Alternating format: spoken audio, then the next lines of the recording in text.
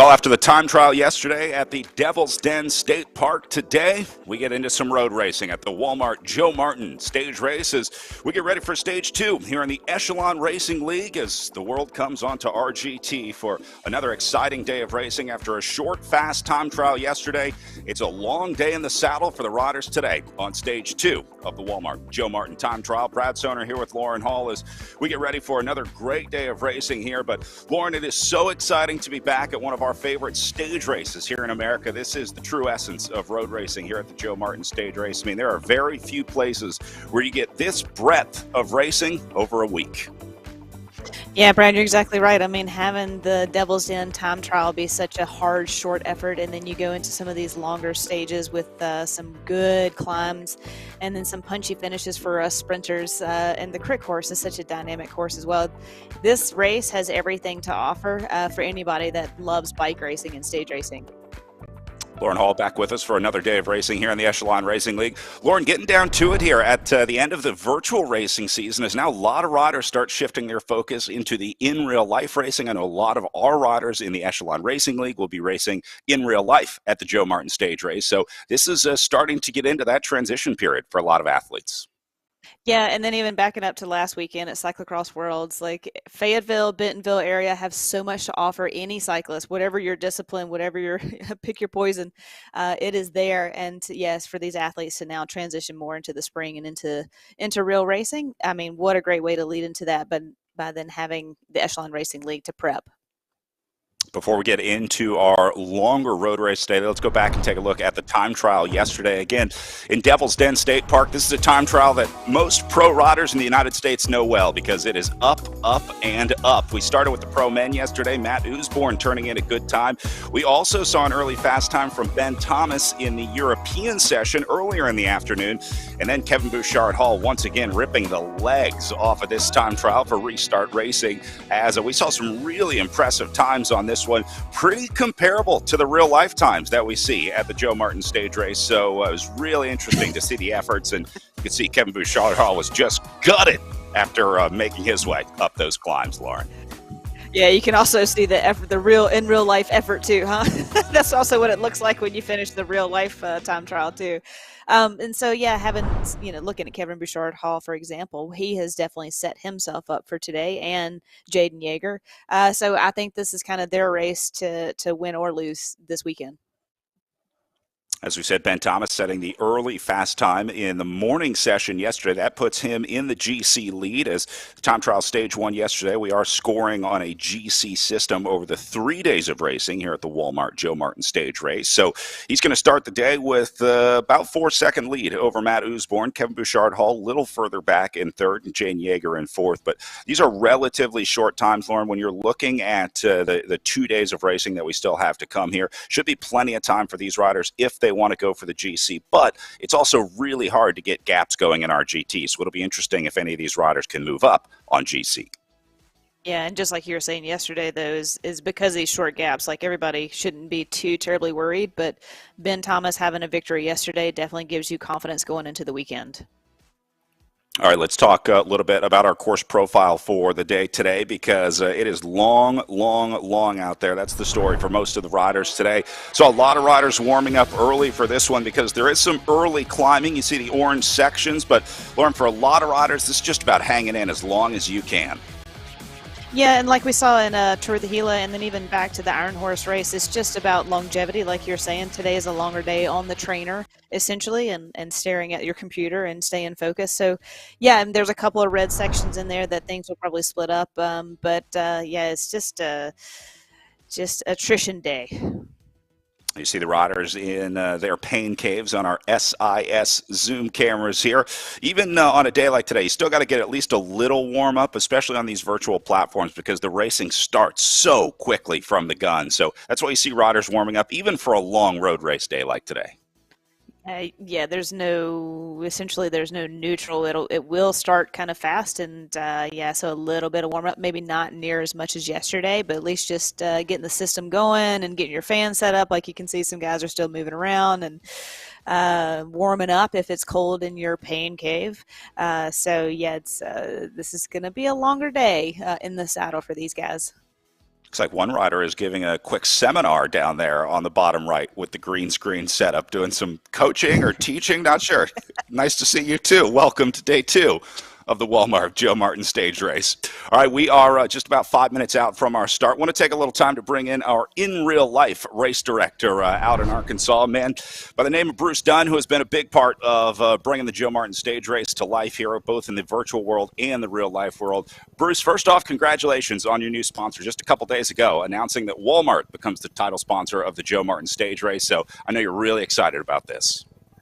Yeah, if you can see the smile plastered on my face, my wife said, listen, that has not gone off your face in 3 days. You're literally sleeping with a smile on my face. And we've been working on this 20 years, quite frankly. It's one of those things, you dream about it, you know that you can get there. And when it comes true, you just have to pinch yourself. And so I've been excited and then nervous and all the other emotions in between. Can't wait for this to come to fruition. Joe Martin Stage Race was obviously one of the original events in Northwest Arkansas that helped to create the cycling hotspot that it is now. But, man, it is exploding out there in your neighborhood. It seems like we're having a bike race, an event there every week these days. Yeah, and I like to say that, the Joe Martin Stage Race, which is going to celebrate 45 years this year, which is amazing, right? And then now with Walmart and all the things that have been happening, we've been telling people for, the last several years, you have to come to Fayetteville, you have to come to Northwest Arkansas and Arkansas to see all that's happening around any type of terrain and tire type. But yes, people are taking notice. I think a lot of people were even more excited after coming out for the Cyclocross World Championships and really seeing some of the incredible riding that you guys have to offer and some of the riding that makes the Joe Martin Stage Race so impressive. Any new changes coming up here for 2020? What are you most excited about for the Joe Martin Stage Race this year? Well, I have to say that I'm talking to my two in real life broadcasters, which live streaming has been literally the dream for, probably at least 15 years. And so that's going to be the biggest change. We're also bringing a lot of GPS tracking technology that people will be able to follow the event on a live race map. And so those are probably the two biggest changes that you'll notice from just the rider experience. And we're not going to change the courses this year. We're going to walk before we run. But those will be two big changes. I know we talk a lot about the pro races as well, but you guys also offer some amateur categories. Even if you're not a pro, highly encourage you to come check out Fayetteville, check out Northwest Arkansas, do some riding, do some racing if you're into that sort of thing, or just come watch the pros. But you don't have to be a pro to come race Joe Martin. You don't, and even one level down, you have the men 1-2 4-day 4-stage race, and then a full complement on the weekend, whether you're masters or the entry level category. 3 stages, 2 days. That double on Saturday is just a soul crusher. But I hope that doesn't shy you away. I hope that challenges our amateurs. I know several of my masters friends are thinking about coming back because they haven't been back in a while. And hats off to the amateurs, right? They're the reason we're at 45 years, and they're the reason we're going to. I feel like we're on the precipice of taking this to the next level. Every cyclist likes a good challenge, and sounds like Joe Martin has plenty of them to offer. So we look forward to seeing you out there May 19th through 22nd this year at the Walmart Joe Martin Stage Race. Bruce, thank you so much for being with us. We are inside of a minute to race start, and I know your events always start on time, so we're going to start this one on time as well. Bruce Dunn with All Sport Productions, race director of the Joe Martin Stage Race. All right, Lauren, countdown is on. This is the important sort of 30 to 45 seconds before where now you see them start to ramp their power meters up. You want to get that, again, as high as possible when this clock gets down to 0 because they will take off from the gun. A little different from real-life racing. You don't ease into a virtual race like this. No, you're exactly right. Like I said, there's no real neutral rollout. These guys are definitely going to be pushing on the pedals because you don't, like you said, as soon as there's separation, there is no coming back in RGT. So you're going to want to stick with this group as much as possible. And seeing in the Zoom room a lot of the Project Echelon guys getting ready. It's good to see those guys, and hope they're ready for Valley of the Sun in a couple of weeks. Again, for a lot of riders, this will be one of their last few virtual events before we get into esports national championships, esports world championships, and then, yeah, like you said, a lot of riders will be on the bike for in real life races like Valley of the Sun. So Ben Thomas, yesterday's time trial winner, taking an early jump up to the front, setting the tempo early here. What we really look for in these big fields early on, Lauren, is the split, right? That initial selection where the leaders sort of make their way to the front. And we know the usual suspects. We know the big names in this field, just like in real life racing. They sort of look to the captains of the peloton to dictate how things go early on. Yeah, and you never know what to expect from RGT because you can't look across and actually see this person or see them warming up or whatnot. You can only assume that they're hoping for an easy start as you are, but that's not always the case. So you have to be prepared, and like you're saying, going from the gun, how important that is. And catching anybody off guard is very unfortunate for those people getting dropped. See Grant Simons here into the red zone up on the front. There's always one rider in every group ride that wants to go hard from the very start. And it looks like today that's going to be Simons. I think we all know that rider on the group ride. I've always said that anybody can go hard for an hour and a half. It's that next block of time that if you were smart with your efforts, if you can sustain that effort. It's the 91st minute. That's why I couldn't go pro. One of the things that, going back to Bruce and Fayetteville that I've always enjoyed, as being from Mississippi, I always felt like this is representing the South, and we're very welcoming down there. And I don't know if I've ever really experienced this anywhere else, but I remember being on the crit course, and there were people, there was our host house and friends, and it was like a tailgate party. And I just remember them having Bloody Marys out there. It was great. And I just, you've got Tulsa Tough, you got Crybaby Hill. We had Manayunk. And again, so, going back to Joe Martin, like that criterion is also kind of like just stuck in my mind as a lot of fun. And the spectators definitely come out. It's a good day of racing.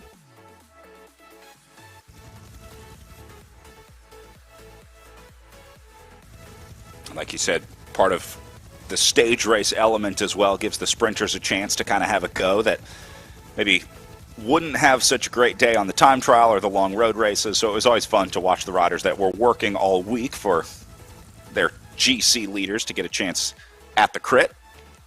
And Joe Martin always brings out, it always seems like it comes down to the criterion to kind of like set that GC overall. I mean, it's usually just separated by one or 2 seconds and or maybe even 10 seconds. And it always seems to shake out in the criterion at the last day. So it's super dynamic racing.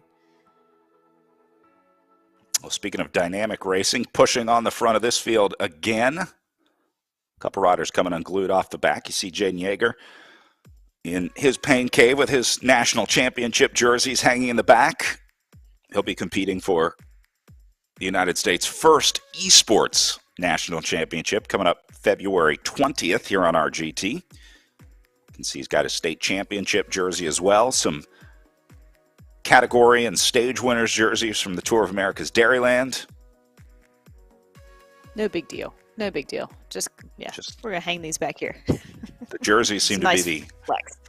preferred decor for a lot of cyclists in their pain cave. I do have to say, people have been upping their game here in 2022 with what we're seeing on their SIS Zoom cameras.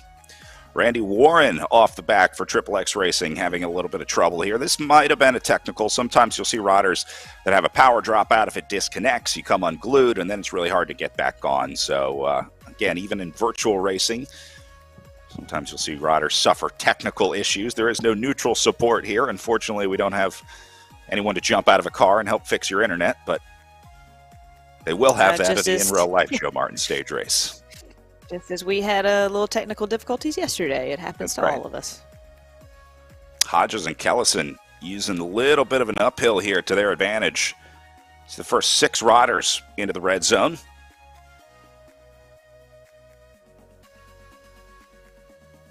Hodges going to use the opportunity to grab some water and get right back to it.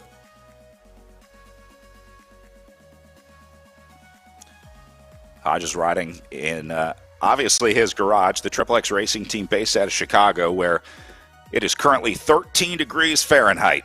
So, little Holy outdoor cow. cold training for Hodges today. Not sure if he has a heater next to him or anywhere near him, but I guess that's one way to keep the core temperature down. It's probably a little warmer in the garage, but not much. And what did we learn from Tour of the Gila from Garrett? And he said that the optimal temperature for performance is 50 degrees. I never would have thought it was going to be that low. Yep.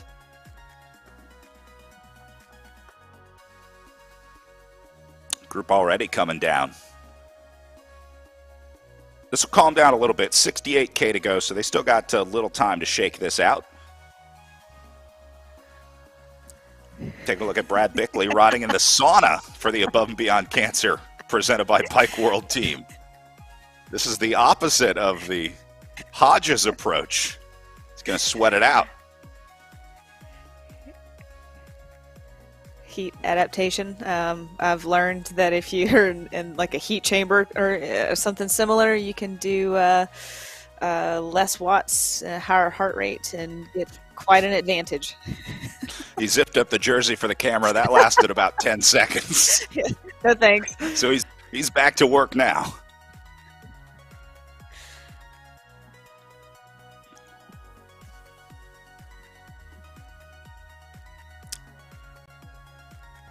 Looks like Millam taking a look at the front.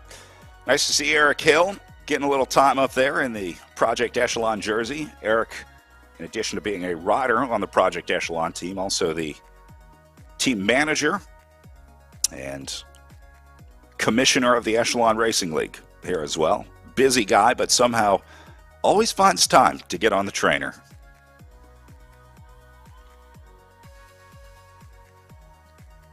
Looks like he has a teammate in life beside him.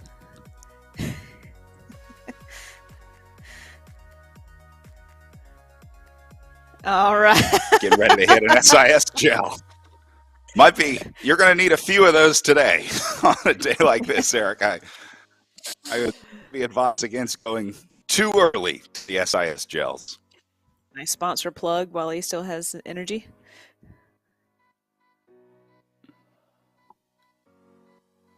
Yeah, Eric definitely wears many hats for the team, just being someone new to the program and on the inside of things. I think he's already registered the team for half the races already. So we're already winning. I think Project Echelon was the first to register for the Aniston Sunny King race. And yeah, and just Eric is just everywhere. He's in all the correspondence. He's in all the logistics. And then here he is, yeah, like you said, racing, and he's probably leading Discord right now for the guys. And somehow still finds time for the family at home. Saw his wife Emily there. Their two kids, which also get on the trainer together every once in a while. Here's a couple guys we've seen a lot in the Echelon Racing League. Kevin Bouchard-Hall on the left-hand side of your screen, Jaden Yeager on the right. Probably two of our best men's virtual cyclists in the United States right now. So we got a good shot at the Esports World Championships coming up here, and both of these guys have a good shot at the Esports National Championships.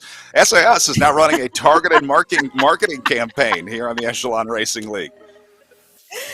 But you see Kevin Bouchard-Hall's choice of fuel slightly less scientific than Jaden Yeager's SIS mix. I think he had a bowl of gummy worms there for Kevin Bouchard-Hall. That's one way to stay fueled up. I think SIS has a little more research. It's a little more refined fuel for the athlete, but gummy worms work too. It's funny that Kevin Bouchard-Hall swaps out his carafe of coffee 2 weeks ago, and now we've got gummies. So yeah, whatever keeps you going and keep you motivated on the trainer. Grant Simon's taking a look off the front here. Kevin Bouchard-Hall going to go with him. And I would say this is a good sign only because Bouchard-Hall is going with it. Typically, Bouchard-Hall is one of the best tacticians in the game here as well. He really understands how this game is played. He understands how RGT works. I think he substituted the sandbag now with a concrete bag. We had some riders using a bag of sand a couple weeks ago to hold down the trainer, just too much power. But that looks a lot like Quikrete to me.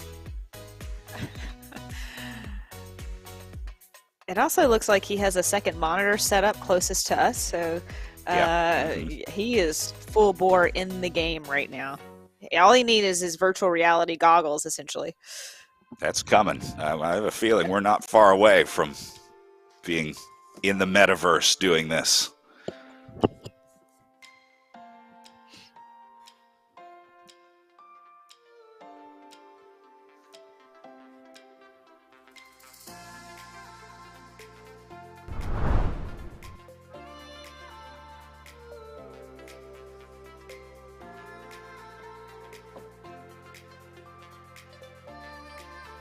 Looks like Above and Beyond Cancer are going to try and drive this one up the front. They got the whole squad up there. Going 1, 2, 3, 4 jerseys up on the front, and even more coming.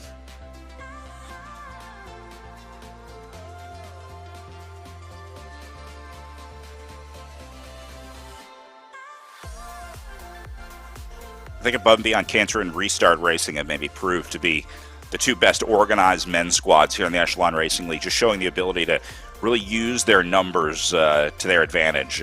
Restart is especially brutal when it comes to the attacks. They have so many guys on that squad that can launch these long attacks off the front. Above and Beyond Cancer, I think their game is just keep it as hard as possible. They like to get to the front and keep all their guys up there and just keep that pace as fast as possible to see who can hang. But Restart seems to like to send riders up the road and make it hard that way, but they'll just keep sending riders up there. They have so many riders on the squad that can do it that they just keep launching attack after attack after attack. Yeah, and thinking about going back to the beginning of the broadcast with our course profile of, how can you take this race to Kevin Bouchard Hall or Jaden Yeager, and how can Ben Thomas keep that overall? I just wonder if this group will kind of stick together towards the end of the race when there's a couple of those harder climbs, and, how do you separate from those guys then? It'll be dynamic racing today, and I don't know what to expect from this peloton and what we've seen historically in the past, but I would imagine that it's probably going to stay together unless it starts getting nervous, at least through halfway point in this race. I just saw a moose on the side of the course off to the rider's left-hand side. A little bit of wildlife out there. I didn't know they had moose down in Fayetteville. I think that's a new patch that they just put into RGT here. There would be some opportunity to see some wildlife on these courses. You get out there. I mean, the Devil's Den State Park time trial is pretty scenic. There's some lonely parts of the course on this one as well. Very much so. Somebody's posting up back there. I didn't know that was a feature either. Yeah, they also added celebrations and waves and hand gestures and stuff a while ago, so not a lot of riders use it. I would like to see that used more. I think that would make things more interesting. Remember, we were watching Joe Bernier the other day on the paracycling coverage. He was giving us a wave every time we'd come to him on the show. These guys need to have a little fun for the cameras. In their avatars. Yeah. Little gradient here, up to 5%. See the Above and Beyond Cancer squad: Aarons, Bickley, Morris, Samuel, Simons, and Usborne.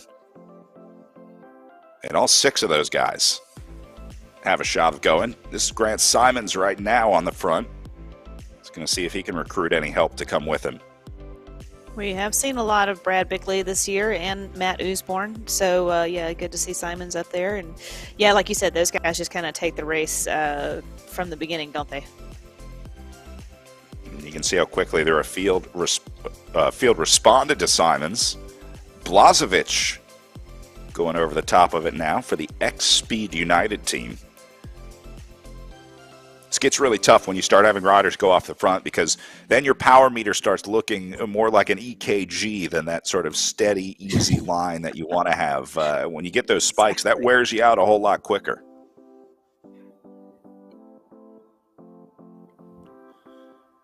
We talked about the squad of Restart Racing, starting Blodgett, Bouchard Hall, Cunningham, Dowd, Yeager, and Swart today.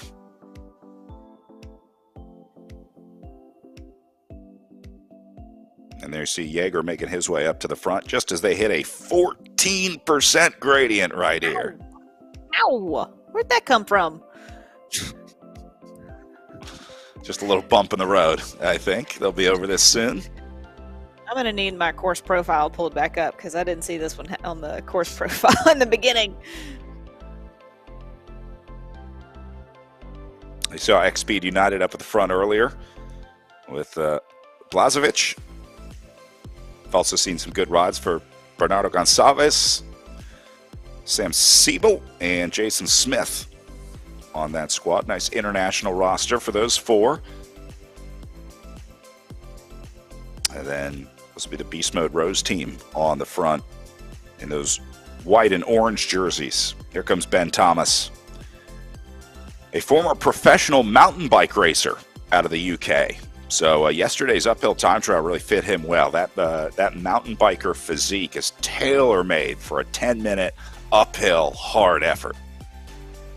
And just mountain bike racing in general, like the short track and, well, heck, any of the tracks for in racing and mountain biking, because those guys go from the gun. Like, if you don't clip in and go, like, yeah. Off the back, out the race. So if anybody knows how to do those short efforts and make it count, it's definitely Ben Thomas. We got to bring this guy out to the In Real Life Walmart Joe Martin stage race. Take him mountain biking on some of those trails. I know you had a chance to hit a few while you were out there for the World Championships, but I'll bet Ben Thomas would love a little time on the Northwest Arkansas trails. Brad, they were unbelievable, and to be out there, there were like 3 different trail crews in this probably 50-mile area, mountain trail area, at one time, and every one of them had mini excavators. Every one of them had 3 or 4 people to a crew. All the trails are marked so well. There's A lines, B lines. There's anything you could want as a mountain biker. It's there, from beginner to I'm sure Ben Thomas level stuff that you could just huck your bike off, that I would probably lose a collarbone or two if I even thought about going over something like that. But it was absolutely gorgeous. They had rock berms set up. It was just next level mountain biking. Is gorgeous. Really incredible riding. There's a reason that Project Echelon ran their camp up in Fayetteville, getting together a few weeks ago to do some in real life training. The great thing is a lot of these guys came out for the cyclocross race just to have that stoke factor. Like, I mean, when you have world championships on home soil, wherever it is in the U.S. and whatever discipline it is, you kind of have to go as a cyclist. It's just Yep. You got to take that in. And also the Volo team, they brought all their guys out and just essentially had a mini camp. They didn't ride bikes again, just coming to the bike race and just, again, having that experience and representing and wearing their clothing around. You know, it's just good. We lift each other up by coming to all the discipline and all the races, especially world championships. The spectating alone of the fans walking around. We've already seen a couple of memes with the guy with the he had his overalls on. Like, yeah. Yeah, it's quite the characters that you saw out there, and the Belgians, of course, come in full force. It was and the Dutch. It was just beautiful to see all that happening right there in Fayetteville. It's unbelievable. Saw some German flags out there as well. The Beast Mode Rose team making their way up to the front with an all-German squad starting Scott David, Jan Emmerich, Sean Feldhaus, Sebastian Neues, and Tor Persky.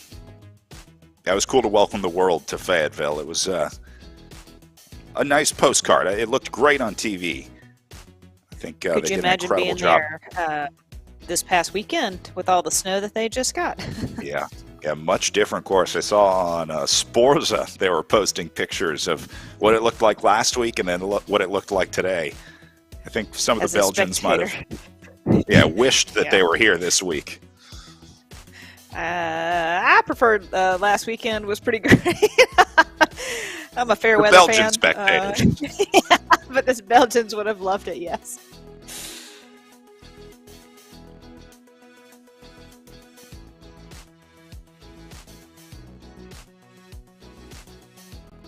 Mason Roca taking a look up on the front here. We saw him win a stage earlier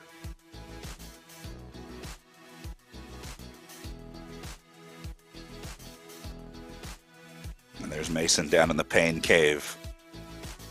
No teammates on the Gotham Greens Verge Sport team.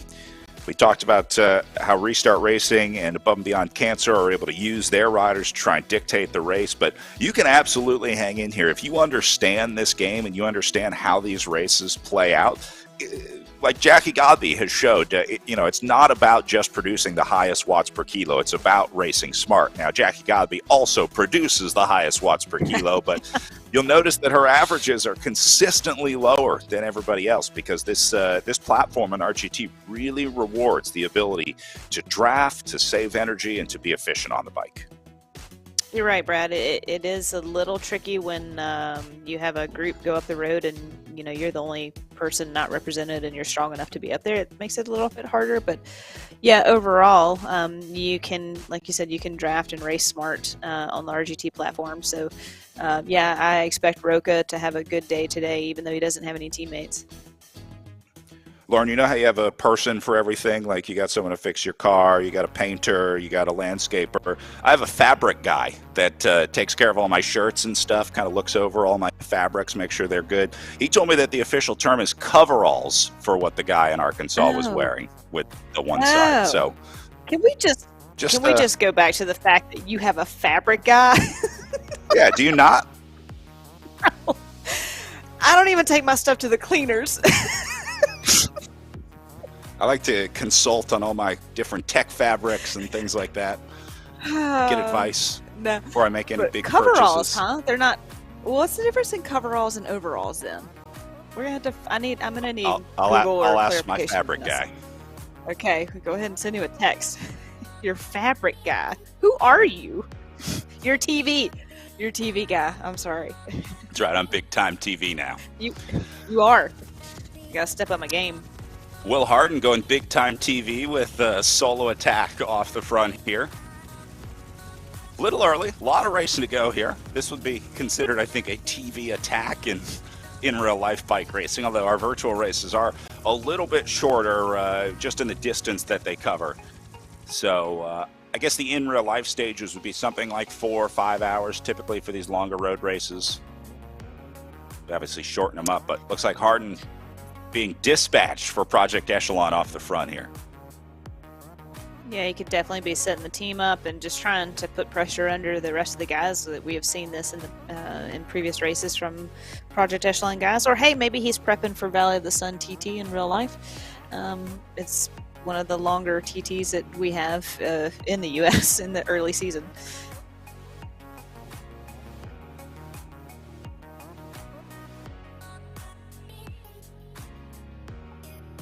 Harden staying on this one.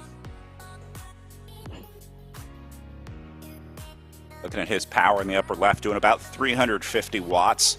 That's a sort of the area where you stay in like a multi-minute effort. For a lot of riders, 350 watts for like 5 or 6 minutes would be doable. So I'm guessing that's what he's doing here.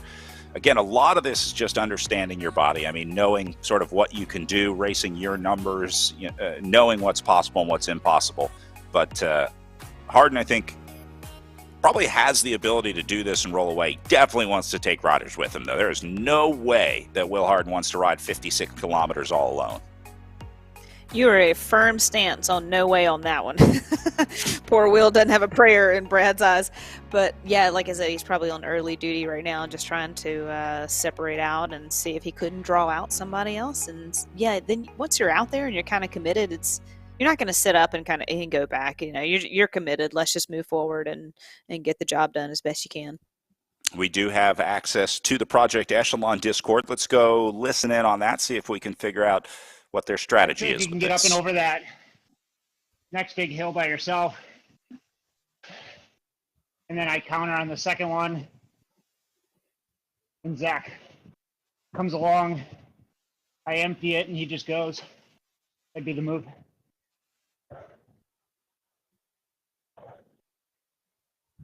Well, there you go. Wait for the second hill. That was Eric Hill, Project Echelon, coaching up Will Harden here on the front, trying to figure out how to launch their guys. So that answers the question. I mean, they are absolutely trying to set riders up. This is getting strategic out there. Meanwhile, this group is shrinking. You can see it's only about 19 riders left here. Remember, we started with 35 plus on the start line, and looks like Kellison, the last one to tack on. So one by one, they're starting to drop riders out of this peloton as well.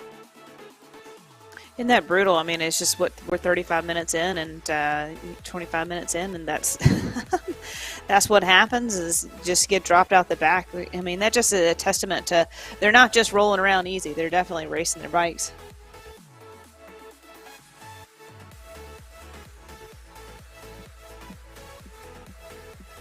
Travis Samuel going to try and tack it back now on the right side of your screen for Above and Beyond Cancer. He may have been dispatched into the red zone. Look at this. Samuel is totally trying to go across the gap right now. He has left everyone behind. Clean break. So Will Harden's about to have some company. That'll be a nice addition. Looks like Brian Hodges wants to go with him as well. So it's on, Lauren. All right, this is it. The invitation has been sent from Will Harden. He's already got 2 RSVPs.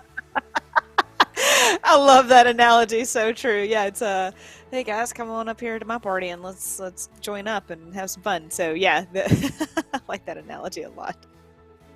It's like Eric Hill wants to get up to the front of this, maybe try and control it a little bit, slow things down in the field for his guy up the road. See Travis Samuel here stuck in the gap for the Above and Beyond Cancer presented by Bike World team. This is a big ask.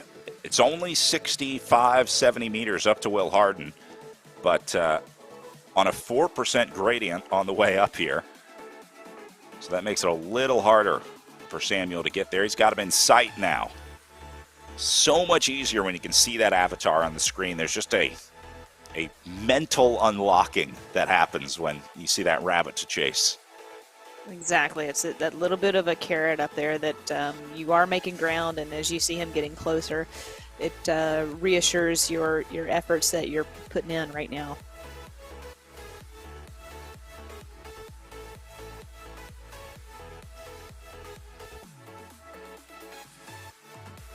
And not far behind Samuel is Mason Roca. In fact, there's Roca in sight now. Kevin Bouchard Hall coming across the gap as well.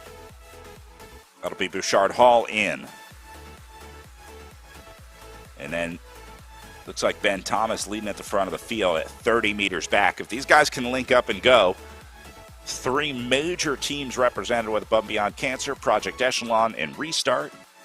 And then again, Roca racing alone on that Gotham Greens Verge Sport team. So he's got no teammates helping him back in the field. These other 3 guys do, and Mason Roca's got to be loving this right now. He's got 3 of the best teams in the Echelon Racing League with him in the breakaway. Looks like Hodges just kind of missed out, and those guys are going to try and definitely get across and close this 30-meter gap and shut this down and have a reset. But you got to make that connection super fast, because if this gap opens up again, this is a good group to go up the road. They're holding 30, down to 20. Yeah, these guys might not have snapped off quick enough, because here comes Ben Thomas.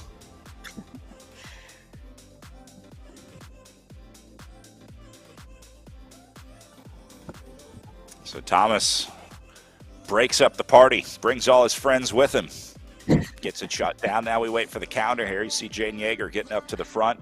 Would not be surprised to see those 3 same teams do the exact same thing again. Project Echelon, Above and Beyond Cancer, and Restart. All 3 of those teams still have another guy in this group that would be able to go here. So looks like Matt Usborne is going to be next to go for Above and Beyond Cancer. Oh yeah, he's going to take 3 with him. As soon as you make contact to the group up front, it's the counterattack is extremely important, and knowing when to counter. And Usborne's definitely figured it out. Beautiful tactics from Above and Beyond Cancer. Sure enough, Restart goes with them, with Yeager. And Tursky going to get up there with Rose Beast Mode, but then you see they let off a little bit again. There's Matt Usborne, one of the best pain faces in the Echelon Racing League.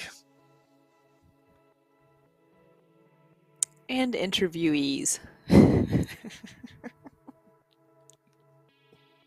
Certainly one of the more spirited racers on the team. Agreed. They have one of the more entertaining Discord channels as well that we can listen in on. A colorful character in the Echelon Racing League, let's say.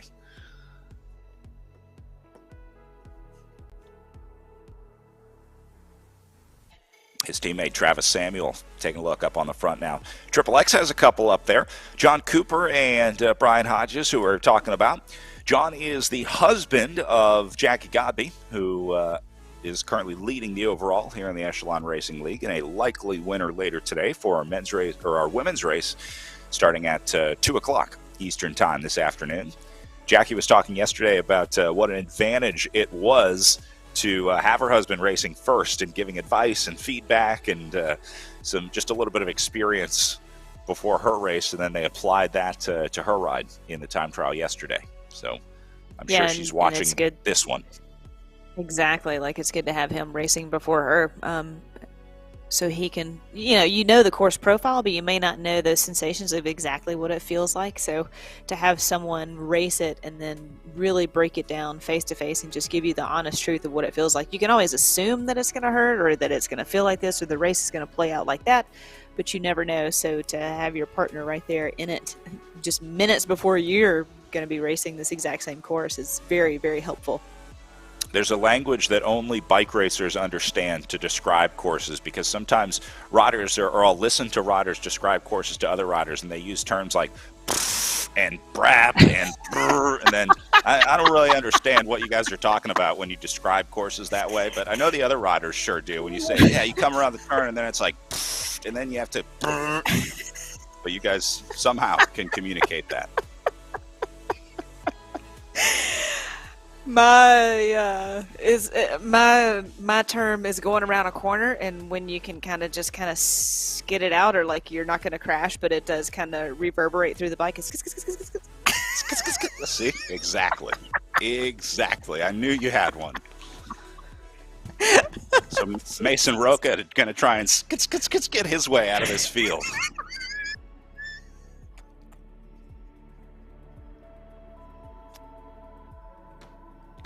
Let's go see if we can listen in on that Bum Beyond Cancer Discord channel we were talking about earlier.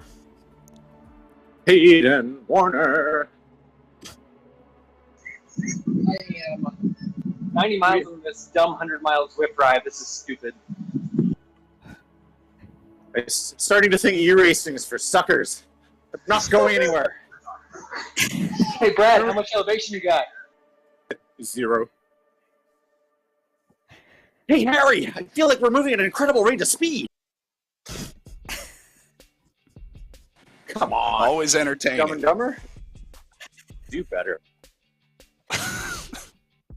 You guys are crushing it. Is Roca solo up there right now? It looks like somebody else's bridge, too.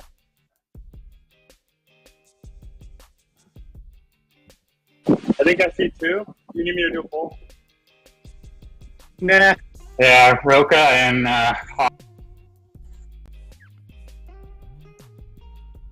Yep, it's about 15 seconds. Let's not get too excited about it. I think the real crunch point is going to be the third to last and second to last spots.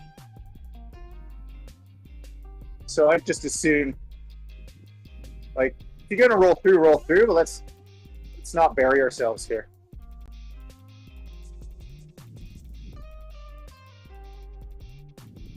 It's amazing how quickly they go from I'm all out of love. joking around to back to work. I'm still alive without you. I knew And back to you having were fun. right. Believing for so long.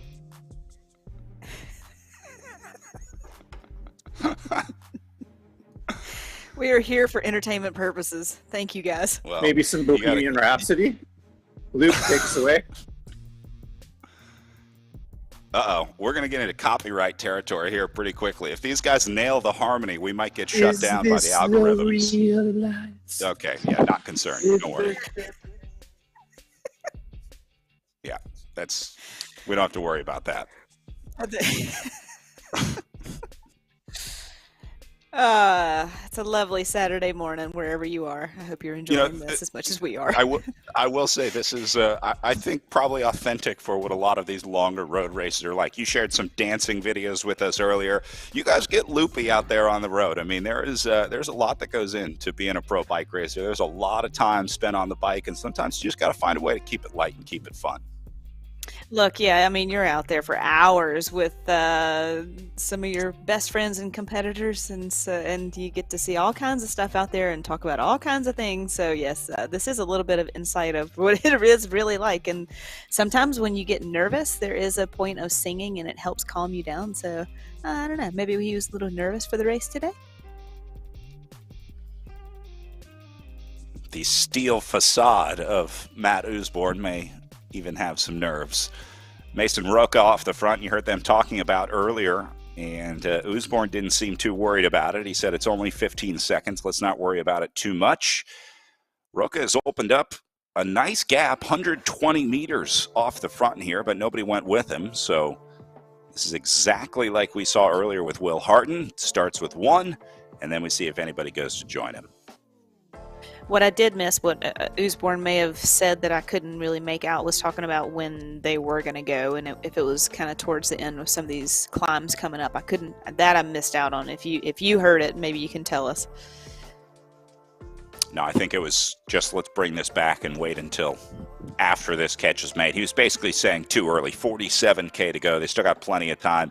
And then there is that second sort of big uphill section that comes up here. I'm going to guess that's where most of the attacks will be made, and Roca may be trying to get out ahead of it, knowing that the Above and Beyond Cancers, the Project Echelon, the Restart Racings would be hitting it hard there when it starts to go uphill. So maybe a little sag riding here before the road turns uphill.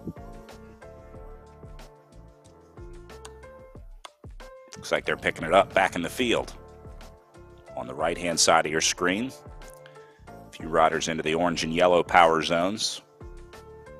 There is a bit of a game of poker that happens back here sometimes. So the restart guys may not have wanted to catch Roca quite yet, but other teams may not know that, and so you kind of start looking at each other, and you kind of play that game of, are you going to keep letting that gap open, or are you going to keep letting that gap open, and which team is going to essentially cave and make that first push to go to the front. And then that's like you've just won a hand of blackjack almost in a round. So it's all about the gamesmanship at the front of the race and even in the peloton.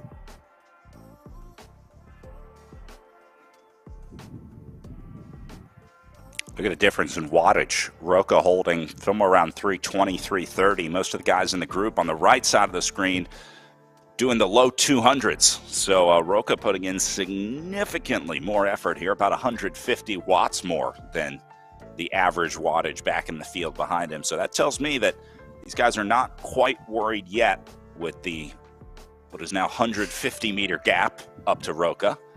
But Roca's not letting up, going up to 500 watts here on the uphill. Now, this is concerning because nobody can do this for the remainder of the race, right? There's nobody out there that can hold 350 or 400 watts for the next 45 kilometers of racing. So at some point, Roca's going to have to let up, but I think he just wants to build the biggest gap that he can, or at least try to, as he goes up and over the climb here. We'll let What if the we've chasers, just met the newest Filippo Ganna? That could very well happen. Although it wouldn't quite be a surprise, as Roca again with a stage win earlier in the Echelon Racing League. You see Kevin Bouchard-Hall down in the bottom right, leading the chase effort to bring Roca back. Looks like Roca's gap did shrink a little bit up and over that hill, as that averages out at about 100 meters. Back to Ben Thomas and Jaden Yeager chasing together now. Feel a little bad for Mason. Nobody wanted to come join him.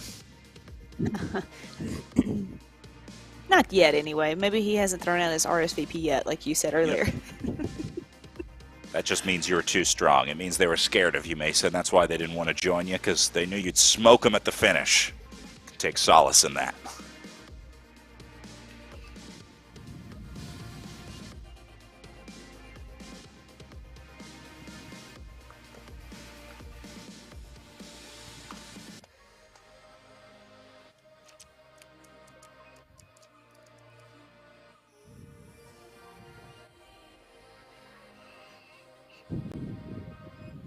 Gap back up to 150 now, as Roca again redoubles his efforts up towards 300 watts. Look at his power profile. You can see that peak in the upper left corner of the screen just about to disappear, as I'm going to guess that was the hill that they just went up and over, and now Roca, see, he's letting off a little bit here, averaging back down to like 250. We were saying earlier he can't hold 300, 325, 350 forever, so back down into the reasonable zone here. But he is definitely putting pressure on the peloton. We're starting to see like that the group just dwindle ever so slightly, ones and twos off the back. So he's putting the pressure on, and he is making a change in the racing right now. And yeah, people are unfortunately dropping off the back. Love this shot from CMS Livestream, our camera operator, giving us the bird's eye view from our virtual helicopter here. It gives you a good idea of just what that gap looks like from up above. And now you can just barely see those avatars in the background of Mason Roca's camera here. So that means that they can just barely see Roca up the road.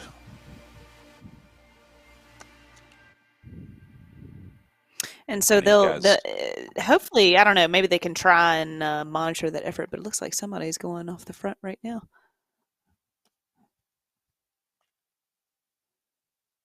Yeah, big jump up the right side of the field. Few riders responding into the orange zone. Again, you can see the power zone that they're in with the colored bar below the rider's name. You see Travis Samuel going into the red zone here. That means he's on the higher end of his ability to produce power. So these guys falling victim to that increase in pace. Looks like a group of 4 riders coming off the black. Blazovic, Blodgett, Kellison, and Seibel going to link up here. So we'll call it 19 in the front group, because this is Blazovic for 20th. So these are the 2 that went off. Ridenour and David going to join up. See a little wave there from David saying, let's do this. Let's roll this one. I think he's trying to get some nonverbal communication to his breakaway companions here, as David and Ridenour will join Mason Roca. Now Roca needs to up the power here. There you go, right into the red zone. That's how you do it. And now these 3 guys lock in. All right, they built themselves a nice 75-meter gap, 3 riders away, and now Mason Roca can feel a lot better about this scenario. Yeah, no doubt. And for a second there, for a couple of K, it just seemed like they were just going to monitor that gap a bit. But Ridenour and David definitely had other plans. So they want to get up the road and going to try and draw this gap back out again.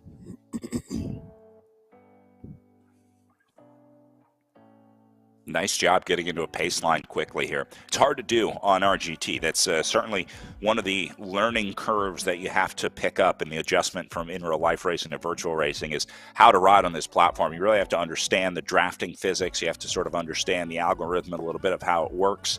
And once you get a group of riders that all understand that, you can ride much more efficiently. Look at this group up the right side of our screen, left side of the road. See, those guys starting to work together as well. So it's been interesting watching the sort of overall progression of knowledge in the field over the last couple of years. We started with Season 1 of the Echelon Racing League last year, and into Season 2, the tactics have gotten more complex. The riding has gotten more complex. We're seeing bigger teams out there as well. So it's nice to see the progression of virtual racing here on RGT, keeping the riders on their toes and keeping Brian Hodges out of the saddle as he takes a look off the front here. Definitely looks like that effort is starting to add up on Roca's face.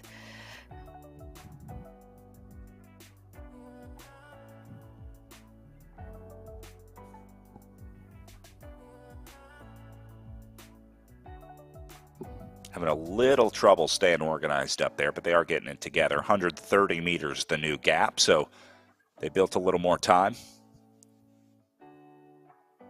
Fields chasing it. Look at the wattage on the left side of your screen. Anything over 300 is a big effort. Now that number is turning red because the rider that we're following, whose power you see on the screen, is drafting behind another rider. When that number turns red, that means that they're doing more effort than they need to. It means that there's wasted watts that the rider is creating, and so it helps them be more efficient, like we talked about on the game.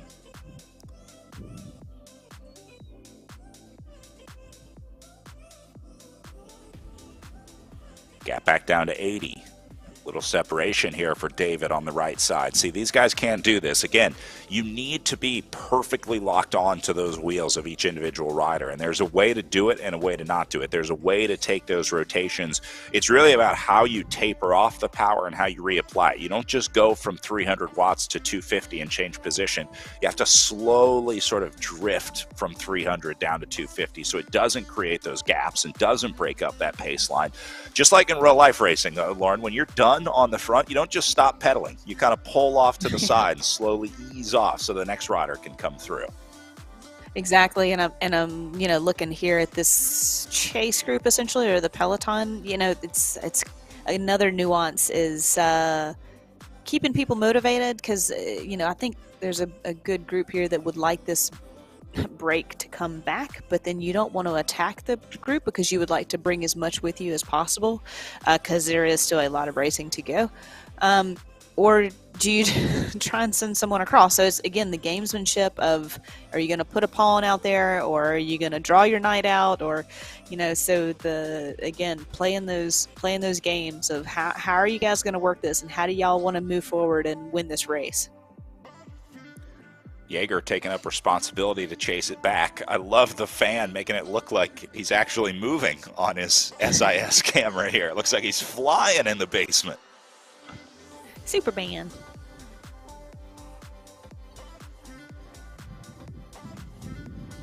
Well, this is pretty much the worst case scenario for those guys in the breakaway, because they're looking at one of the strongest guys in the world on virtual racing right now, taking up the charge to tack them back. So this is not what you want to see. They just had a nice hit of a hill right there, and sometimes that can help get everybody on the same page and on the same watts, and just be a little bit more consistency than just a flat or slopey course. But again, here they are, and they've made contact. So Jaeger succeeding in shutting it down as Roca comes back into the fold. Oosborn going to get back up to the front. Oh, Jaeger's going to counterattack here. Boom! Hold on.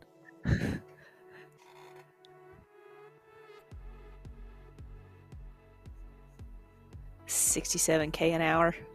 Nice downhill. Yep. This is definitely his forte. Yeah.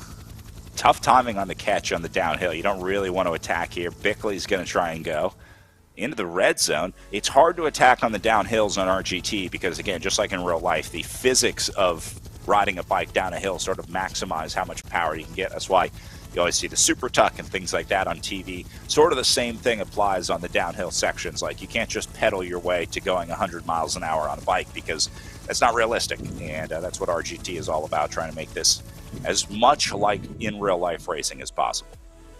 It looks like they did catch 3 guys out, though, on the back end of that peloton, unfortunately. Yep. You see Hogman back there into 19th. So remember, it was 19 riders in the front group. This may go down closer to 17 up next. You can see on the bottom of this screen the course elevation profile. That I call it a little hill. I'm sure it didn't seem very little to those riders the first time they went over it. And then they got a little more climbing coming up in about 20K from now, a little less than that. You see a few red sections. And then there's sort of the last little big push up to the finish line. So still more climbing to come here. They've only picked up 436 meters of the 1,000+ meters of elevation that they'll pick up today before the end of the stage. And every one of those small, slight uphills, even into the red, You have to be definitely on point and on your game, because that's just going to continue to separate the field. And if it comes back together, it's going to separate again. And eventually that elastic kind of snaps, as we always talk about in cycling. So you have to be represented up at the front and communicating with your teammates on Discord and prepared for someone. If it's not going to be you, someone is going to go on the attack on those hills. Going back to that chase group that we were watching earlier with Blazovic, Blodgett, Kellison, and Seibel. Looks like Seibel just out of view here, and then a little bit further back behind these guys looks like a group containing Lister, Cunningham, Bowen, Naven, and company. So this will be a few riders in this group.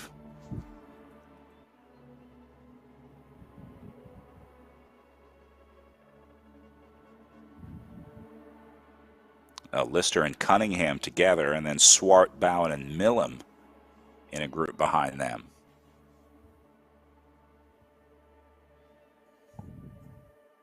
Nah, man, that makes for a long day. Rest of your day, 37K, kind of just the two of you, but strength in numbers, guys.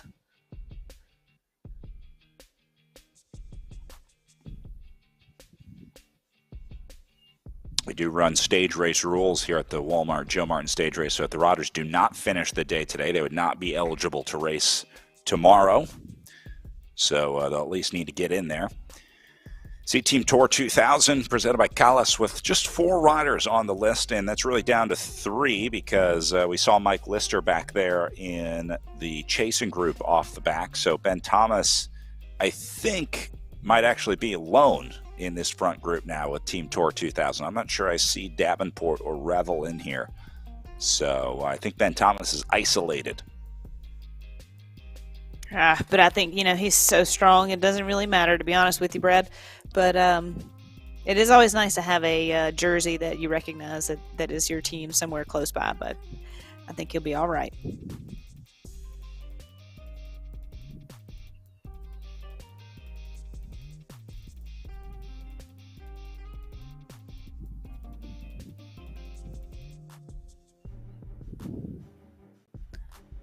Hodges and Samuel kind of going on the attack here.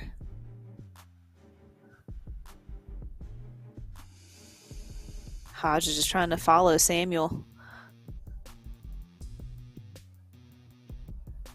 Got a good separation, Brad. Almost 100 meters now. And Hodges does a nice job of just sitting right on the back of Samuel.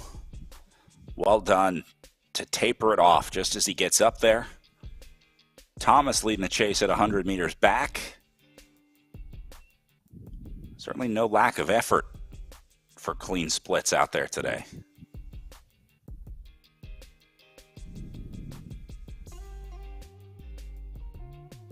Wow, they've got quite the significant gap already.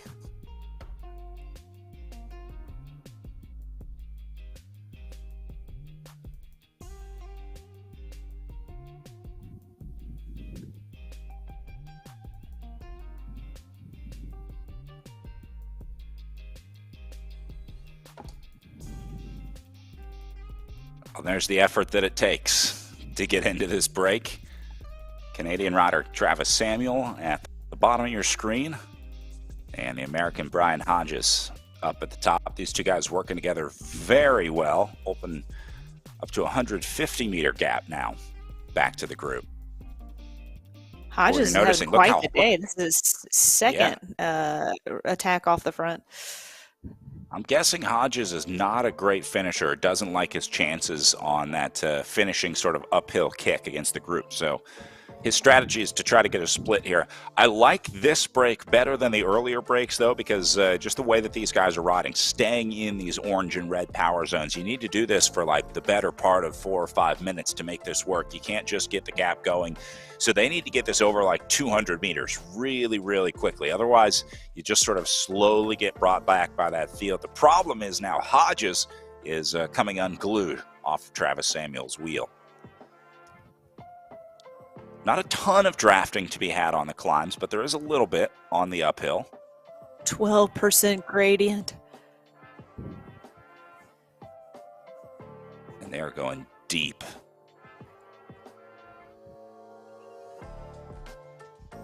All right. Well, gap coming down to 80 meters as these two try and stay away. Brian Hodges and Travis Samuel off the front of our pro men's field here at the Walmart Joe Martin stage race. We're going to take a quick break here as we come up on the halfway mark from our race out on course. We'll keep an eye on this break at 2 and be right back with the Echelon Racing League.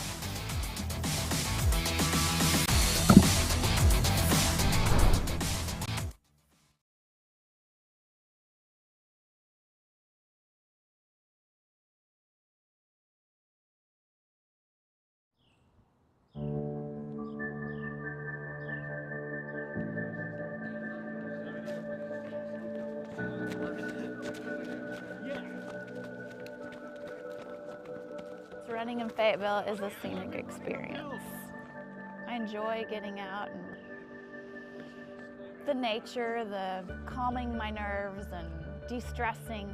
It's a really neat place to run. The recreational opportunities, I think the mountains around here, the Ozark Mountains, it's kind of a perfect recipe for people to recreate outdoors. Group ride, we're going to stage right in this area, over by this sign over here. Fishing, hiking, mountain biking, trail running. There's just a plethora of opportunities for people to get out, and they're so inviting and they're accessible. In today's age, when everything's starting to become more urban, it just becomes really important for the population to have green spaces that they can go to and visit. If I want to enjoy the outdoors, I'll usually ride my bike because there's a lot of trails. I mean, it's just your choice of which one am I going to ride today. If you're coming to Fayetteville and you just want to begin to explore what it has to offer, the access that the Regional Greenway creates is a great place to start. You can get coffee on the Greenway. You can get a beer on the Greenway. I mean, it takes you right through really the heart of this city. From there, you don't have to go very much farther to find some amazing parks and trail systems. Trails like Fayetteville, it's a mountain bike trail, but it's also a good beginner trail for trail runners. There's lots of routes to take on Mount Kessler. It's kind of secluded, but yet it's not too far. From Fayetteville, we're an easy half-hour away. Devil's Den, like any green space, gives people an opportunity to get out, if it's hiking or sitting down and reading a book or going out and really riding their mountain bike. And it has a little bit of everything to offer. These outdoor opportunities for you and your families to experience Fayetteville, it's year-round. We do this year-round. You know, we don't ever stop hiking. We don't ever stop trail running or mountain biking. Fayetteville's funky, man. Fayetteville's this funky little town. It never really lost its uniqueness. You know, I would much rather spend my time, you know, outdoors and enjoying, you know, what Mother Nature has to offer. And Fayetteville, Arkansas offers a whole lot of that.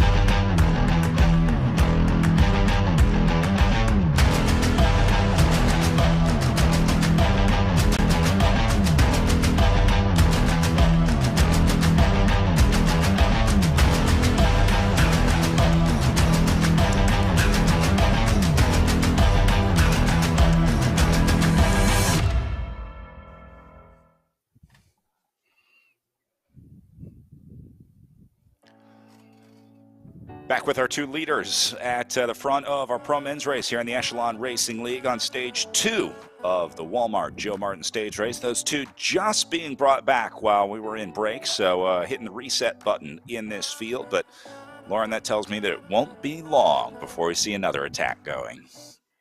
Yeah, and you got to wonder how many more times Hodges can kind of stick his neck out there and recover and do these efforts over and over like that again and still be there in the finish. So he may want to monitor those efforts at this point towards the finish, because there's a couple of climbs left. It's not going to be easy.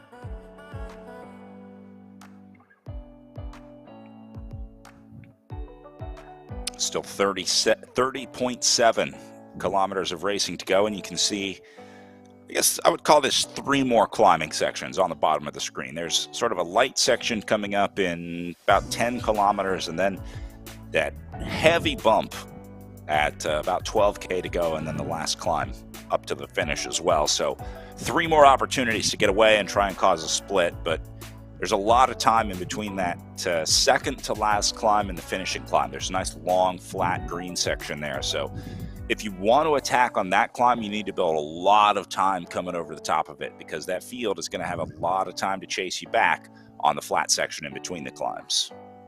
Yeah, and Brad, essentially, like, who has the legs towards the end of the race to keep going? You know, if you push up and over the hill, who's got it to continue into that finish, but knowing that you've got another hill? So this is about to just explode in this last bit of racing, I think. Could see the forming of several small groups. I mean, they may not stay together all the way to the line in a group like this. We may see like 3 or 4 groups form by the time they get up to that final climb. Very good chance you see 1s and 2s come to the finish with that last little kick up. So don't expect to see a sprint finish on the line. There are a lot of guys, I think, in this group probably just biding their time, saying, I've been sitting back, I've been watching guys like Brian Hodges go up the road and attack, but really I think it's just going to come down to that last climb. And so names like Oliver Dowd haven't attacked yet today, but they will. They'll have their time on the front. So I think there's still some fresh legs in this group, and we haven't really seen the racing hit hard just yet.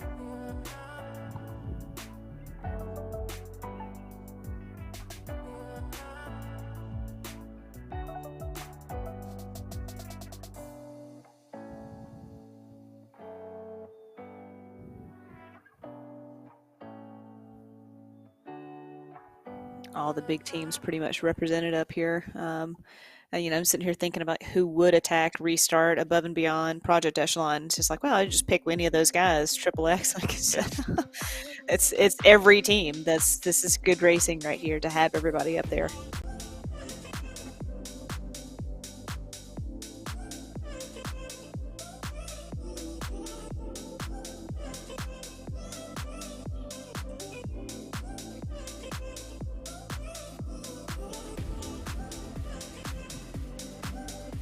A little lower on the wattage here on the front, as Bickley sits right around 200 watts. It's a good average flat section. Just a tiny gradient right now, cruising along at 33 kilometers an hour. I think they've shaken out the early jitters with those attacks, and at this point, we may just be waiting until they hit that climb.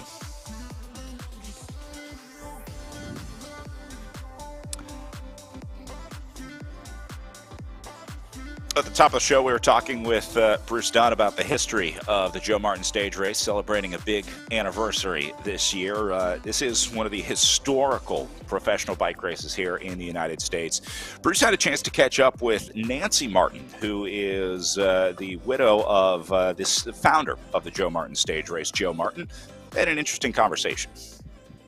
Hello, my name is Bruce Dunn, and I'm the race director of the Joe Martin stage race. And here with me is a special guest, Nancy Martin. And Nancy, I'll just let you kick it off, introduce yourself, and then let's jump right in and talk a little bit about Joe. So, okay. Yeah, well, my name is Nancy Martin, and I live in Bentonville now, but I spent a lot of time in Fayetteville and in Norman, Oklahoma. And my first husband, Joe, I think a lot of people know, he died of leukemia at 41, but he was an avid bike racer. I mean, he was a Cat 1 back in the day. And he started racing because he messed up his knees. He was spending the ski seasons in Aspen every year, and he wouldn't quit skiing. So the doctor casted his leg from his ankle to his thigh and said, "I'm going to stop you from skiing."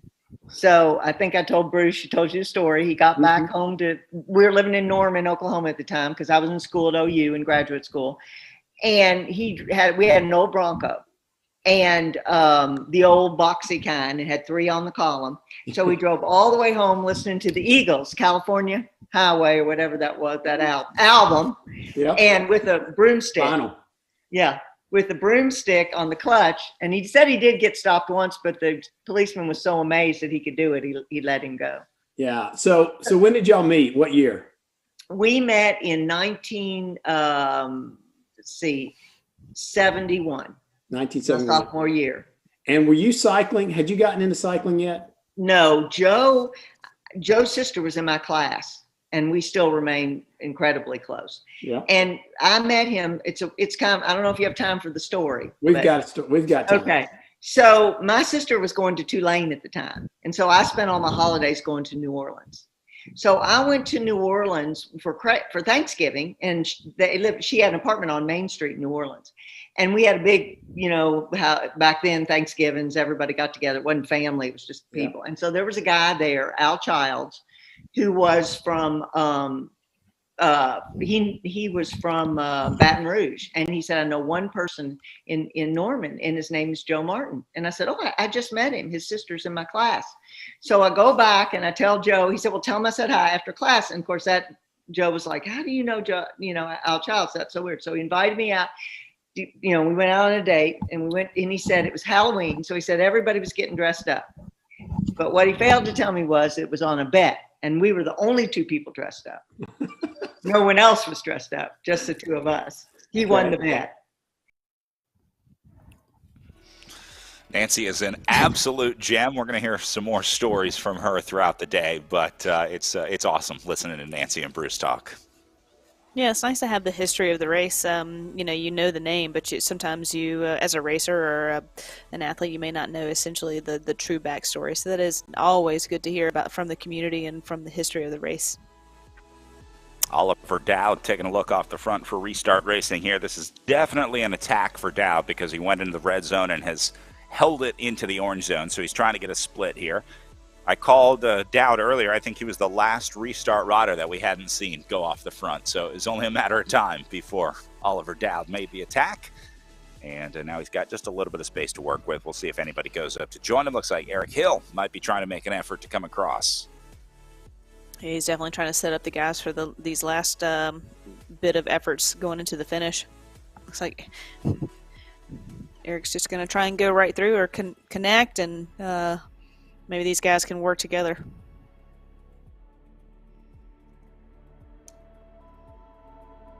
There's Eric. Emily still on the trainer next to him. I don't know if she's doing the same course or she's got a different workout going. And now it looks like Travis Samuel wants to come up and join the party as well. It helps to have someone there with you.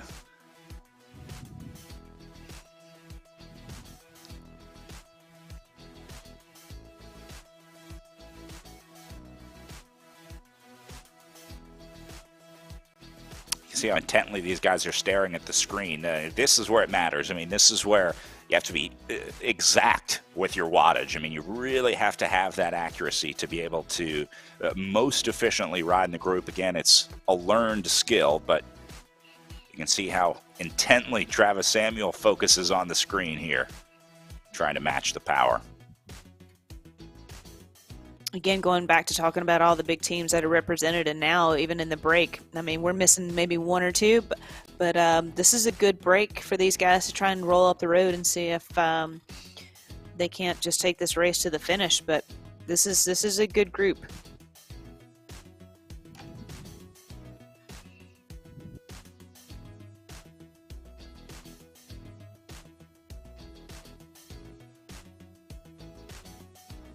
Gap growing, 125 meters now. And again, above and beyond cancer, Restart, and Project Echelon Racing. there's a point when you get up the road and you have to commit to either I know this is going to come back, or you just start digging that hole and really committing to trying being out there for the win. So it, we're getting close to that point. And I know we did hear the Project Echelon guys on Discord, and we know kind of what's the plan is for behind, but you never know when you start getting up the road a bit. That can definitely change on the fly.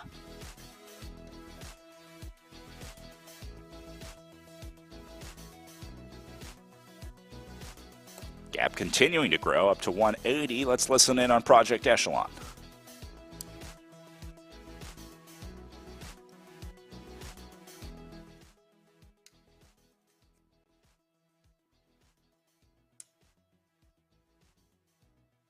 Not so chatty anymore. I can't imagine much going to be said because it's usually Eric the one that's doing the talking, and he's in the break.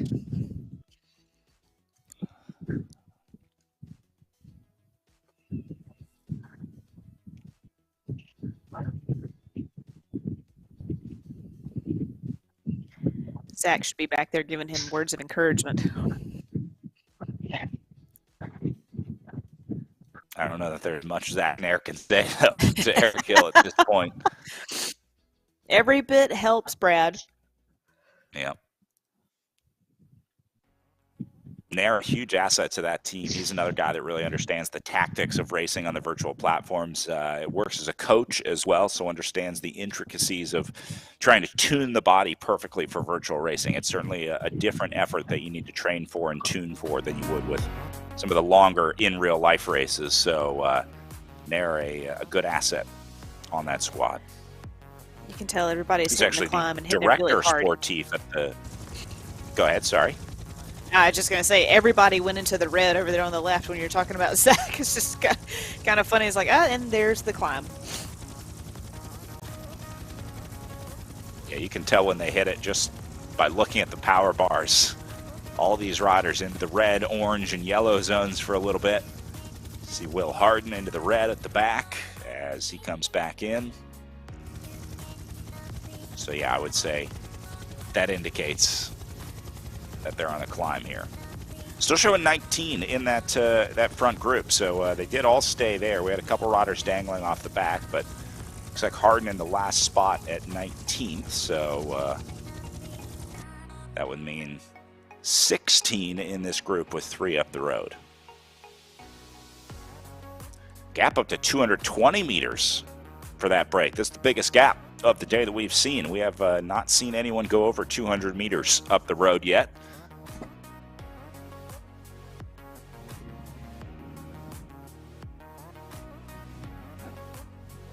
We use the meter measurement in RGT. I know sounds a little weird from coming from the traditional bike racing world, but the time measurement, because there's so many breaks and a lot of times these courses are so short, it doesn't really translate as well to the virtual platforms. This is a much more compact, sort of intense racing format, and so the seconds don't really matter, but it's really more about the distance that you have to close.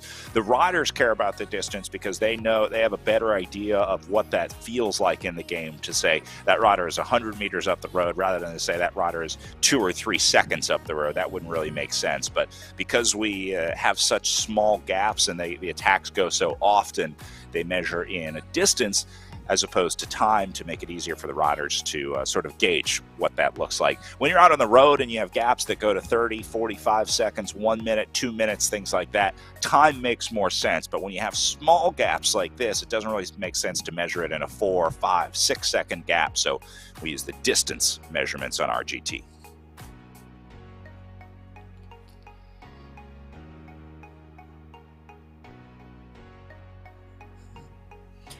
If these guys can stay together and keep pushing, I think, through the next climb and up and over the next climb, I think they could take it to the finish. Yep. And they're definitely pushing up and over this climb, all 3 in the red zone there. Gap is obviously artificially deflated as they're on the climb, and the chasers are still on the flats. You see the chasers just now hitting the bottom of that climb, so we'll let that number even out, figure out what the real gap is. But But these guys certainly putting in the effort. Samuel, Dowd, and Hill going all in on this. There is no coming back from a move like this. This late in the race, 22K to go. This is the card that these three are playing. Now, they still have teammates left to play, so that's why they can afford to play this card. But this is the last time you're going to see these three guys if this group doesn't make it. Look at Samuel at the bottom of the screen, starting to feel it. Oh. I didn't even see that. I was just looking at the avatars and watching the gap come down, and if they're going to make it up and over the climb. It's so close. Persky coming up behind him. I think that field will bring time back on the climb. I think these guys lost a little bit on the way up. Let them work their way down and then hit the reset button on the clock. You see it going back up now.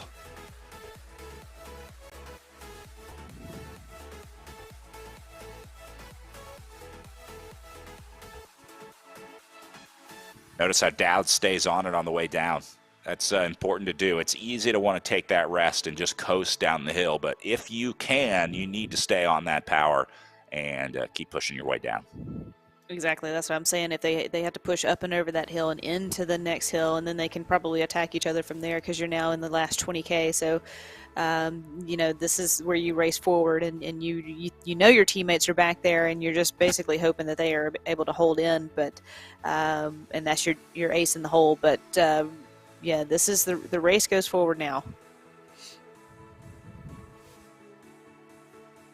These guys obviously feeling good. A lot of riders are going to be on good form as we get into the middle of February, coming up again to the national championships and world championships here in the next few weeks. So I would think a lot of these riders are pretty close to peak fitness at this point in the virtual racing season, which this would be like the July of the virtual racing season if you compared it to a in real life season. It's sort of the peak of the season. You're starting to taper off. Maybe you have some big events coming up in August, but for a lot of riders, their big target is in July. Yeah, and also this should be the point now that you've understood the platform and really gotten the nuances of it, and you understand your competitors and yourself and your teammates and the abilities that everyone has. So who to really watch and focus and keep in check, and who you can kind of let the leash out a bit. Gap hovering at about 180 meters, so I think that is a good average to use. USA Cycling Esports National Championships coming up February 20th for the Americans. They will have both professional and age categories, so anyone can race at the Esports National Championships. You can register at usacycling.org. Those are coming up on RGT February 20th. Highly encourage you to jump on RGT and do a little bit of riding before you get into that one. Learn the platform a little bit. RGT is free to ride, so I'll just give you the advice of do at least one race before you get to the national championship. If you're coming from Zwift, you're coming from another platform, it does take a little bit of time to learn on RGT, and the riders that take that time will have an advantage at the national championships coming up.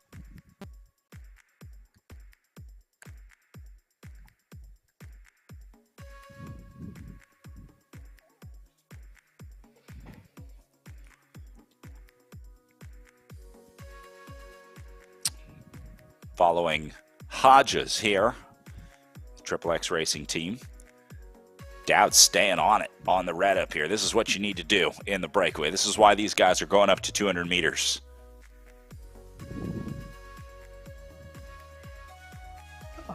Yeah, the breakaway definitely starts to look like it's struggling a bit. But again, if you can just, I mean, if you're feeling good, you're hoping that you can just get to that next climb and maybe attack these guys. If you're not feeling good, you are praying to get called anytime now. I would say if I couldn't see the Zoom cams, I would say this breakaway absolutely has a shot. These guys are just fine. But seeing the suffering on the faces of Hill and Samuel here on the left side of your screen makes me think that they may be a little more tired than I suspected. Exactly. Yeah.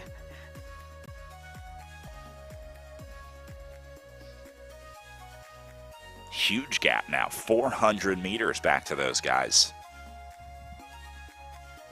Chase is letting off. It's great news for these three. this could be definitely the winning move. Unless you're going to have like Kevin Bouchard Hall going on at the base of one of those climbs. I kind of feel like this is your race. I was going to say, a lot of times these guys are working for their teammates. Like Dowd would be working to set up Bouchard Hall a lot of times. So I'm going to guess Bouchard Hall still gives it a go, but Dowd has his chance today to be the team leader for Restart Racing and try and get a win here. Same with Eric Hill. Hill is almost always just trying to set up a teammate when he puts his efforts in. So maybe these guys get a chance to shine today with 17K to go. It's one of those things when you're on a team when everybody is really good and you get up the road, it's your opportunity and you have to make the most of it. Sometimes it can be a bit of a stress to do that, but at other times it's kind of relieving to be up there and to give it a shot. So even though that everybody has these great winners behind them, these guys today is their opportunity.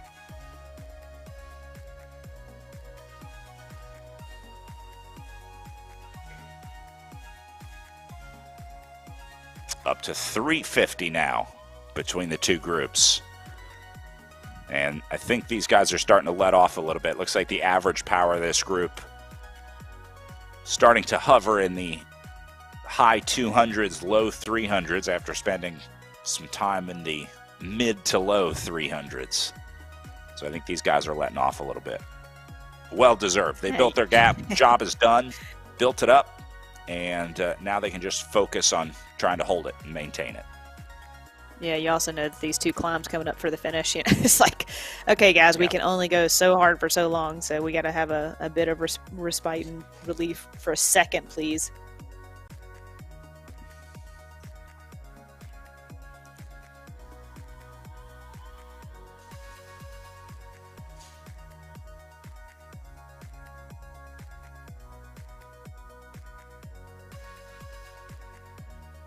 Travis Samuel getting on Uber Eats, ordering some food for after the race.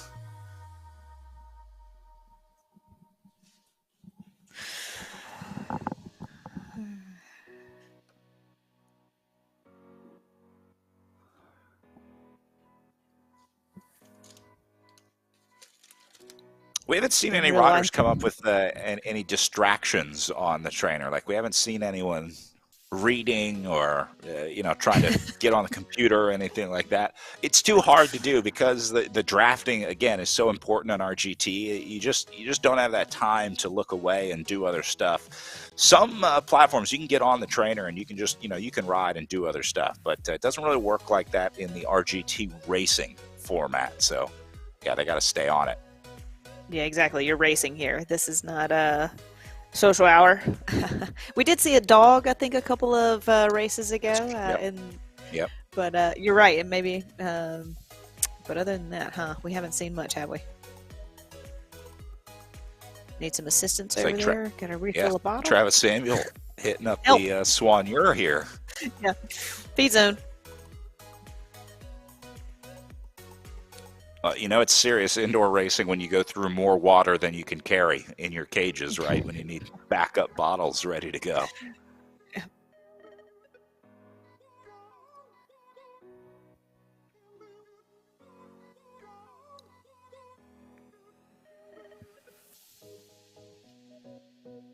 Yeah, this gap's opening up significantly. Yeah, I think this is going to go to the line, Brad.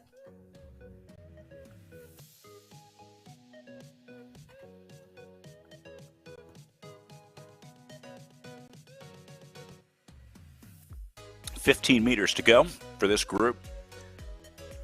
And gap growing again up to 500. And I love that Dowd is staying on it. Like, Dowd's still in the red zone up there on the front. He's doing that because he knows he's going to need a lot of time on that, this upcoming climb and that final climb to hold off guys like Kevin Bouchard Hall, like Matt Usborne, like Jaden Yeager that can go late here. And they will surge on these final climbs. And so I think those three guys know it. They know they're going to lose time, just trying to build as big of a gap as they can before it comes back. No doubt. Yeah, now the front group is on that climb. Like you said, you'll see the gap go down significantly, and it's just a matter of time if they can hold it up and over the climb or if they're going to get caught.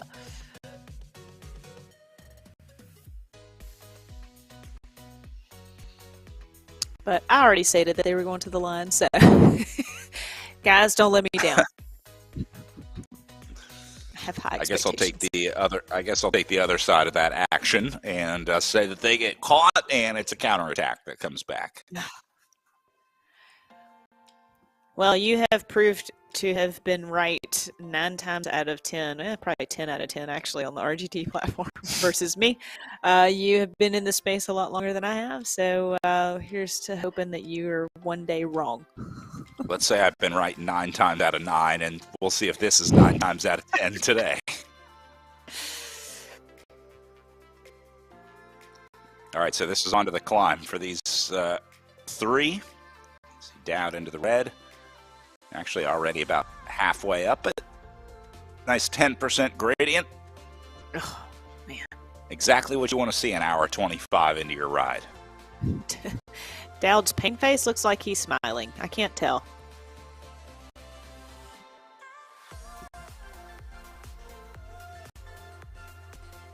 So once they get up and over this, again, you see that flat section bottom right of the screen. That downhill will knock out 2K pretty quickly onto the blue section. And then they'll fly across those flats. So we'll wait until both groups get up and over this climb and then take a time check on the flats. As now the chase group, or the field, I guess we should call it, starts the climb.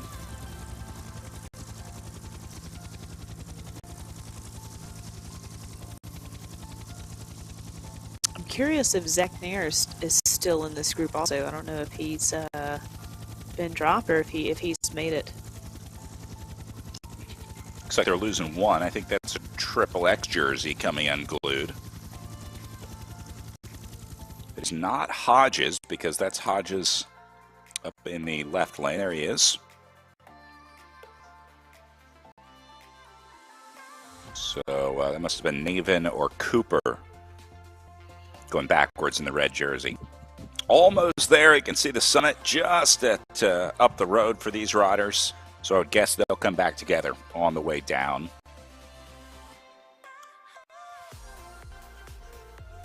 Nair is still in the mix, sitting in 16th position right now. I think that's going to be him just to the right of Hodges here in the Project Echelon. There he is. Yep. Right on the wheel of the strongest guy in the group. Exactly where you want to be. Yeah, you just gotta wonder when you're up the road like that you do have representation back in the peloton and that they haven't gotten dropped, because this is down to the nitty gritty of the race and it is really hard right now. These guys have such good poker faces that they don't let off on how hard it's going. So yeah, this is intense. We always talk about the fan setups that the riders have in their pain caves.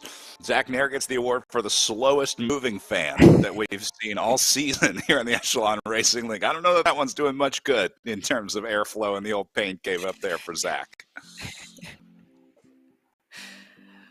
I think the steam that Zach's body is generating is single-handedly moving that fan right now. He must have a fan in front of him, Brad, that's going through. I sure hope so. Huh? Yeah. I sure hope so. Blessed.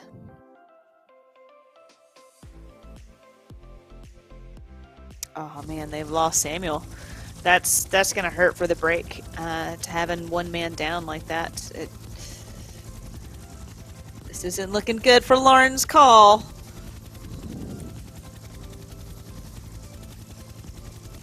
Well, still 2 remaining up there, so you still got a shot. Looks like Travis Samuel taking a big break off the back of this group, so he's gone. And now Dowd and Hill with 13K to go. Going to try and do this one solo.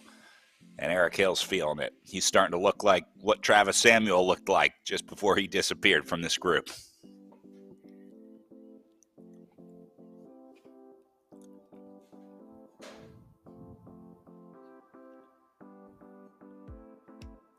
All right, flying on the downhill now. But you see Hill doesn't let up, stays on it, right? Because he knows he needs that gap. He needs that time. And even though 400 meters seems like a lot on the flats, which is their current gap, that is nothing when they get onto this last climb. On a flat section, this field should be able to bring back 400 meters, no problem, on RGT. Yep. We saw that a little with bit of Godby separation. at the Iron Horse. You know, the finish was on that long downhill slope, and she would have massive separations to the girl in front of her, but yeah, she would always bring it back. So yeah, I mean, even though it's 400 or 500 meters, like you said, on that downhill slope, you gotta have Dow there to help you all the way to the finish. So these guys have got to push forward, push hard up into that last climb. Everything now is just like blinders are closing in, and it's almost like that TT effort yesterday. You're just in the pain cave for the rest of this race. All right, so this is the blue downhill section on the elevation profile, which is the steeper downhill portion. Last time they're going to enjoy a negative grade today. It's pretty much all flat or uphill from now on. So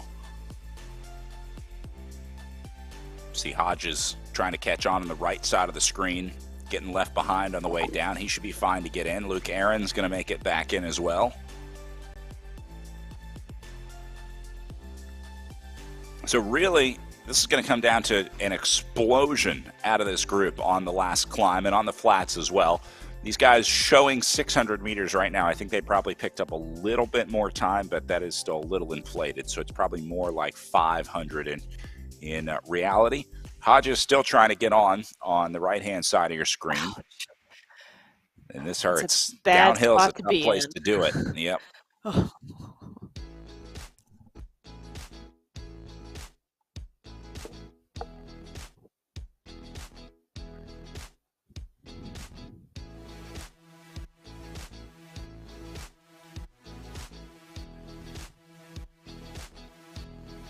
Hodges paying for the early attacks of the day. Remember, we saw him off the front a couple times earlier today. And looks like the tax man is coming for those efforts right now. Yeah, I think his day is done, essentially. I don't think there's any getting back on, especially with the group going so fast and moving forward. You lose so much of the drafting when there's only 2 of you versus 15 or 16. So I don't think he's coming back. But that was a good day for him for sure.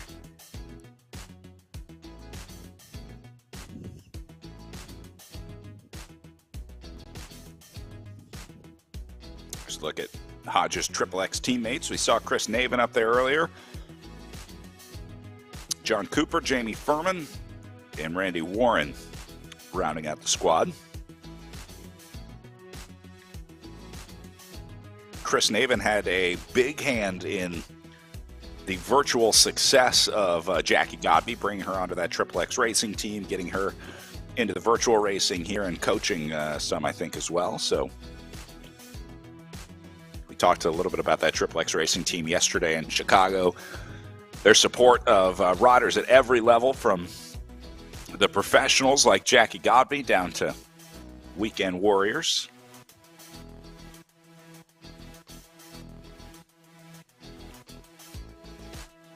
Project Echelon, very similar. I know you're going to be working with the high-level athletes of the Project Echelon team in some races this year, but they also have riders all over the country that are amateurs, enthusiasts, veterans. So it's nice to see these programs expanding beyond just professional racing. Yeah, it's been fun now. I did Steamboat Gravel event last year, and you see the kid, you're like, oh, hey, Project Echelon. And like, I'm not a pro, but it's just still fun to see those jerseys all over the country, and to have that connection. It's a good support system and really great cause, and always nice to meet folks from all over. And guess who's wrong again, Brad? Lauren Hodges makes it back. What do I know?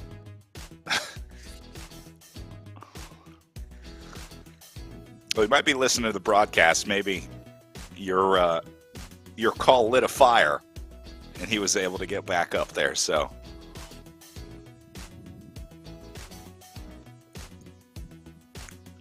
Lauren, if it makes you feel any better, I didn't call your win for Ghent Wevelgem either. I thought you were going to get caught. So I don't think anybody called that win, even myself, until it happened. So it's all good. Now it's good to be wrong in this situation. I'd like to see these athletes make it back, and it's good to see Hodges back in the group. That's good recovery. Yeager stringing it out a little bit up on the front. Dowd going to take over for Eric Hill here. Guys are still crushing it, staying on it. It's a great effort from Dowd and Hill up here.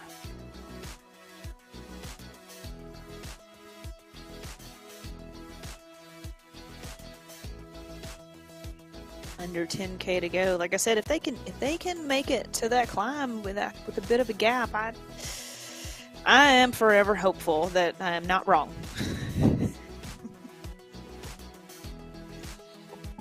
Me too.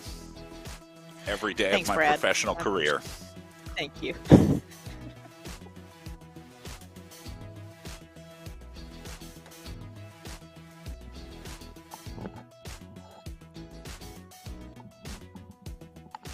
Jan Yeager letting out a little air, trying to blow some stress off, getting ready for this last climb.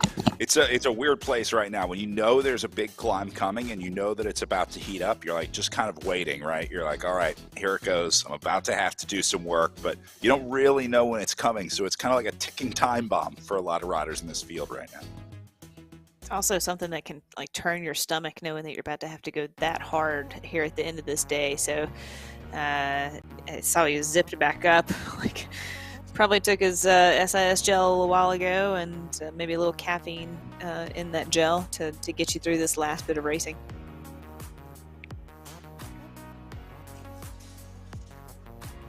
Leaders down to 7.4K to go. Chasers at 7.7. And they're still out of sight for the two leaders up the road. Remember, you still made the call that the breakaway would make it to the line, Lauren, so you're not completely wrong yet. You still have a chance to redeem yourself at the finish.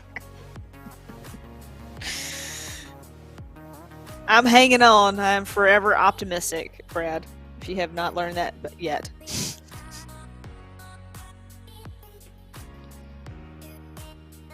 Little gap opening up behind Hill to Dowd. Dowd could be a little more efficient here. It's only a few watts, but every watt counts. Gap is coming down. They're at 380 right now. Remember, they had gone up to about a half K at one point. They were 500 meters up the road. But it looks like they're starting to feel it. Look at the red numbers starting to pop up back in the field. See Aarons and David and Usborne, names like that, starting to go into the red. So they are starting to chase. How Eric? No, still Eric. has No thumbs up. No peace sign. Put your head down. Let's go to work. Coach Lauren in full effect for Eric Hill today. Come on, you've got 6K. Let's go. Lauren, we're going to have to put you on Discord, send you around to some of these team channels, do a little bit of encouraging. Gladly.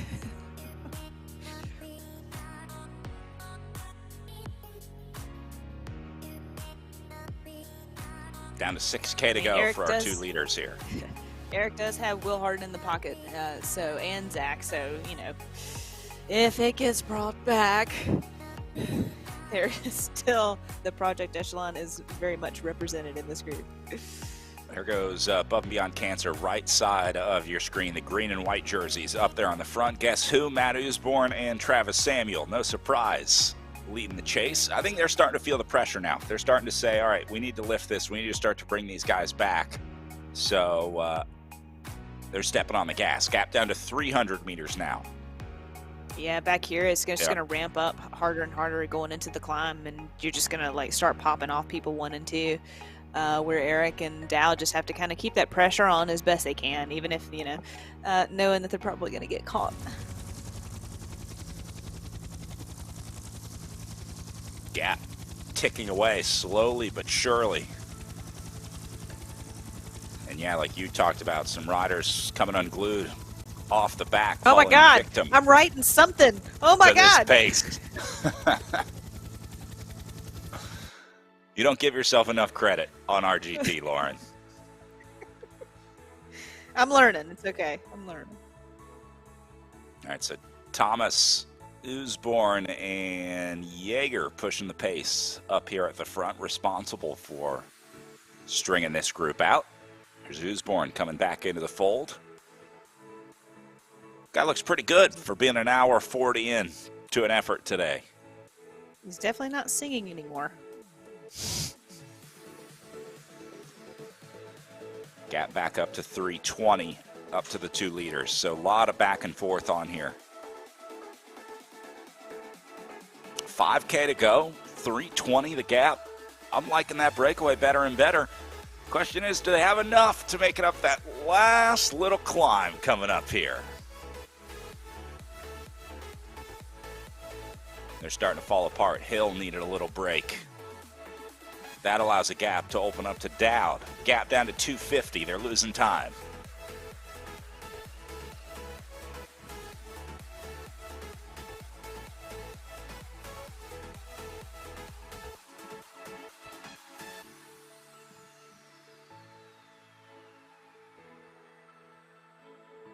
They redouble their efforts, swinging back up to 300. This is like trading Bitcoin. It's just swinging left and right all over the place. Just never quite sure what's going to happen.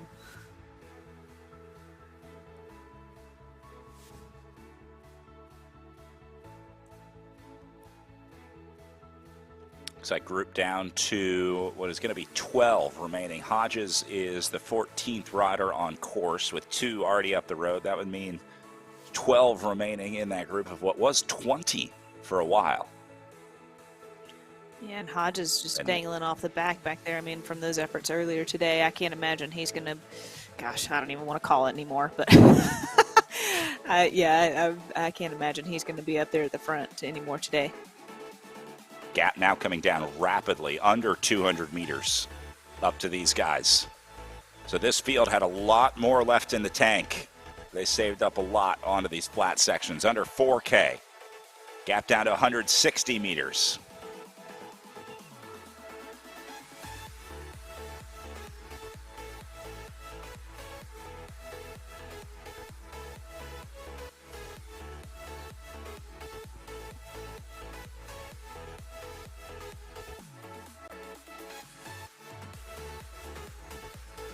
Things calmed down a little bit in the field after tacking back another 100 meters.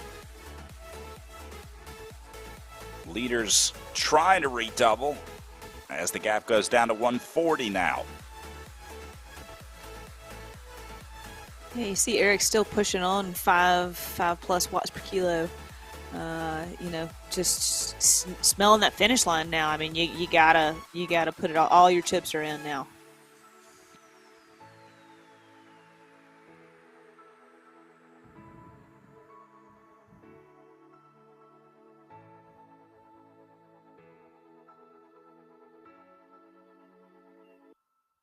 They're holding them off on the flats, but I think they're going to need a little more time than this on the climbs. Still a lot of strong riders back on that group. We haven't heard much from Kevin Bouchard-Hall yet today. I have a feeling he may have something up his sleeve. Talked about Jaden Yeager. We've seen him a lot. Bouchard-Hall is in the mix as the gap goes to 200. There's Yeager, bottom right of your picture, and Eric Hill in the bottom left. Yeah, Brad, like you're saying, we haven't seen Kevin Bouchard-Hall really put his nose out in the wind at all, which usually is a pretty good indicator that he's feeling good and saving it for the climb. And he has been one that has been very successful in the RGT platform, and so there's no doubt that I would put him on the podium today. I'm just making all kinds of calls left and right here. I like the newfound confidence.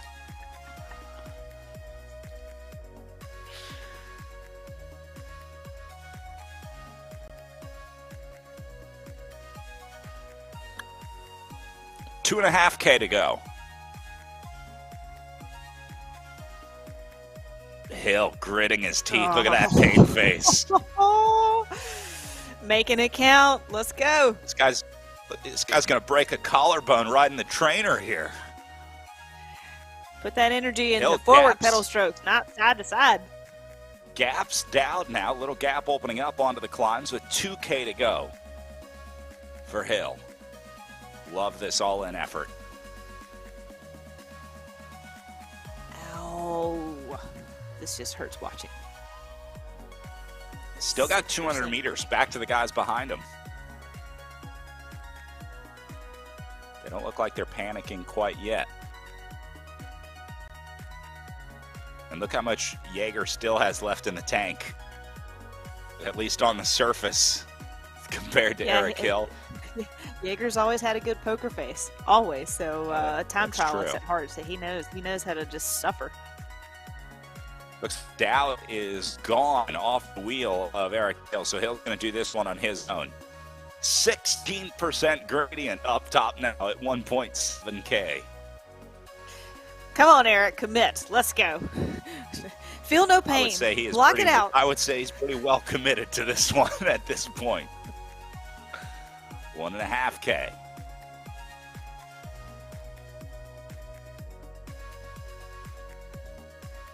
Gap at 100 meters back to the chasers. And they're all in the red zone here. There's Jaeger's face. There it is. Yep. Look how this one's falling apart on the right side. Gaps all over the place. And Hill slowly sneaking away on a 13% gradient right now. It seems like he's been stuck at 1.5K to go forever.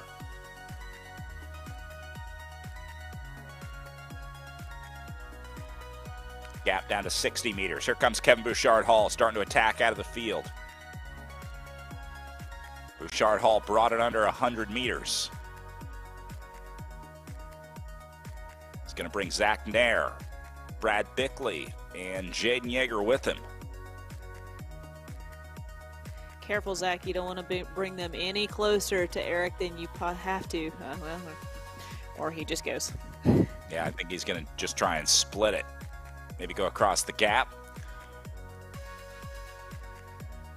Or realizing that Hill may have run out of gas as he comes up to 1K to go. Look at this effort.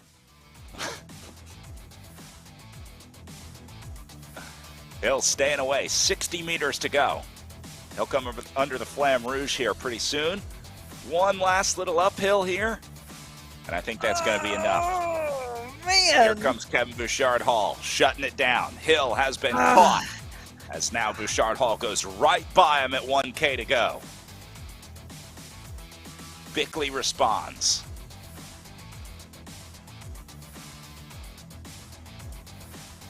Nair and Thomas behind him. Then comes Usborn and Jaeger. And there's Bouchard-Hall, the bottom left of your screen. He's got a few less gummy worms since we last checked in. And now Bickley will join him. Thomas, a couple seconds off. And it looks like Nair will be the last one to tack on. Jane Yeager has gotten dropped. It's down to 5 on the front. 700 meters to go. Bickley and Bouchard-Hall going to duke it out. Thomas into the red zone to try to close it down. He gets across the gap, waits. Oh, beautiful riding from Ben Thomas here. And now he's going to go at 550 meters remaining. All 5 in the mix. They made the catch onto the flats now with 450 to go.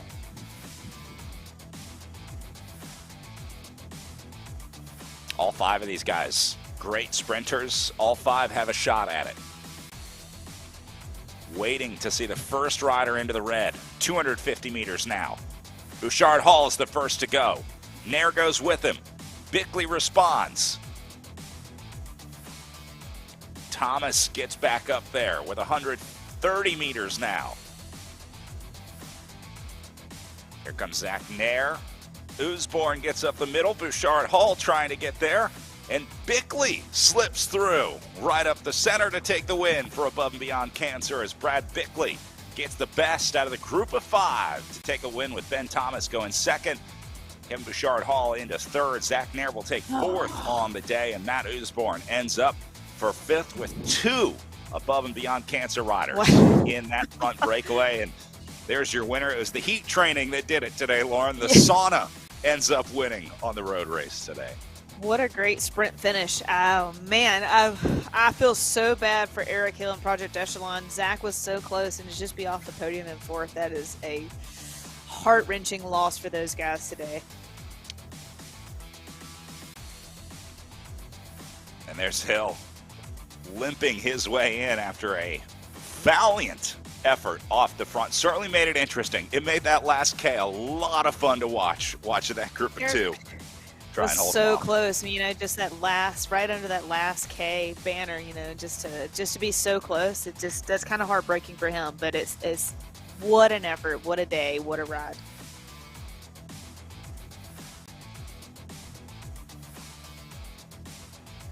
Luke Aarons up next, another Above and Beyond Cancer rider, finishing up after a wildly successful day for them, going 1-5. With Brad Bickley getting the win.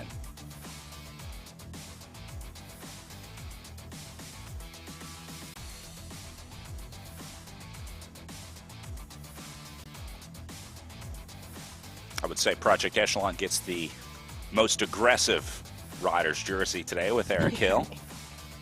Oliver Dowd can share it.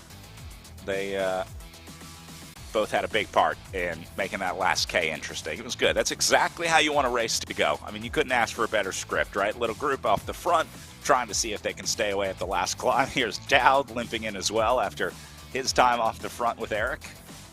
Like we said, quite an aggressive day too, you know. Effort, yeah. Just essentially those last three climbs, it just was on from then to the finish, and just ramped up harder and harder and harder. And yeah, Kevin Bouchard Hall kind of sitting in the pocket and was just so close to that to winning.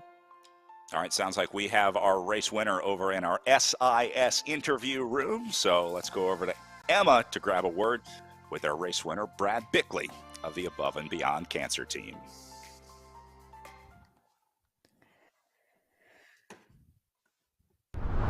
Brad, I'm here in the SIS Zoom room with our winner for today, Bradley Bickley. Bradley, talk about this win for me. What does it feel like? I'm just going to off the top interrupt and say my team rode unbelievable today. Like, to have Travis up the road really let me sit in and not kill myself on some of those early climbs. And then I knew if I was there at the end, it could be there could be a chance. So yeah, honestly, huge shout out to my team. The race today was very long and the course profile was difficult. Can you talk about the hardest portions of the course and how you and your team were able to overcome it? Yeah, I think that climb, the second to last climb there was probably the hardest part of the course, just because I figured that if I was going to get dropped somewhere, I'd be there. And so, like I said before, I think we had Travis up the road at that point. And so I think that neutralized a bit of the pace in the main peloton. And other than that, yeah, just having Matt to take that big pull up the hill and kind of discourage any attacks from some of the other like really strong guys in the race, it really, really helped me and put me in a position where I have a chance to win. Strong win today, but tomorrow it's a little bit of a shorter course. How are you taking the momentum that you gained today to prepare for tomorrow? I haven't even thought about tomorrow yet, but I'm excited to get another chance to mix it up, and yeah, it'll be really fun. So yeah, I don't really have no race plan yet. That's okay. Well, congratulations to you. Enjoy your win. Brad, back to you. Thank you very much, Emma Watson in our SIS interview room. One race at a time, right, Lauren? You can only focus on one thing at a time, and now Brad can move on to tomorrow's race, getting ready for the crit. No doubt he has to process today's win, and what a great race for the team, like he said, and giving credit to all the guys helping him out and keeping him in the pocket, and no pressure on him until the end. So yeah, you look at that 3.8 watts per kilo, he definitely had saved a lot today.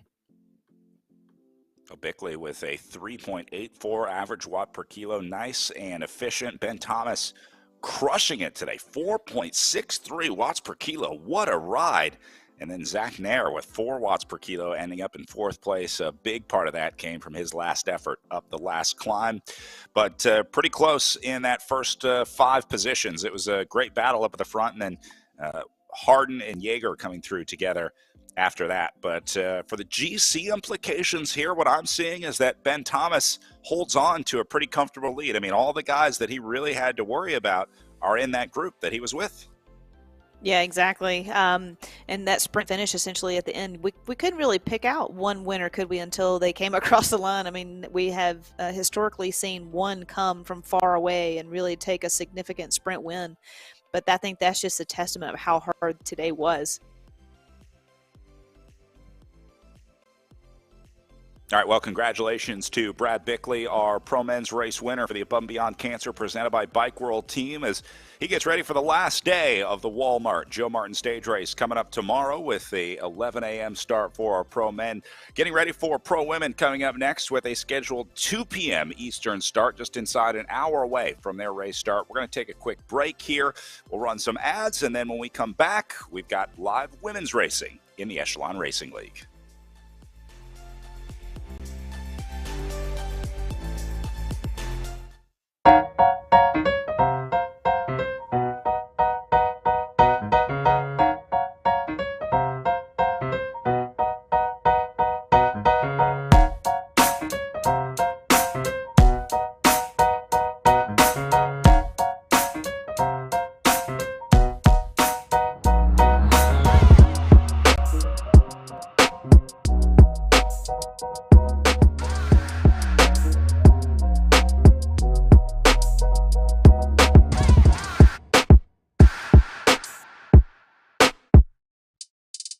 Come on, move. Of course, there aren't any spots.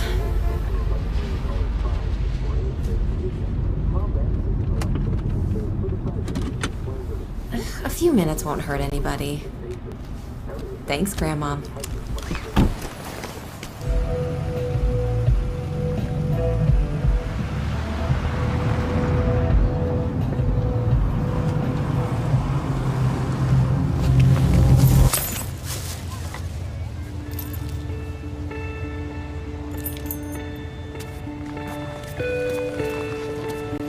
Paralyzed Veterans of America works tirelessly every day to create a more accessible America.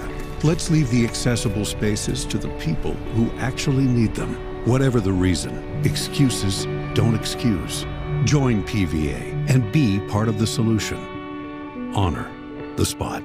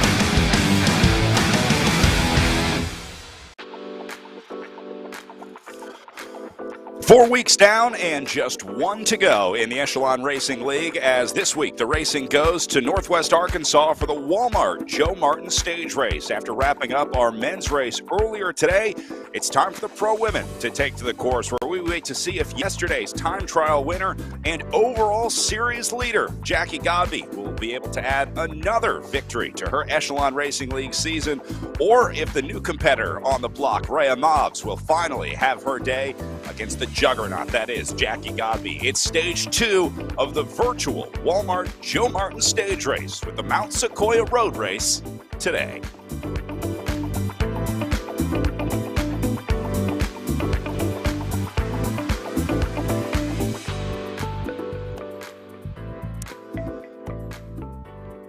And welcome back. Brad Soner here with Lauren Hall as we get ready to resume racing on what will be the longest day of the season for these riders, Lauren. It has been a tough 4 weeks of racing so far. What is actually 8 weeks with a week in between each of our racing weeks. But now it comes down to one big stage race, 3 days of racing this weekend with the time trial yesterday, the criterium tomorrow. This may be the toughest weekend that they have to face. No doubt. I mean, if you kind of look back, maybe Iron Horse was a lead into all of this, and then Tour of the Gila was also a long weekend, but definitely with the effort yesterday, and then what we've seen from the men's race earlier today adds up really fast, and especially on the tail end of this race series. It's do or die now. Let's go back and check in with the time trial yesterday, the Devil's Den State Park time trial. This is a legendary time trial in American cycling. It's uphill, it's short, and it's intense. We watched Jackie Godby and Rhea Mobbs go at it yesterday. Mobbs actually at one point looked like she might have a shot to take Godby racing past midnight in the UK where she was. So I hope she got a good rest last night, and we'll be back for more today. But it was the first time we really saw a competitor for Jackie Godby yesterday. Yeah, I mean, it was almost down to the last 100 meters that we realized that Godby had it in the bag. It was so close, and I mean, what a fight for Mobbs, and good kudos to her, good result for her. She did get a win 2 weeks ago, so yeah, today's going to be an interesting day for Godby for sure. Mobbs actually had a faster intermediate split than Godby. You see, she was 5 seconds faster through the intermediate split point, which came about a kilometer before the line. So Mobbs had Godby beat for a majority of the course yesterday, and it was only in those last 600 meters that we saw Jackie Godby move ahead of Rhea Mobbs. So a hard-fought battle yesterday between our two stars at the top of the Echelon Racing League women's field this week into week 5. Jackie Godby, without a doubt, the odds-on favorite, but Mobbs has been coming on strong. So I think she'll be the rider to watch. Absolutely cooked yesterday. I mean, she gave it her all on that time trial. So recovery going to be important today as well, Lauren. Yeah, just making that turnaround so fast for everybody, essentially. But, again, like we saw in the men's race, hopefully a little bit easier run-in. But that last half of the race is just brutal, and it's just going to be a beast for everybody. It's going to be Godby and Mobbs up the road. I think we've seen that time and time again, and I don't think today's going to be any different. You can see Godby and Mobbs in a league of their own at 6 watts per kilo, the average on the day. That will only be exacerbated more out there today. Here's the general classification situation coming into the day today. Jackie Godby with 9:39. Rhea Mobbs ends up with a 9:51, and then Mallory McCrosty in third at 11:38. So that's a lot of time for McCrosty to make up in the GC. But again, we still have a day of racing tomorrow. Jackie Godby should be fine there. It's really all about Mobbs. She needs to find a place to try to bring that back. So it'll be interesting to see where she makes that happen. There is a good race happening in the 3rd, 4th, and 5th positions with McCrosty, Miller, and Nelson, all 3 of those together. So it'll be interesting to watch that one as well today. We'll see if Miller and Nelson may be able to try and move up onto the GC podium out there today. It could happen, Lauren. If this is a course with an uphill finish out there, you could absolutely bring back 6 seconds on the line. Oh, no doubt. And even further down, Erin Ayala, I mean, we've seen her consistently be in 3rd and 4th position. So for her to be a little bit further down today, I think she's going to try and crawl her way back. And I would like to see McCrosty, see what she can do. That's a new name for us. We haven't seen much of her this series. Take a quick look at our overall standings coming into this one. Jackie Godby with a commanding lead here over Erin Ayala. She has widened her gap just about every week with her consistent participation. Now, you don't see Rhea Mobbs in the top 5 here because she hasn't raced every weekend, so she sits in 10th place overall with 770 points. All right, ready to get underway with our elite women on course as they roll off the line. Perfect timing as Danielle Baker will lead the group out, the Canadian from Project Echelon, rolling away here as our pro women get underway again on the longest day of racing here in the Echelon Racing League on today's stage 2 of the Walmart Joe Martin stage race. So, Lauren, we see this situation a lot. It's really just about waiting for Jackie Godby to get to the front, take charge, and then just see who can stay with her. Essentially, that's how it's been playing out every single weekend, hasn't it? But it's been longer and longer that the peloton sticks with her, and you'd hope every weekend you can extend that distance. But sure, I'm for sure we'll see Mobbs and Godby just break away in a matter of moments.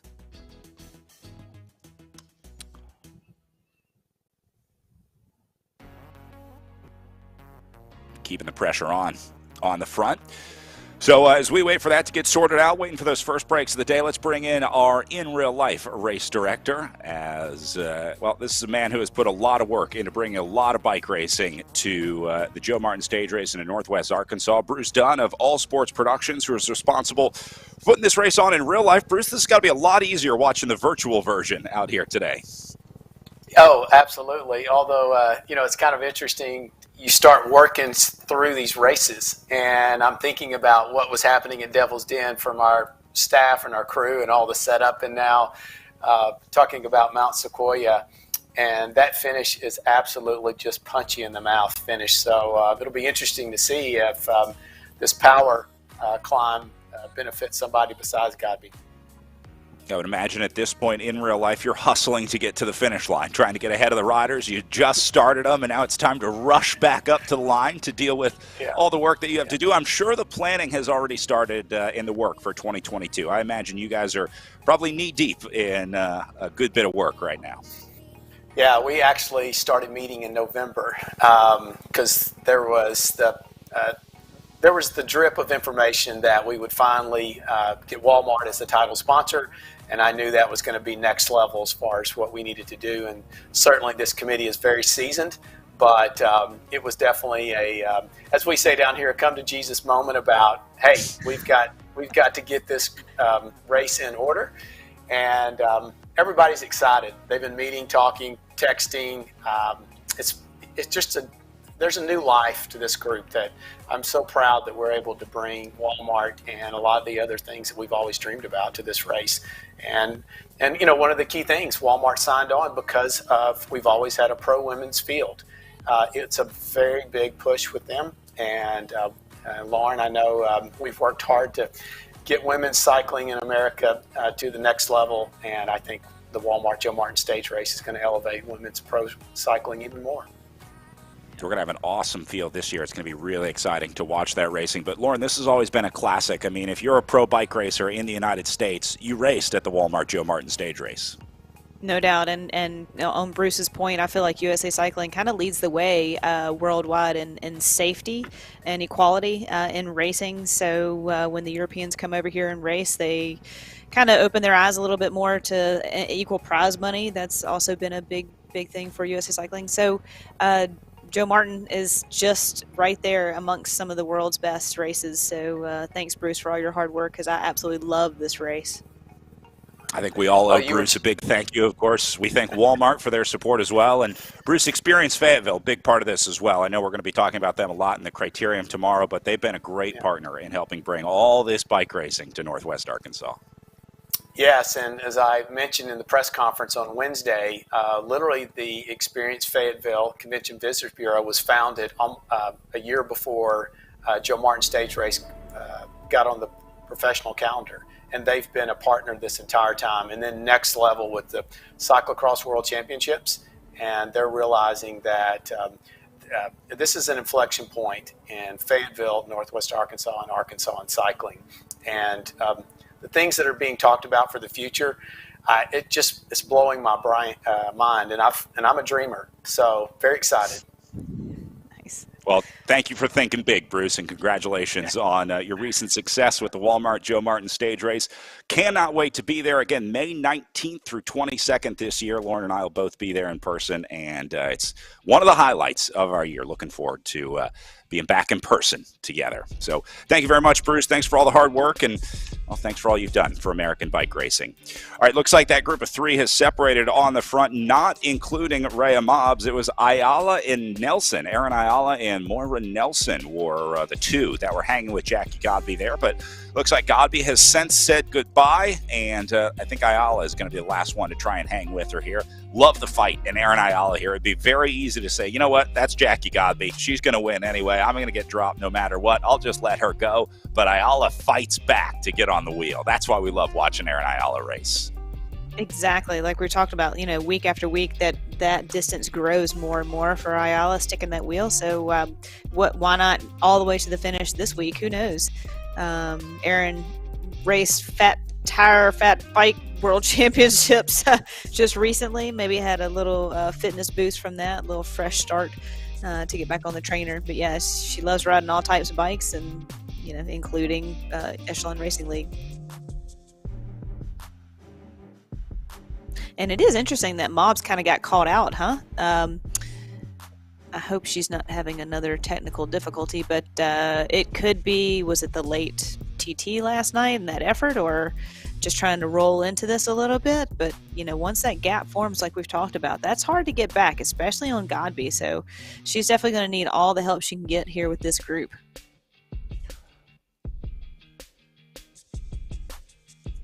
Oh, Mobbs recovering back into the main peloton now. You see her in the all-black kit on the right side.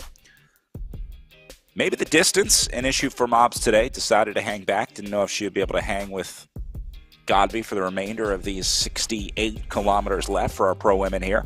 Maybe the climbing, and maybe it was just real life. Maybe the cat puked on the carpet. The mailman showed up. He had to pick up a delivery. Broken water pipe, neighbors having a polka band upstairs. There's a lot of stuff that can go wrong in real life. Ladies and gentlemen, Brad Soner is on rare form today. That was just my life this morning. Oh, okay. No. Bless it. There's Aaron.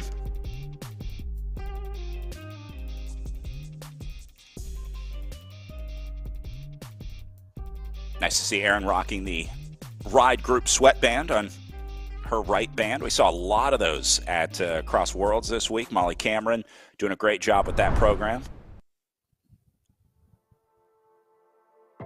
Nice to see the support from Aaron. Yeah. Let's go look at our two leaders here. Nice head-to-head view between Aaron Ayala and Jackie Godby. Ayala hanging with Godby. Now, there's absolutely no reason for Aaron Ayala to ever get in front of Jackie Godby until the end of this race. I mean, Ayala just has to try and hang on. There is no expectation that she would be doing any work if she was in this group. Just try and hang on that wheel as long as you can. And it looks like she may have found that limit already. Godby, bless her. She's going to spend a long day out there by herself. But, I mean, hey, if anybody can do it, it's going to be her. Yeah, Jackie Godby is preparing for the national and world championships coming up. So as we were talking about earlier in the broadcast, this is about as good a form as these riders are going to get on. So you're not only racing against Jackie Godby, but you're racing against peak Jackie Godby, who is like 2 weeks away from her season target. So this is maybe the worst time of the year to come across Jackie Godby on RGT. But that bodes well for us in the world championships. I think that means we got a good shot at seeing a gold medal come back to the U.S. That's exactly right. And plus, Godby also has a little bit of intel, I'd say, on the day, right? Because her partner was just racing 2 hours earlier. So definitely can give her any details that she may need to move forward in this race and be as efficient as possible. So, yeah, she's got everything at her disposal right now to win today.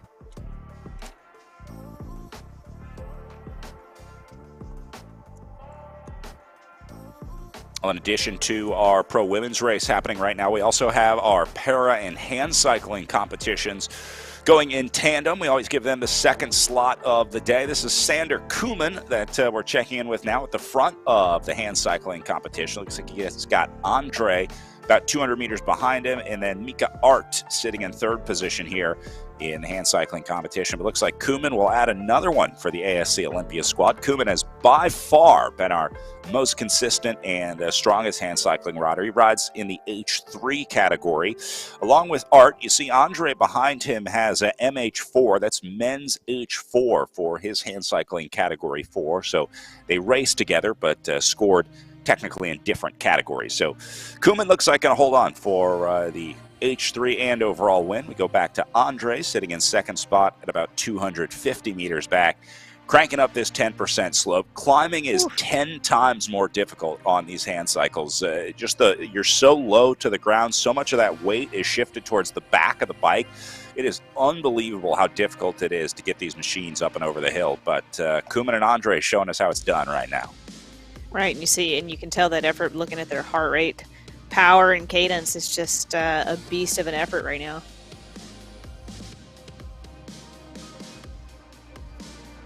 And yeah, so much of this just comes down to your maximum heart rate. You will push the limit at some point on the climbs today.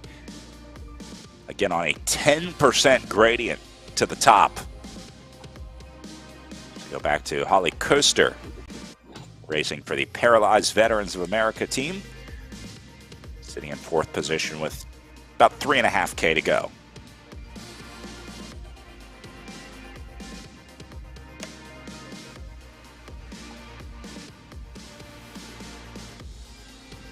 Jarosky a little further back in the H4 competition.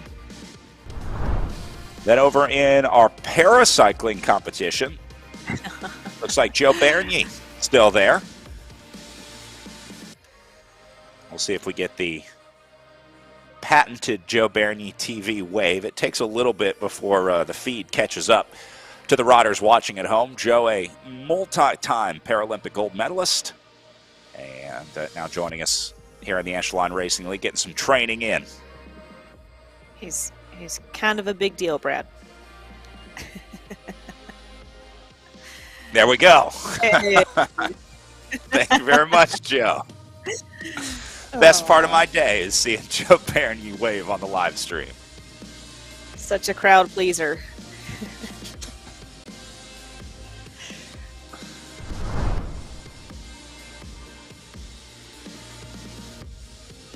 Koeman, meanwhile, about to hit the top of the climb. You can see elevation profile, top right corner. You'll notice that they've also added the TSS score, Lauren. This is a thing that, another thing that bike racers use that I don't understand, along with the weird sounds that they use to describe the course. They also talk about their TSS scores after a hard ride, which when they were talking about these numbers like 3, 3.5, 4, I thought they were talking about their ACT score. That's what I got. And so it turns out it's a different thing. And in some way, it measures how hard the effort is. Is that the best way to describe it? It's sort of an overall score for how hard your ride was? Yeah, something like that. I'm not going to jump too deep off into it because I'm an athlete, not a coach. So I let my coach deal with all that. Yeah, it's a measurement of your effort for the time and distance and intensity, essentially. So yeah, that's as far as I'm going to go with that before I just start lying, telling you stories that I don't know anything about. So.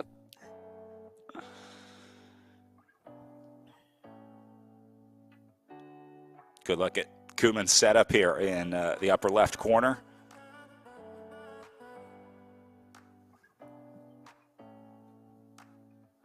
As we go back to Mika Art up next. Now that's a nice pain cave. Got the old, what are those called? P-50s, I think, or P-51, the Spitfire plane behind him. Where does this wealth of knowledge come from, Brad Zoner? I just Googled it.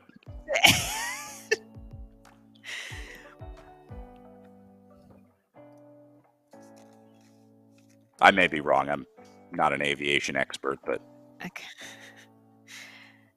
Might be close. Oh.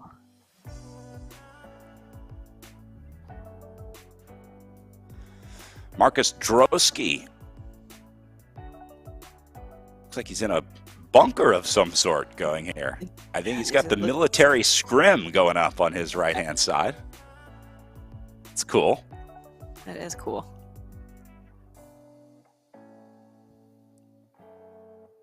He is laser focused, Brad.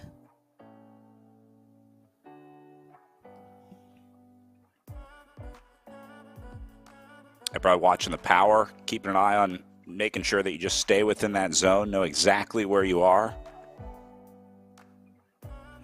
This guy's crushing it. Drosky is a monster. On that 8% gradient right now. Holy moly. He's rolling right over it like it's nothing. Look at the cadence. Brilliant.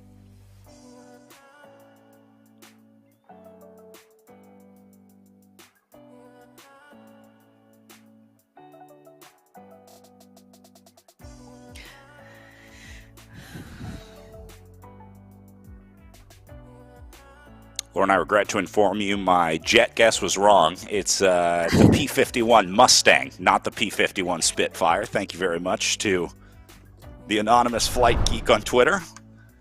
There you go. Keeping me updated. It's good. It was a good guess, though. I was close. I got the 51 right. I knew there was a plane called the P-51, and they look pretty similar to me. I'm sure the aviation community would. That's like saying a time trial bike and a downhill mountain bike look the same to them, I'm sure. The Mustang and the Spitfire? Are you kidding me? Dude, yeah, what are you even talking about? Do you even look at airplanes? Drosky back into the red here. Long uphill grade on this section. Now, these riders do a different course than our pro men's and pro women's field. A little bit shorter, a little bit punchier for the pair and hand cyclist riders. You can see they spend much, much more time climbing here. This is sort of like the time trial course from yesterday. Bless it, and you can see how hard that effort is on Kuman's face. Just like, man, that 6% gradient just beats you up.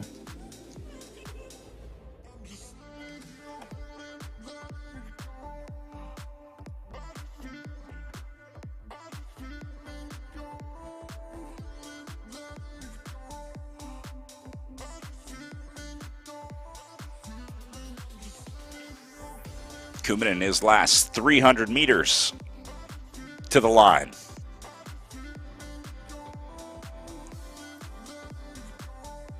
You know, I don't see a camelback on Kuman. I don't see a hose to drink. We saw a lot of the hand cyclists that will use a hydration pack or a hydration bladder, either behind them and underneath them, but I don't see that with Kuman, so not sure if he's taking a hand off to grab a bottle or how he's fueling up, but whatever he did, it worked today because he's about to add another victory to his Echelon Racing League resume as Sander Kuman wins another hand cycling competition here on stage 2. And man, that's got to feel good. There you go. There you go, right on cue. Nice support crew. It's amazing how deep you go on these trainers. I love watching the riders, and the moments right after you finish, that seems like the worst. I mean, it seems like it hurts worse right after you stop than it does like right before you stop. Yeah, right. It's almost like just keep going a little bit and kind of like downgrading or down gearing or something like that. But yeah, then at the same time, you just want to stop it. It's just like, let me be for a second. Don't look at me. Turn away. Not to get too graphic, but we've also seen some body fluids come back up after some hard efforts. I don't want to. Nope. Don't even go there. I'm enjoying my coffee this morning. Don't do that. It does happen every once in a while on the trainer. Back up to the front, Jackie Godby at 1.13 kilometers up already over Moira Nelson and Krista Miller back into third spot. Go back to Baker and Ayala in 4 and 5, but welcome back to the Jackie Godby Show. And Mobs is nowhere to be found. I'm kind of surprised by that. So I hope she's feeling okay, or I don't know. She's pretty far down now.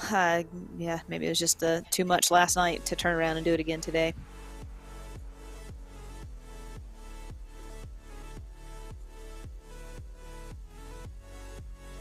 But this is where Erin, I would say, knows best. She's very familiar with this place, and so I think if she can gather herself after being dropped from Godby and kind of get some sort of recovery after this hill, she'll regroup with this group, and I have no doubt that she'll be in the top 3 today. Yeah, as long as you're within a few seconds up and over the climb, there's plenty of time on this course to get back on, to get up and over. So no concern for Ayala here. With just a little gap, they're on their way back down right now, I think, and she should be able to get in here just fine.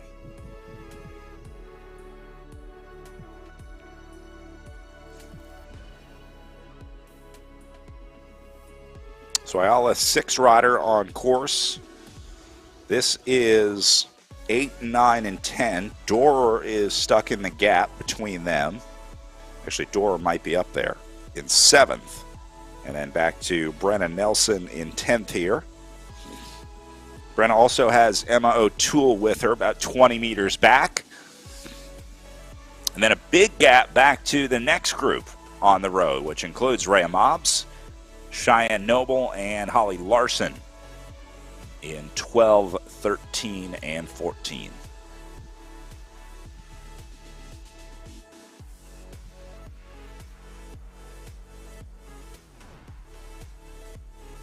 Nelson still trying to catch back up to this group. There's O'Toole making it back on.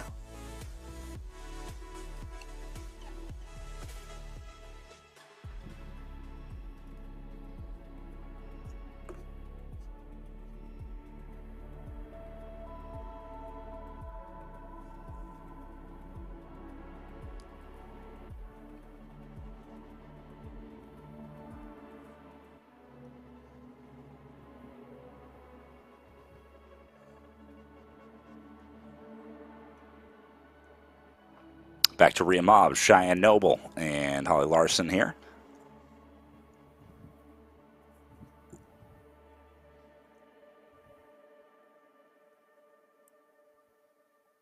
I think this... Again, it's just surprising for her to be that far down. Just not today. Yeah, every rider has their course, and I think Mobbs liked the short format of the time trial yesterday. She could really attack that hill, attack on the way up, but I guess part of being a pro cyclist is knowing your strengths and weaknesses as well. Could have had an early dropout. She may have just missed the start, had trouble connecting from the start line, and then had to chase back on.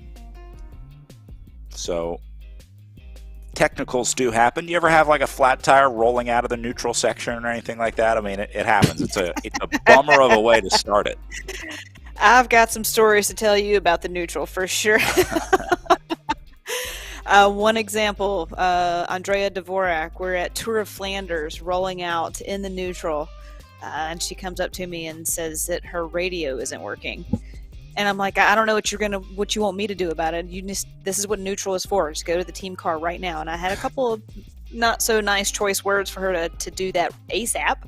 And she still hangs that one over my head today. But it's pretty comical, some of the stuff that does happen in the neutral when you're just like, you had been riding your bike for 15 minutes prior to the start, and all of a sudden something just explodes. And it's just like, what happened? Did your bike and did your equipment know that you were just now starting a race that you really want to do well at? Like, come on, just bad luck. Seems to follow some people in the sport, doesn't it, sometimes? Oh, it definitely follows Andrea Dvorak. She was one of the most nervous racers out there. She would get her bike, it would be in perfect conditions, and it would be something like national championships, and she would insist that there's something wrong. And so the mechanic would essentially grab her bike, go behind the van, not do anything, bring it back, and be like, oh yeah, it's fixed now, check it out and try it. And we all knew she just was so nervous and such a good racer. She just was in her own head. She just needed that reassurance that everything was going to be okay. And guess what? It was fine. Yeah. So yeah, these things definitely happen sometimes to specific riders for a reason. I don't want to jinx Godby here, but it has not happened to Godby yet, partially because I think of her extensive preparation in the hours before the competition. I think this maybe comes from the triathlete background, because there's so much prep that goes into doing a triathlon, getting the nutrition prepared, getting the gear set up, making sure you know your race day plan, how you're going to get there, where you're going to park, all that stuff, because it's so much more complicated than just a bike race when you're doing a tri. So I wonder if her background plays into that preparation, because she's always there early. She's always ready to race. Like, she always seems very calm when she gets on the bike. And I'm sure a lot of that comes to the work that she does off camera as well. No, there's no doubt, Brad. I've been a participant in one relay triathlon in Lake Placid, and to see the setup that they have in transition, they know which shoe they're going to put on first. They have the shoelaces ready. They have the running belt with their number. It's unbelievable. Like you said, the details that goes into that. So yeah, that definitely filters over into e-racing for her. Like you said, computer, bike setup, fan, towel, nutrition, support right there, even hanging up the New Jersey just right there, so you can see what's going on in her life. And yeah, all that plays into an account to being a successful bike racer. Little look off the front of the chase group for Moira Nelson here, opening up about 25 meters. Remember, Nelson was with Ayala and Godby earlier, but looks like Field going to reel this one back in.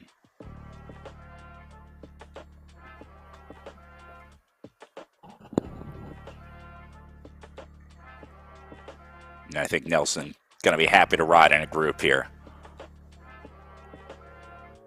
Godby going up to 1.7K up the road from this group, but this is the real action today. This is where the racing is going to happen. It'll be with these five, with Miller, Baker, Nelson, McCrosty, and Ayala.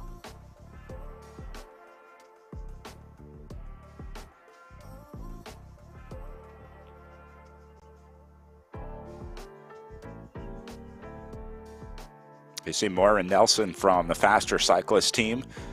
Teammates with Rhea Mobbs and Brenna Nelson on that squad as well. Laura Perry and Dominika Jimnicki, they're Canadians.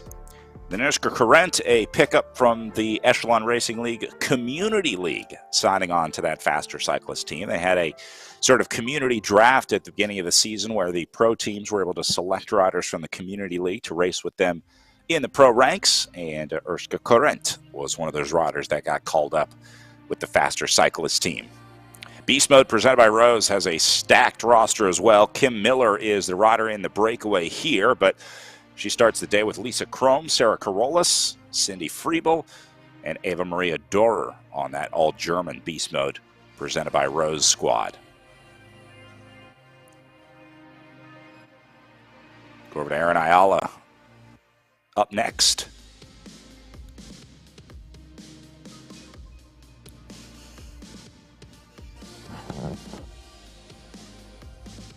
And then Mallory McCrosty with a couple teammates on the start line as well. Emma O'Toole, we talked about. Eleanor Wiseman, the recent, I think, Belgian national champion. And then Victoria Janssen and Dylan Baker on that squad as well.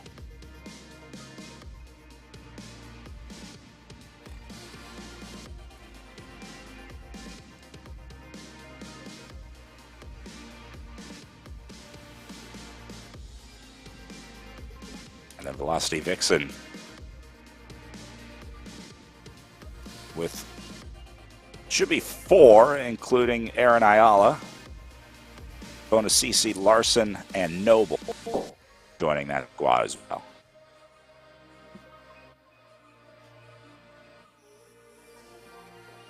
There she is.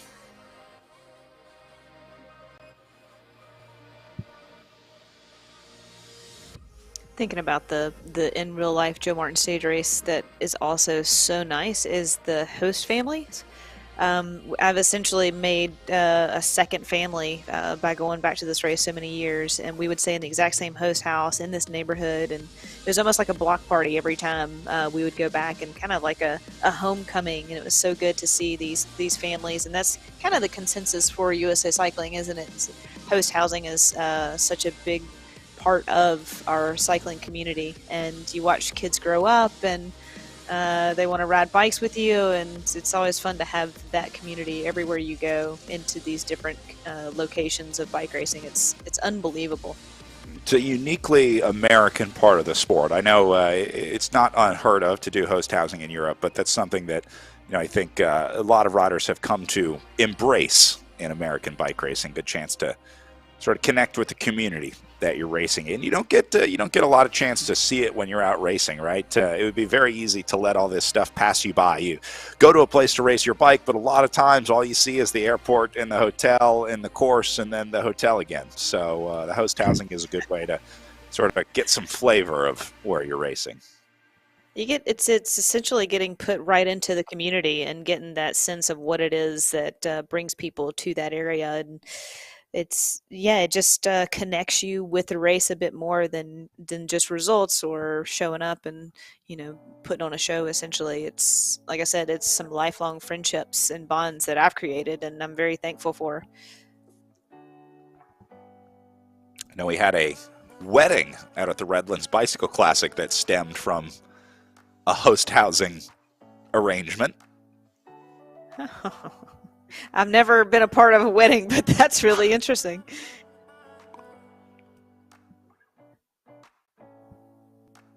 I got my start in bike racing from hosting Tina Pick in my house when I was 13 years old. That was my first taste of criterium racing. I'd never seen a professional bike race before, and we hosted the autotrader.com team at the house. And not only did Tina stay with us, but she ended up winning the race, the Wendy's International Cycling Classic in Columbus, Ohio. So I was pretty psyched to have my rider winning, and here I am 17 years later, still hoping my rider wins.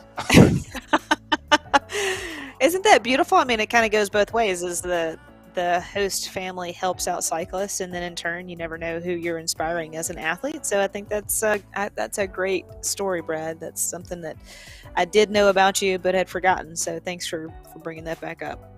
You said inspired as an athlete. I want to be very clear. I am not an athlete, and I will never be mistaken for an athlete by anyone. But I was inspired to work in the sport of cycling because I did fall in love with it.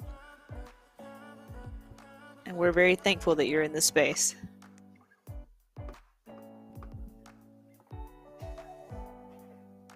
Getting a look at some of the riders in our chase group. Real race on the course right now.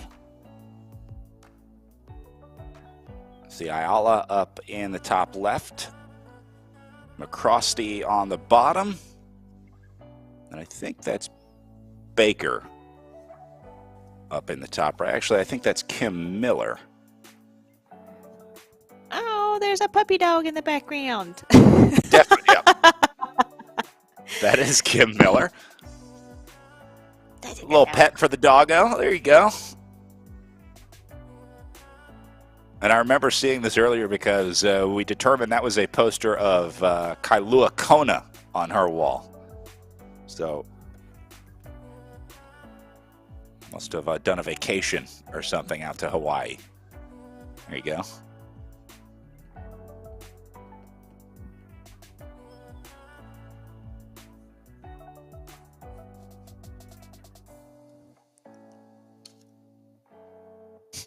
Oh. There's the dogs. Great job behind the scenes, crew. Thanks, guys. Straight chilling. They're looking pretty good there. No big deal for them. Just another day. Mom, when do we get to go outside? Mom's on the trainer again. We'll have to get names later when she's done racing her bike.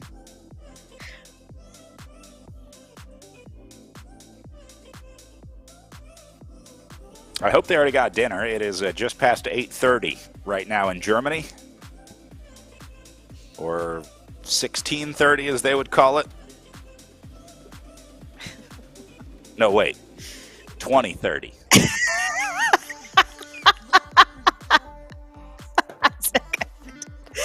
We're deep in the throes of racing right now. We can only focus on one thing at a time. The important thing is I got it right eventually. Yep.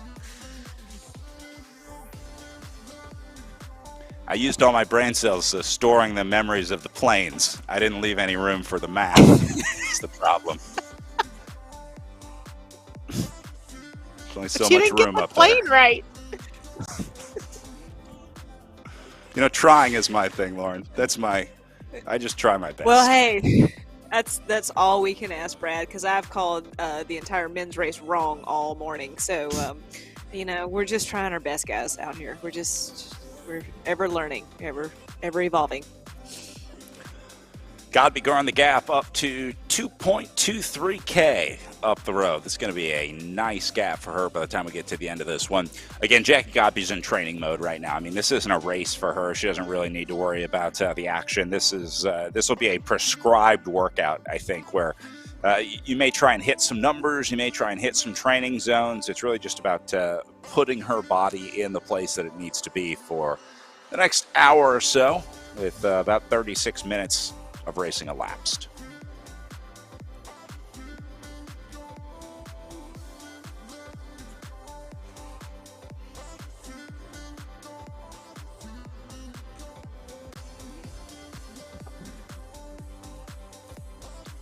Lauren, now you know how it felt to be me while you were racing on United Healthcare, when you guys would show up to a bike race and we would watch you just dismantle the field week after week after week. It's kind of like watching we didn't Jackie ride Godby away every week. No. We didn't do that. We made it way more dynamic. Come on. Well, we all knew you were going to win, so for us, it was not quite as exciting. No. Well, I was just trying to make your job easier is all. You did do that. Don't forget Esports National Championships coming up on February 20th here on RGT. You're going to want to learn the platform before you race nationals. They do have both pro and age group categories. You can sign up on usacycling.org. It is free to race on RGT. There is a small entry fee, I think $10 to race the virtual national championships, to handle some of the administrative costs behind the scenes. But if you want your shot to race for a Stars and Stripes jersey, check out usacycling.org and sign up for the 2022 USA Cycling Esports National Championships. This will be the first one for us here in the United States. Took a while to work out all the rules and how that was going to go. They had to work out stuff with the UCI, all that stuff going on in Switzerland. But it's really exciting to see virtual racing continue to make strides, even as we got back to in real life racing. It's nice to see that some of the virtual racing has still survived. It'll be interesting to see what course they use, unless it's already published. I don't know, but national championships can definitely mix things up as it always has in real life. It's always been such a different race. It just plays out different. Everybody races slightly different, but I'm just curious of the actual course itself. They actually did announce it's a worthy course, one that we had in the Echelon Racing League earlier in the season at the Iron Horse Bicycle Classic. So they're going to use that course. They'll use that parcours to determine the national champion, which I think will be a fair course. We'll have a worthy winner at the end of that one. No doubt. That was a fun race to announce, and it did shake things up a little bit, even though for Godby it didn't really change too much, but it did put it under some pressure when we were announcing that race. So yeah, that'll be a good weekend of racing. Nelson into the red zone back here in the chase group, keeping them on their toes. Again, it would be really easy to ride with this group and say, all right, we're just going to chill until we get to the line. The separation has been made. Godby's not coming back, but this group keeping the gas on. I like it. See Mallory McCrosty poking her nose out into the wind. McCrosty in her new pain cave after moving across the country from Washington, D.C. to Tucson. They were blown away by the size of their new apartment and this thing called a 2-car garage that apparently is not super popular in DC. So they're enjoying all the new space of Tucson. Looks like they got the training set up in the other spot in the garage. Got that nice Argon 18 TT bike set up right there. Yeah, that's a good spot to be in. I think the Midwest or Western United States riders have a big advantage in terms of the space. Like if you're a New York City rider or a Washington, D.C. based rider and space is at a premium, you probably don't have that spare office or garage or basement where you can go race and, you know, get that stuff out of the way. So a lot of riders have this set up sometimes right in the middle of the living room, and right? It takes so much, yeah, and you're doing it so often. You can't. It's not like you can dismantle the thing and put it away. It doesn't fold up into the closet. So a lot of riders just leave it set up right there in the middle of the house. Just a piece of your furniture now. Right. Exactly.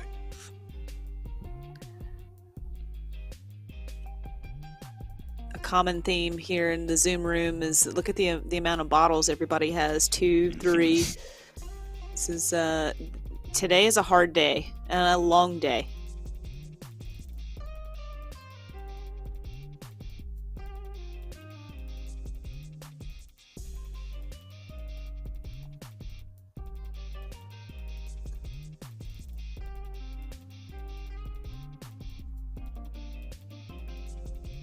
Today, I would guess it would also be easy to forget to eat and drink. A race this long, if you don't like to eat and drink on the bike, like some people just don't have that natural inclination to, to always be eating or drinking on the bike. It would be easy to bonk on a day like this. Yeah, especially on the trainer after like 30 or 45 minutes, I've definitely hit some low spots, and you're like, where did that come from? And it's just because you're so efficient on the trainer and there's no coasting. Normally you can go hour and a half before you kind of take on food or have the desire to take on food, but the trainer definitely exacerbates that. I don't know what it is. I'm guessing it's just that you're constantly pushing. So that is a very important factor that you bring up, Brad, is something that you have to stay on top of. And we've seen the gummies or coffee or the SIS that everybody's been so kind to show us this morning. You have to have it there and ready and in your face to remind you to consume some calories while you're out here racing.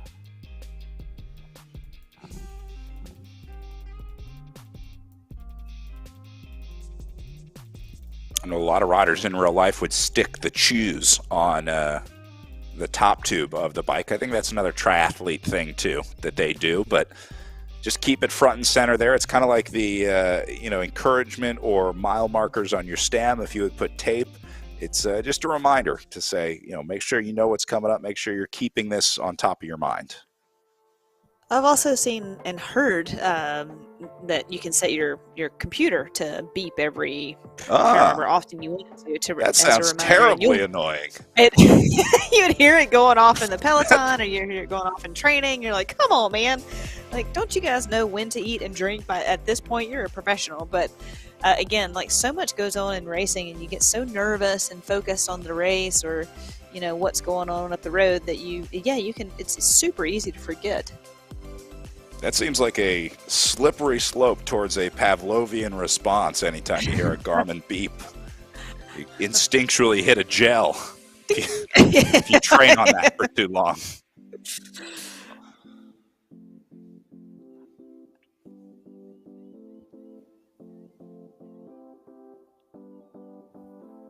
And a mix of bottles as well. You want to have probably a couple with sport mix in there, electrolyte, sugar, caffeine, that kind of stuff, and then some just plain water as well. So that would also explain the multiple bottles on a ride this long. You would almost definitely be drinking at least one drink mix and then probably a regular bottle of water as well. Yeah, again, just for the taste factor, just to like consumption. I'm not that big of a fan of just drinking water plain, especially if it's cold out or if I'm on the trainer. So just having a little flavor just helps it, makes it more appealing. Whole field going into the red on the climb here. Up and over. And then working their way down. You saw everybody out of the saddle there for a while. And you can now see McCrosty on the bottom of your screen powering on the way down. Just going to ride down the descent here. Brad, let me tell you the commitment of McCrosty, because it's absolutely gorgeous day outside today in Tucson. So to be indoors riding the trainer is true commitment. I commend you. It's for me, it wouldn't be easy to be able to do that knowing how nice it is outside right now.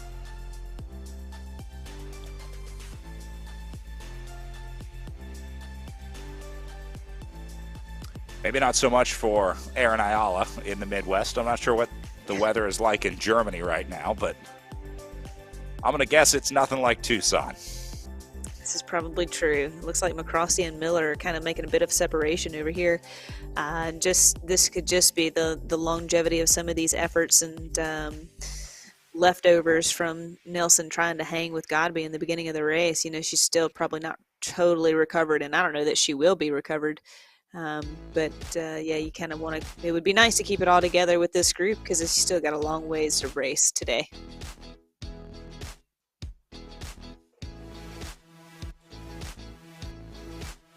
Well, Miller at least keeping things interesting. That's her in the upper left corner of the bottom right picture on your screen right now. You see 3 riders in that SIS rider camera room with Mallory McCrosty at the bottom, Aaron Ayala top right, and Kim Miller top left.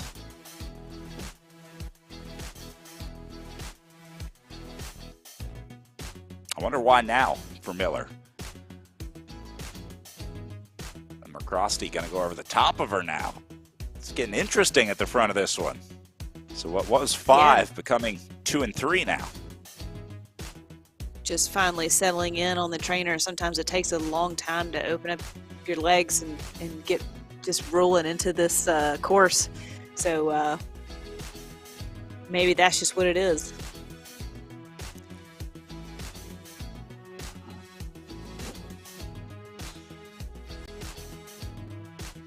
Baker and Nelson doing a nice job of keeping this move in check. You see Baker in the red zone. Just about to shut it down.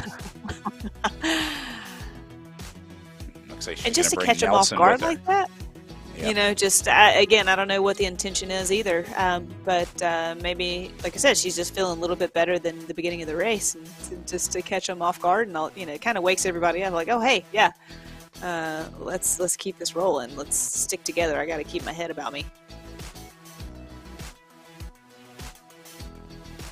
And now they're going to go again. Looks like Ayala countered it.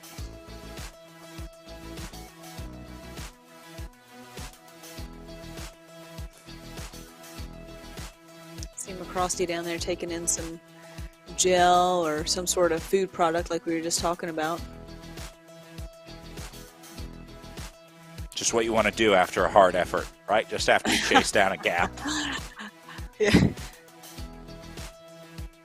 Almost an hour in, you got 43K to go. Yeah, you have to, at some point, you just got to take it in whenever you can. Just, if there's a slight lull, this is probably it.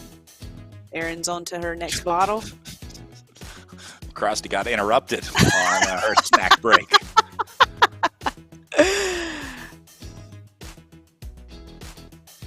Looks like she's hitting the SIS too. A lot of riders prefer those SIS gels because they have a little bit of water in them, makes it a little easier to for your body to process. For riders that have problems with digesting those nutrition products, SIS seems to be one that most riders can handle.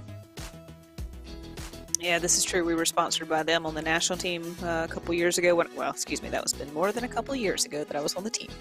But yeah, it just is easier to digest. It's easier on the body, easier on the stomach. It's a good product.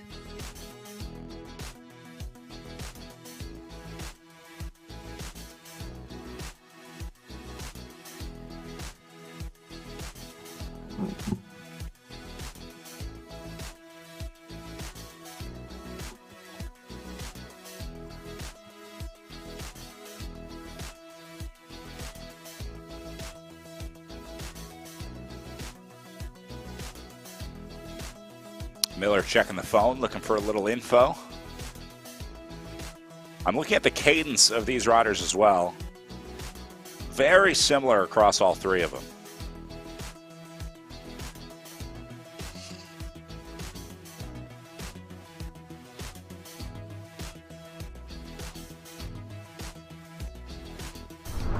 Miller stretching out the back a little bit. Which again, I would imagine would be maybe a common issue when you spend that much time on the trainer these long days in the saddle.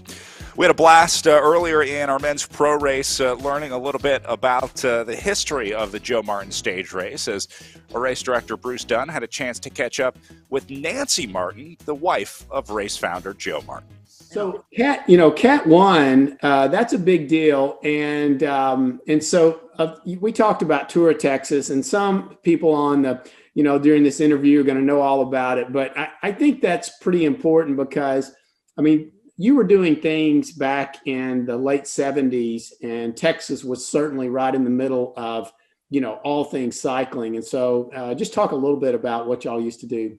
Well, we had a good friend too, Fred Karcher, who still lives in Norman, and he had a bike shop down in Norman, and it was wild. I mean, it was just everyone crazy hung out there. In fact, they took me on my first 100-mile ride, and they kept saying, "Oh, it's just a little bit further, it's a little bit further," Yeah. But anyway, so Joe was dedicated to cycling. He took to it. He loved it, and he had that body type, that long, slow twitch muscle. There's a certain body type that and I think that's why I was successful with it. So a friend of ours, Richard Garma, who actually was from Tulsa, was living in Austin. And he started this whole, I don't even know how Richard got into it, honestly, but and that would be a great interview, as I told you. He started what he called the Tour of Texas. Well, everyone who, back then, nobody had any money, so everybody would go down to Texas in the spring and train. And then he would have weekly criteriums and weekly races. And the weather was just, phenomenal then. And it was, the hill country to train on. And then the end of the month, he would have a big race down 6th Street. Oh, in Austin. And yeah. And so, everybody who was into cycling tried to get down there and train. So, I mean, Joe would go down there earlier, and then, I'd come later. And then after I have kids, I had to haul them down there. And, it was just a huge, cycling scene. And it always had the weather. Yeah.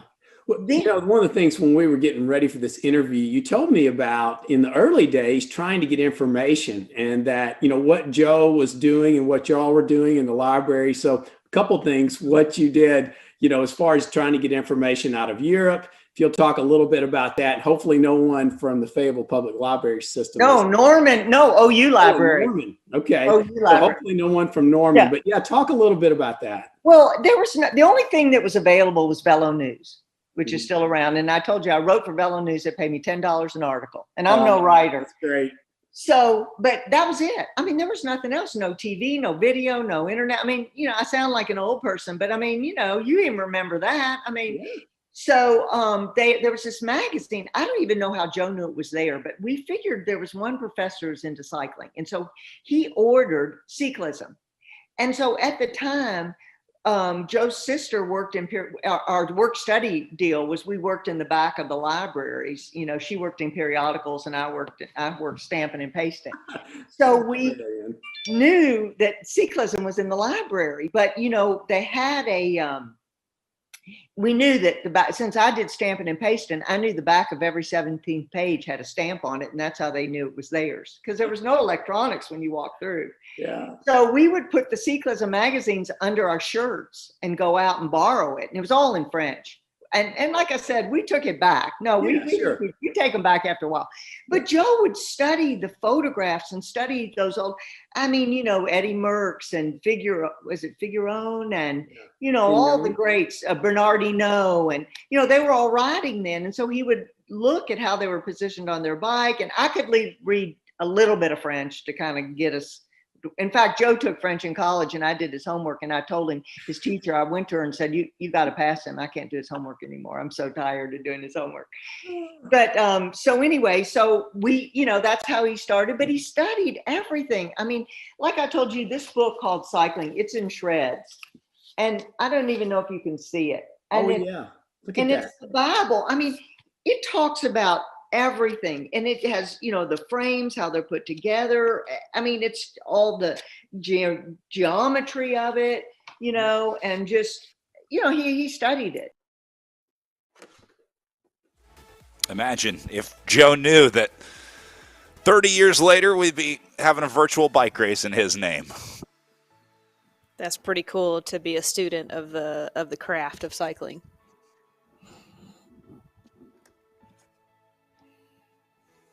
Well, the more things change, I guess the more they stay the same. We're just on different platforms and different mediums now. Instead of waiting on the latest Velo news, you're waiting on the latest blog post from Cycling Tips or whatever the popular site is now.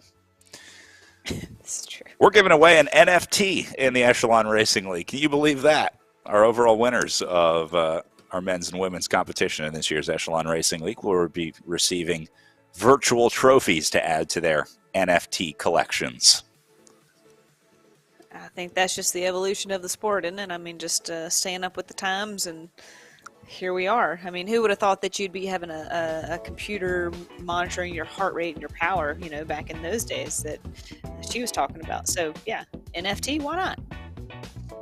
There's your Season 2 NFT trophy as minted by RGT in the Echelon Racing League.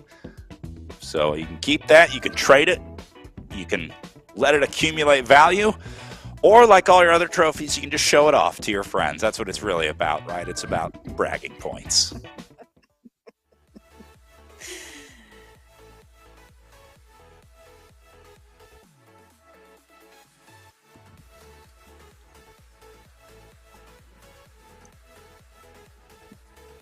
Things falling apart in group number 2. Ulay and Carolus got some space in between them. Looks like McCrosty and Miller have gone clear. So Ulay, Carolus, Nelson going to get onto this wheel. And then Dorr is back there as well. There's Dorr's shadow just coming into view. So I think Ulay is the rider that left this group behind, went on the attack. Seems like the other 3 are happy to sit in and ride together as Kate Ulay goes into 7th spot.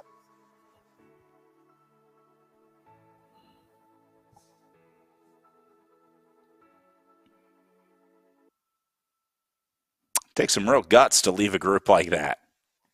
Not a lot waiting for Ulay up the road. She's 1.5 kilometers away from the next group, so I don't think this is a bridge attempt. I think she's just attacking the riders that she's with. This is awesome. Yeah, sometimes you're back there and it's it can become mind-numbing if it's going not, I don't want to say too easy, but maybe too easy specifically for her right now. So sometimes you just kind of start riding on the front your pace, and you can ride some of these people off your wheel unbeknownst to you, but just because you're more focused on going up the road and just putting out this specific power, or, you know, whatever it could be. Or, I mean, yeah, she could have attacked them too. But yeah, it's maybe she's starting to feel a little bit better than she was at the beginning of the race, Brad. Yeah, sometimes takes a little while to warm up. Coming up on an hour into this one, about 58.5 minutes since they left the line. And 37K to go for the front group. That means Godby is going to be at about 34, 35K to go, because her gap is approaching 3 kilometers back to Miller, Baker, and Nelson. It's crazy the difference her pace and her lead than everybody else. It's pretty astounding and pretty amazing. I mean, that's she is a good athlete and second-year RGT, so yeah, it's pretty amazing for her to be that far up the road.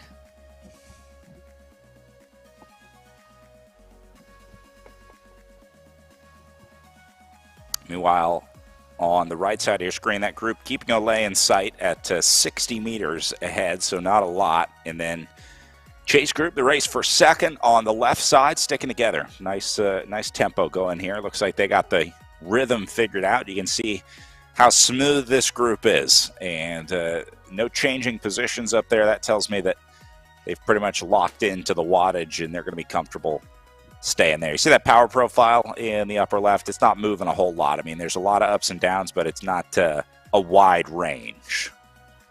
The rhythm is gonna get you. I'm just continuing the theme of Oosborne. Yep. Yeah, we had a Discord rendition of Bohemian Rhapsody earlier. We should get Bruce back on and maybe try and do our own little harmony here over the show. A three-part harmony? Veto that. Okay. I think that's best. I'll leave that to you guys.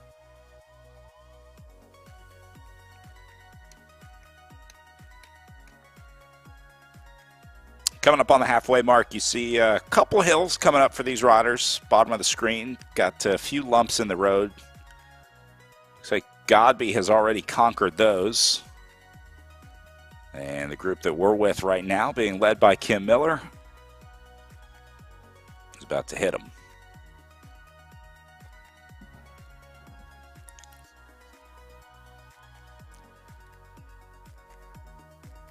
So Miller, Nelson, Baker, Ayala, and McCrosty coming up on the halfway marker. That's that white arch up ahead. So 36K down and 36K to go in this group. Jackie Godby stays on the front with just over 3 kilometers ahead as she marches her way back to the finish. And these riders continue to tap out the tempo here. All right, we're going to take a quick break here as we go past the halfway mark in our elite women's race. We'll have more live racing action after this from the Echelon Racing League.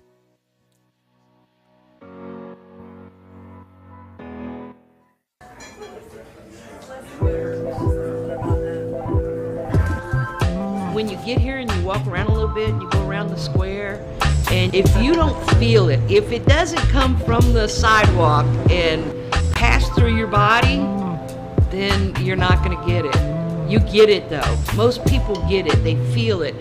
That's kind of how Fayetteville is.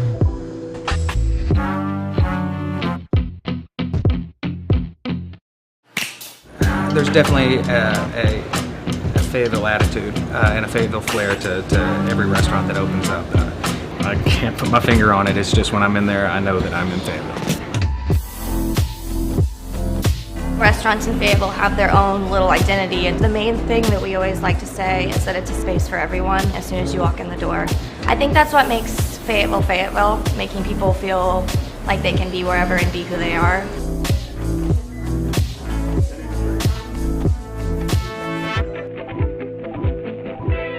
The diversity and the variety that you can get in Fayetteville, I think, is unmatched for as far as culinary goes, especially in Arkansas. You can go a block away and be in a completely different kind of culinary zone or a different part of the world even.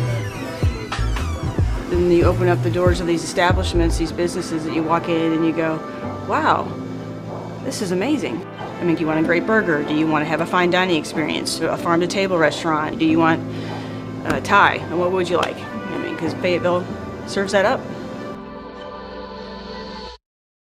What they'll find in the restaurants here is personality, is an invested interest. They're going to find an owner that's most likely there, serving the food, willing to talk to you. So what is the vibe? The vibe here is real. And I think that just kind of gives it some more flavor.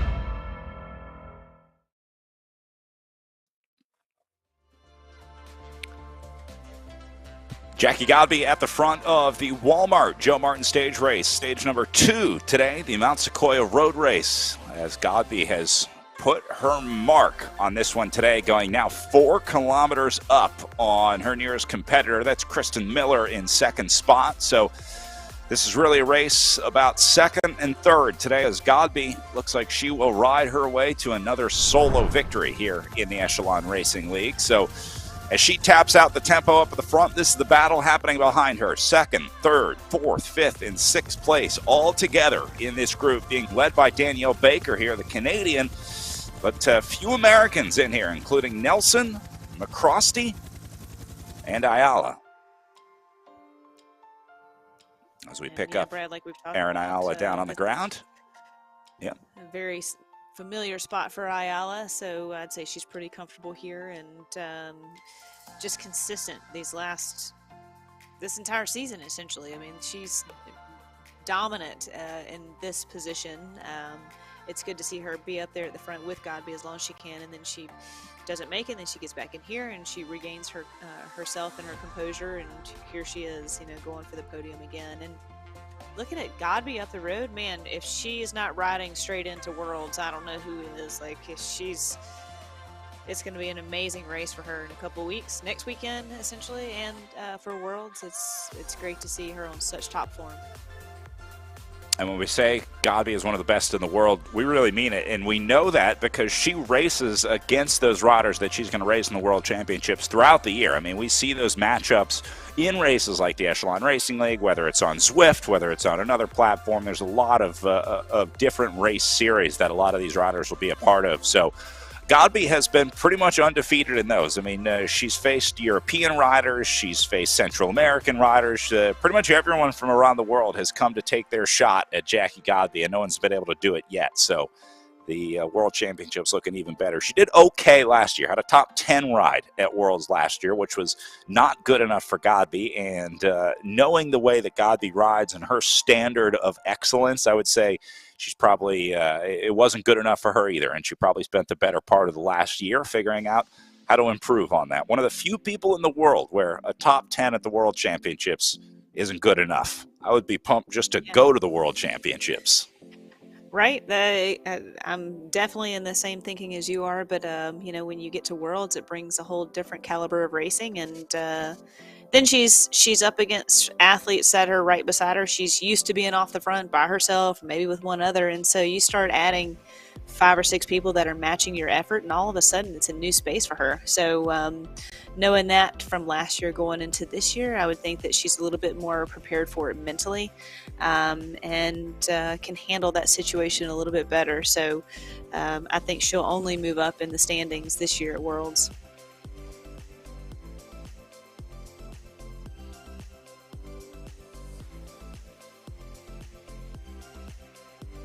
Notice Godby even perfecting the corners. I noticed that she's been coasting and letting off the gas through these corners. I mean, even when she's alone with a 4-kilometer lead, she's still getting better at the game every chance she has. And I say that because that's so important on RGT, where you have to let off the gas into the corner and then get back on the gas at just the right time. Like there's a cutoff in the apex where you have to really understand how the game works. And Godby is still practicing that. I love it. Always hone the craft. There's always something to work on, even when you're so many kilometers up the road and winning by a ton. There's, that's the mark of a true athlete, and always kind of keeping your head in the game and not being too good for your own good. So too good for yourself, I guess I should say. So yeah, you can always learn something even when you're the best.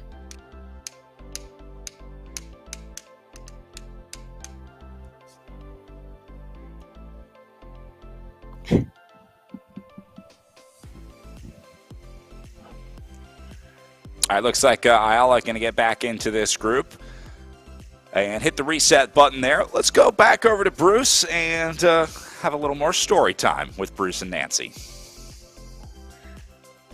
The one thing I get from it is passion and lifestyle. Unfortunately, Nancy, I didn't know, I had not gotten into cycling And so the only way I knew Joe is, remember, I had the clothing store. Yes, and he was a clothes horse. Yeah, Blackwood Martin Associates was right behind the clothing Right. store. And every once in a while, this tall, lean guy would come in, always super focused, and he would just look around a little bit and then jump back out. But the stories about Joe and how hardcore he was with, if you weren't a Cat 1, you might as well just, hang on. But at the same time, he helped so many young people. So He did.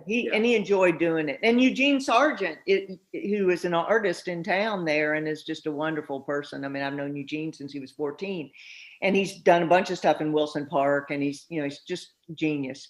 Yeah. He built wheels for us. He'd be out there in the bike shop truing up wheels, and he rode. But no, I mean, he always wanted to help somebody, that wanted to get into cycling and all that, So tell me, as we kind of segue, tell me a little bit about how you decided to start a race, because you and Joe were right there from, the beginning of doing this. And so I talk about what the precursor to the Joe Martin stage race was, the Arkansas Spring Classic, correct? Yes. And we had Tulsa was a big cycling town. I don't know if it still is, but it was a big cycling town. Blown up. And we would go to races in Tulsa all the time. And so when we moved to Fayetteville, they had that one race. And I don't even know, honestly, I have no idea why Joe wanted to why he did that. Through the years, I think some people felt that wasn't right and he shouldn't have taken it over. I mean, I remember reading some stuff about that, but I think it's a testament today that you still use basically the same idea and course. I mean, he understood, and it was challenging, I mean, I don't even know how it was sort of like, I'm going to do this. And then, you're going to help me do it. And I'm like, okay. And that's kind of what we did. We went out and tried to get sponsors. I mean, the first group of people we went to was Paul Lewis at downtown Fayetteville. Yeah, the Lewis family's been here forever. And ever. Everything. And this was even before John Lewis, the banker who everyone loved, got into it. We went into Paul Lewis up at downtown Fayetteville. And we went into his office. It was in Campbell Bell, the old department store. And you walk up on the second floor and you went past all these amazing hardwood floors and tuxedos and glass cases. And we just explained to him what we want to do around the square. And he's like, okay, we'll do it. And then he took us down to First National. And we were in the room and he told the boys at First National, we're going to do this. And we said, we couldn't believe it, because he just said, we're going to do this. And he gave us some money. And we said, okay. That's one way to put on a bike race. Nancy Slightly has more such good complicated energy these days. Yeah, I love it.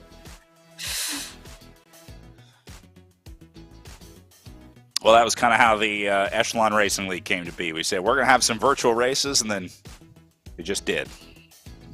Eric Hill and Frank Cundiff have done a great job building their league over the last couple years. As we go back to Ram Mobbs, the faster cyclist rider, on a steep 7% gradient right now. Yeah, I'm hoping she kind of rallies for tomorrow. Maybe saving herself for a shorter day tomorrow. She may be looking at the time trial and crit, sort of a bookends on the weekend, and saying, the long road race isn't for me, but a 10-minute time trial, an hour-long crit, that's perfect. So we'll see if we see Mobbs having a good day tomorrow. There's Anna Rokkanen behind her in 15th spot. The Swedish rider in the Echelon Racing League here. Sorry. Again, a rider that we wouldn't really expect to be back here. So, again, maybe technical difficulties or just having an off day. Yeah, it happens to the best. So, hope she rallies for tomorrow.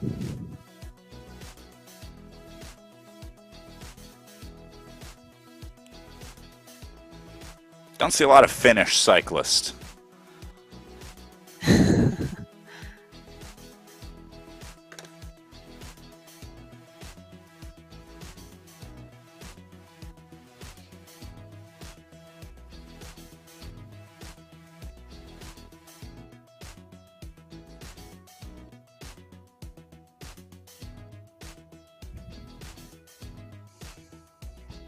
Looks like Rokkanen about to make it back up to the Wheel of Mobs.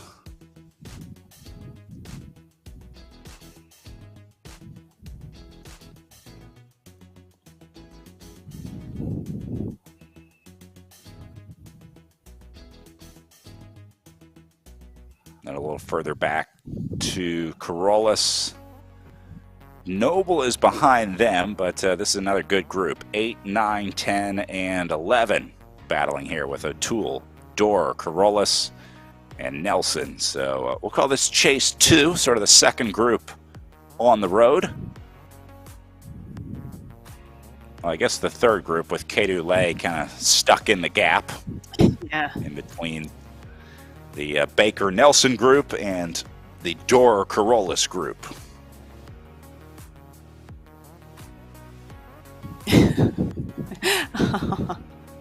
Nice wave in the Zoom room.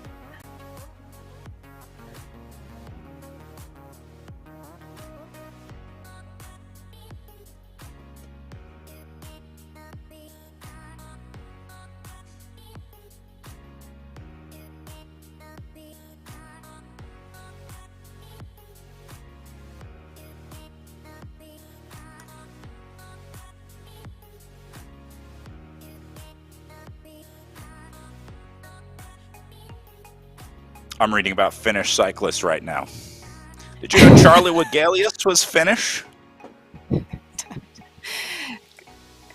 Go on. What else? That was news to me.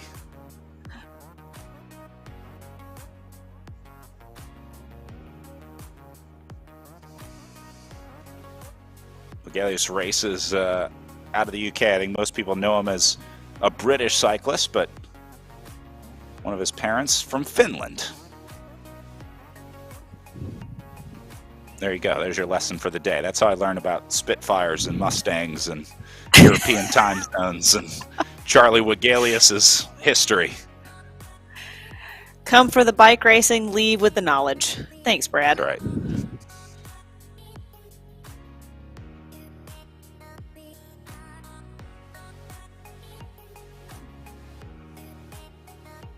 Godby's definitely in the meat of this race now.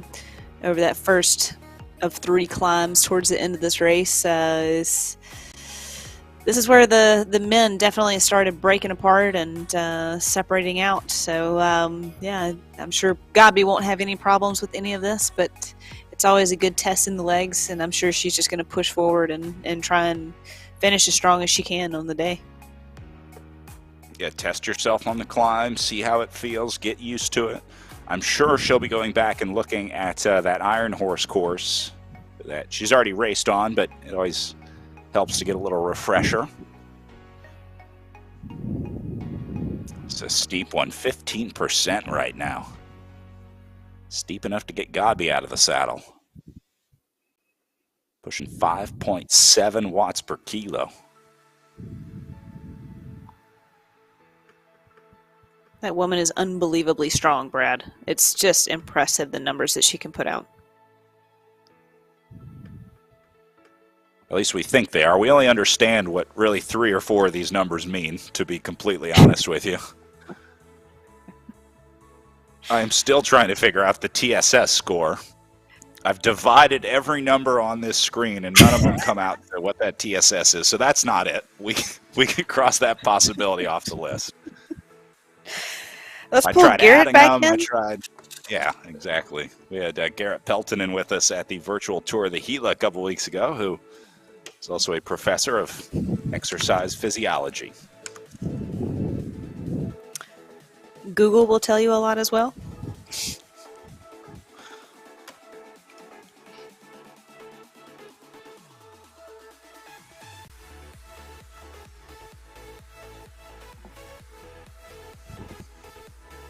You're not going to believe this, but the TSS score doesn't have its own Wikipedia page.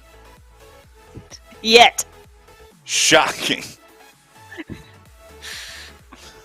There is a nice page on the trainingpeaks.com website that tells me that it's the training stress score.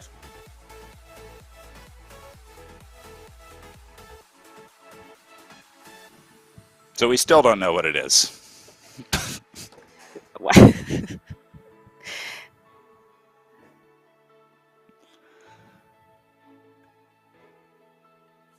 This is why you pay a coach, folks, and there are a lot of good ones out there. Exactly.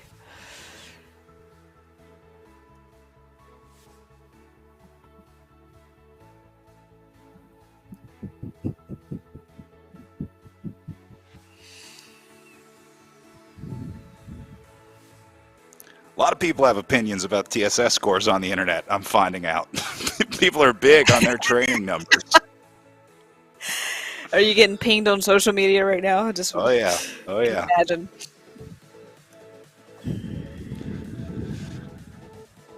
It's a good way to drive engagement numbers. You know what else I don't understand? Strava. What even is Strava? Hit me up at at Brad Toner.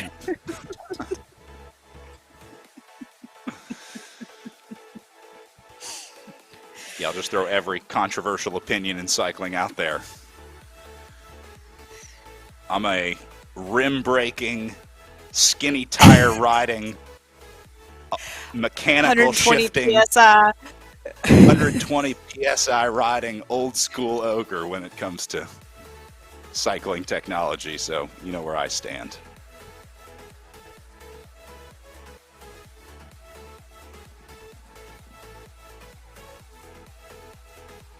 I do see McCrosty has the disc brake setup on her bike on the trainer.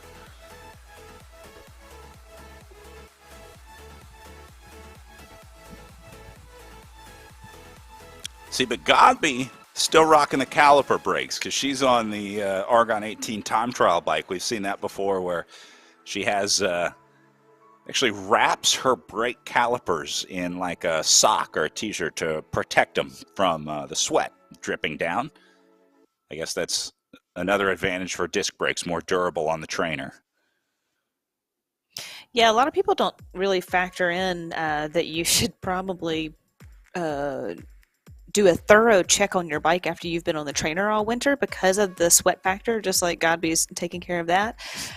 You know, you got to take your bike out, wash it because of the amount of sweat that, like you said, it's gone down either the head tube or the seat stays and just where all that gets into. And especially you want to pull your bar tape off and really go through everything there because it just corrodes. And yeah, people just don't even think about that. It's like, oh, it hadn't even been outside, but it's really important to go over your bike once you get it off the trainer.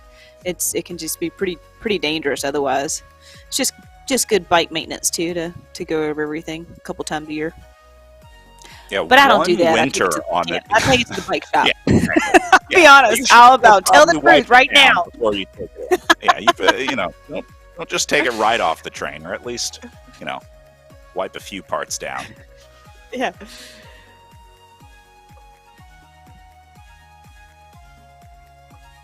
The doggos are still there.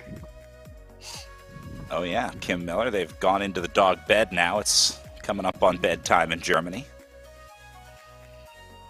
I was going to say, the other thing that riders neglect is the drivetrains. You wear that drivetrain out so quickly on the trainer from riding. There's our dog look again. But you don't think of yourself as logging a bunch of miles when you spend a winter on the trainer, right? You're like, yeah, I didn't ride that much. My chain's probably fine. But I would also advise maybe check that chain length before you get back out onto the road as well, because the power that you put in on the trainer too, these really hard, fast efforts sometimes can wreak havoc on the drivetrain. And from what I hear, it might be a while before you can get a new chain. So you probably want to know sooner rather than later if you need a new part. Yeah, these days is pretty tough, isn't it? The industry is so backed up. I'm curious what Erin has up there by her water bottles in the packet and the capsules. I think those are drink mix capsules, like the Noon or something that you can drop in. It comes in like a capsule form. And I don't know what the little pouches are. I'm going to guess some form of nutrition, though. I figure she'll tell us later on socials. That's right. There we go. There's the closer.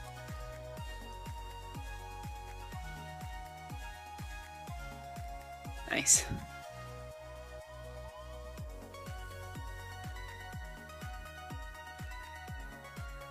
what that is.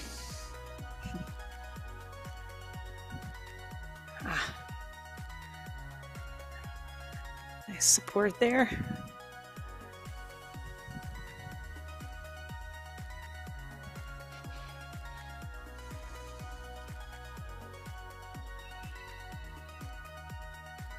Brad, I've definitely worn out a drivetrain on a bicycle that I rode more indoors than I did outdoors. It was actually my gravel bike that I would leave on the trainer in the winter because we'd either have snow or not snow. So I would only ride that bike on the trainer. And yeah, I took it to the bike shop just recently and they're like, hey, you need a new drivetrain already. And it's like, oh man, I hardly ride this bike that much. I do a couple of gravel events a year, but it's enough to, like you said, like, I've worn it out, but that's a good problem to have. That means I like to ride my bike no matter where. That's right. That's right. I think most riders have moved off of the wheel-on trainer at this point. Most people are on direct drive trainers as well, but you used to have to worry about either your trainer tire or the rear tire. That was a good way to burn through rubber on the trainer back in the day.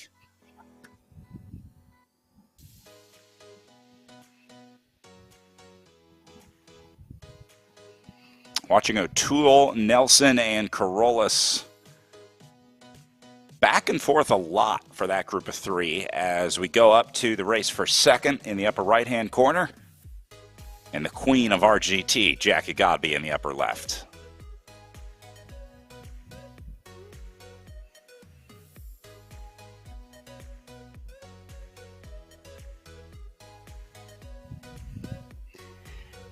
Godby has such focus. You don't see her look away from the computer much at all, do you? Mm-mm.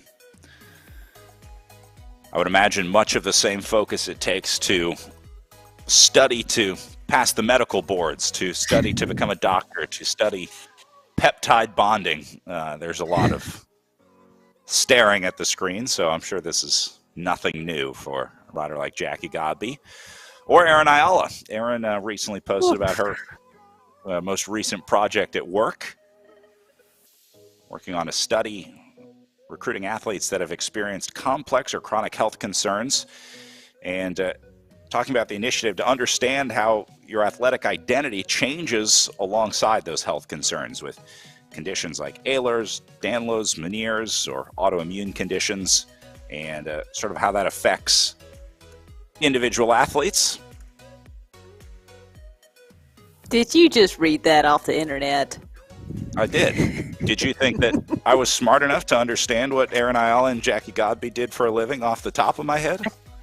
I did. You were Because talking I'm about not. P51s just like an hour ago. Like, you guys That's don't like know stuff Brad I Soner learned very from, well. This guy knows a lot. That's like, I learned from like a book when I was a kid. These are advanced level stuff that they're working on. Yeah, very much well-rounded athletes, that's for sure. It's a gift that they're in the sport.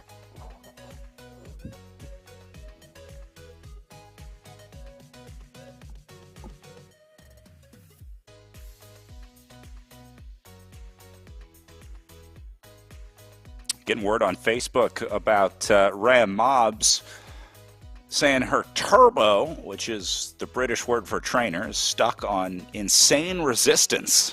She's just trying to finish, yeah. so it sounds like Mobbs is having a mechanical issue out there today. That's a bummer. That is It seemed a little odd not to have Rhea Mobbs up in that front group, so it sounds like trainer must have got stuck on a tougher resistance, not letting go. This is like a rubbing brake or something that you just can't get off and fix that quickly.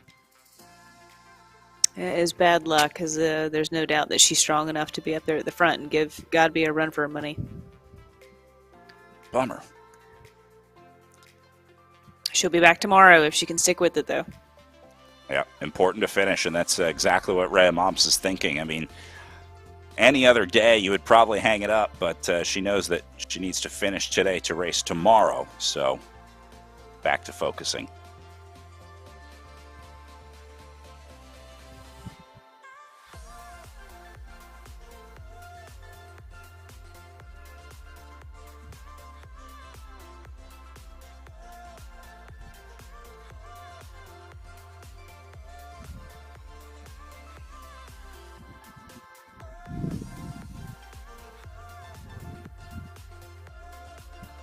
It is cool to see all the cheering section in the Facebook chat also. It's nice to have some fans out there. Yeah, what you're rooting for. We see a few of those words. We can get some of those messages out to the riders as well. So if you want to put a message in the Facebook comments, we'll do our best to get that out to the riders. Let us know who you're cheering for, where you're watching from. It's always fun to see international fans and riders out there. Looks like Frank Cundiff, who raced in our men's race earlier, is going out for another round. I think he's going to enjoy some of that Tucson weather, it looks like. This is brutal. He's doing it right in front of her, too. Ouch. Bless it.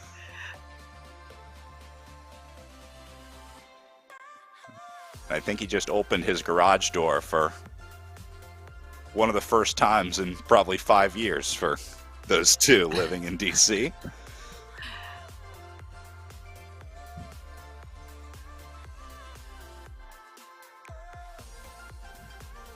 All right, have fun on the trainer. We'll be back in a few hours. Yeah. Brutal. That is. Frank wanted to make sure they moved the couch. Make sure that came off the moving truck. Maybe figure out where the extra bedding set is buried in the moving boxes. Yeah. You better be cooking dinner tonight, something.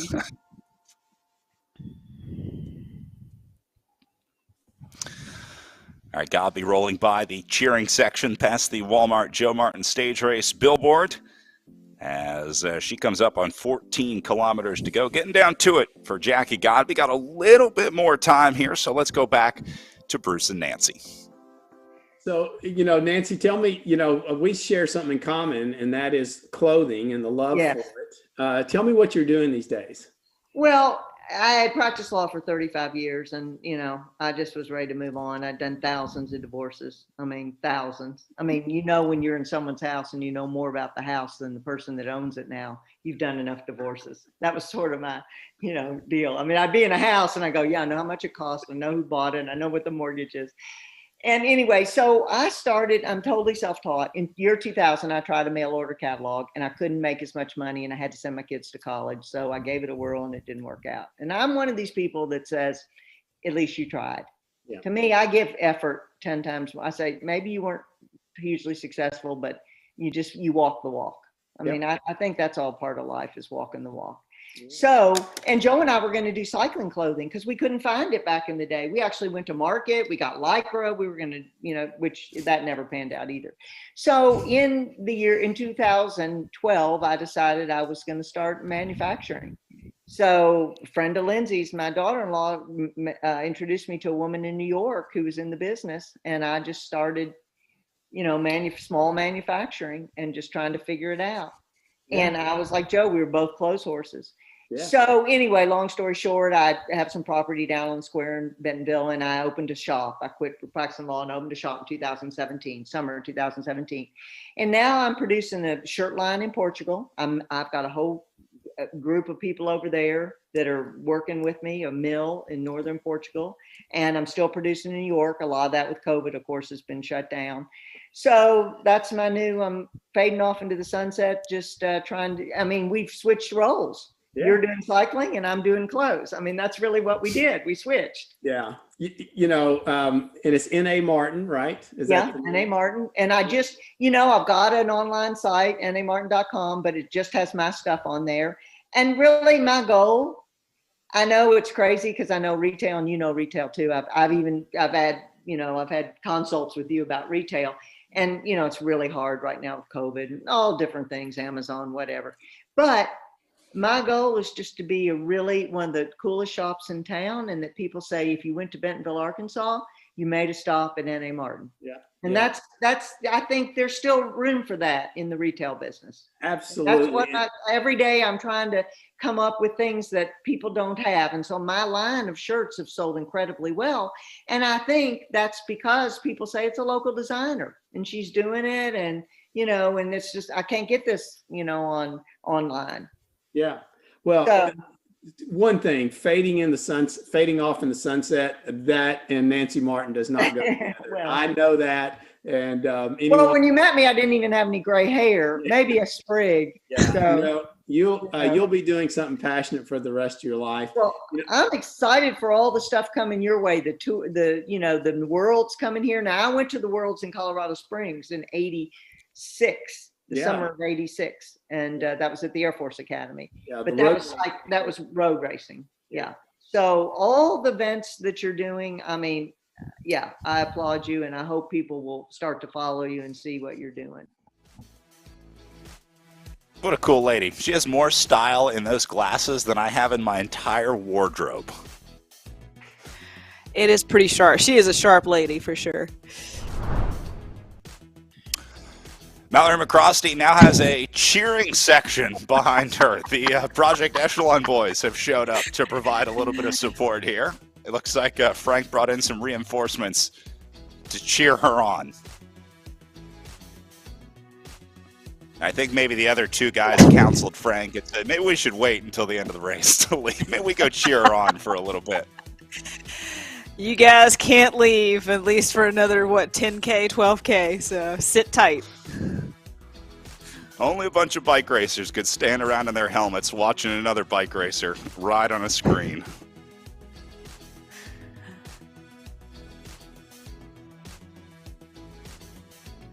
And there's the group that McCrosty is racing with. Looks like Miller setting tempo here. Now, I would say Frank can give some advice to Mallory, but I think we both know who the premier e-racer in the relationship is, so it is not the direction of flow that advice should be going with this couple. I don't know if they can hear us, but I sure hope they can. I hope Mallory can hear me at least.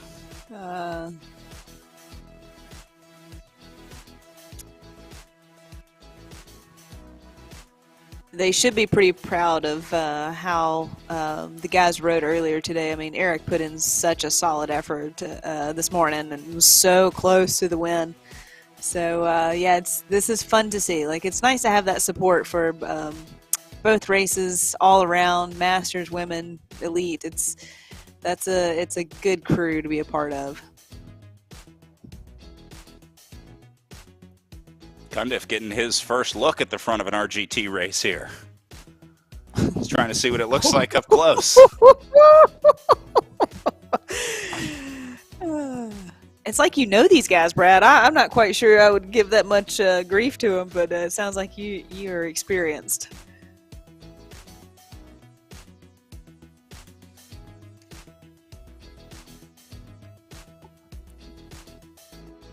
And here we go. Now they're starting to cheer on. McCrosty out of the saddle. Getting exciting for these guys. This is cool. We're going to have some in-person fans next week as well in the league championships. I know a lot of the Project Echelon riders based out of Wisconsin, where their team is based, are all going to be racing in person together. They're going to go to one of the local breweries, I think, and race there. Actually, it might be at a gym, but they're going to race in person, so it'll be cool to see that. We're going to have a camera there, get some new looks and some new views on virtual racing next week. McCrosty opens up a little bit of space.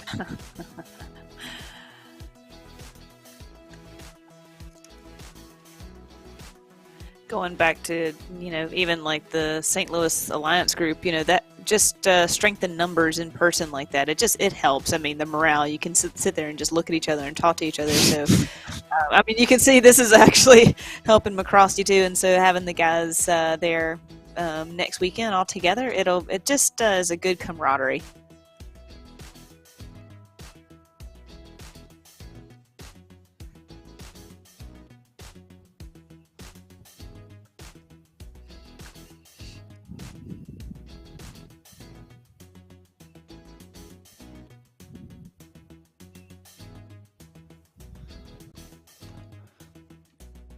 Going single file with McCrosty leading the way here.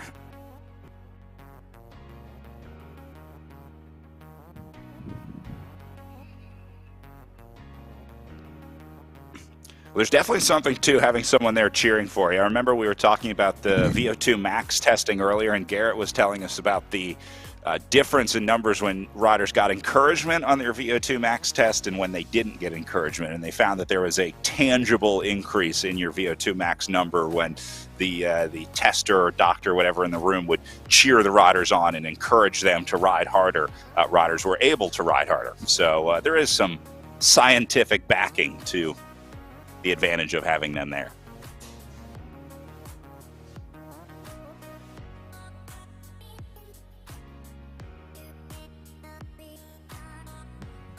Well, Kimberly Miller has the doggos in the background. That's a good cheered squad, I think. At least keep you still calm. there. Yeah. Good dogs. On the steep gradient right now, that 13%, it's just, oh man. Towards the end of the race right now, just you need all the help you can get.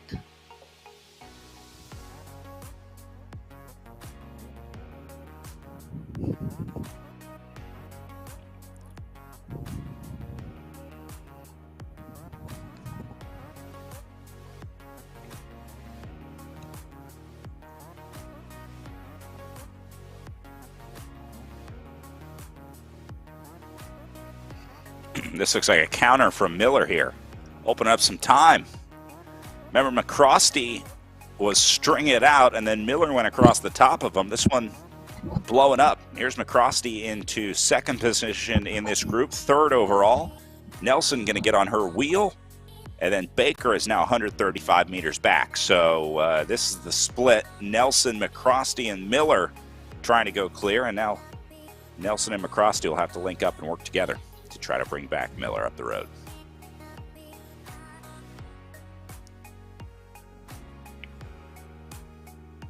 And you can see why the course profile again at the bottom of both of these screens, very clear that Miller used this climb to her advantage to open up her space. And she goes down to 13.8K to go. That means that Jackie Godby will be within 10K, about 7K of the line, something like that for Godby. We'll go check in with her as she gets closer to the line, but we are waiting for more attacks and jumps to come out of this group because this is where the action is going to be today.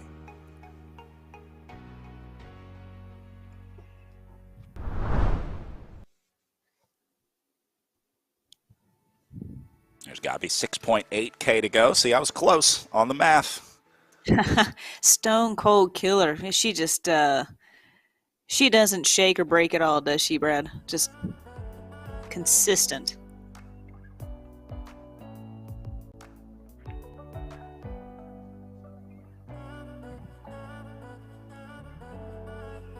You can see her wattage profile in the upper left corner of the upper left screen, how steady it is.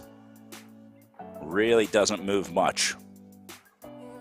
And Lauren, I know you've talked about this before, but just how difficult it is to keep your power number within like a 20 watt range, let's say. Like if you're trying to hold it at 280, if you can keep that between 260 and 300, you are a really, really good cyclist. Like you really understand how to modulate power in the pedals. I would even close that gap down a little bit further. Just, try and keep it within 10 or 15 watts. What you're trying to hold is, it is such a craft. It is really hard, especially in a course that's undulating and it's not you're not in erg mode essentially on your bike. So it is a gift that Godby definitely has.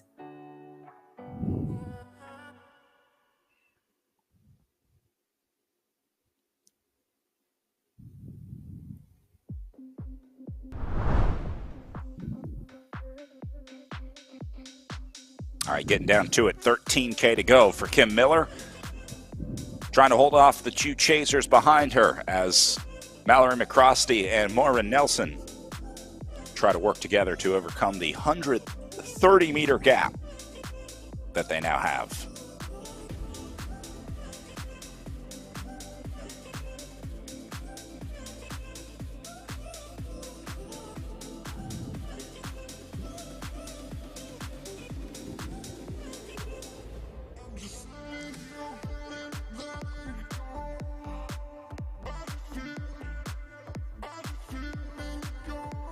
McCrosty and Nelson bringing time back.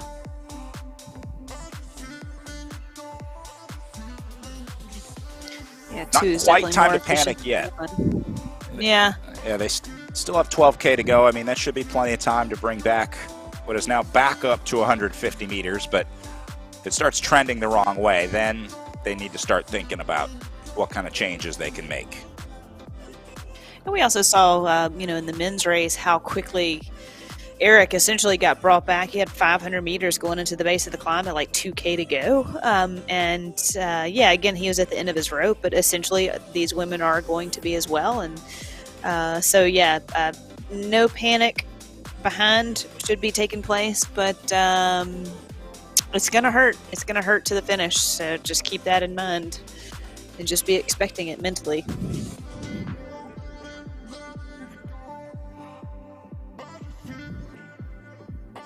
See if McCrosty and Nelson can surge late to get up here to Miller. Miller on the phone, not sure what she's doing. Maybe checking the course profile, looking to see what that last little climb is like. Check it out on Strava or VeloView or whatever your preferred platform is.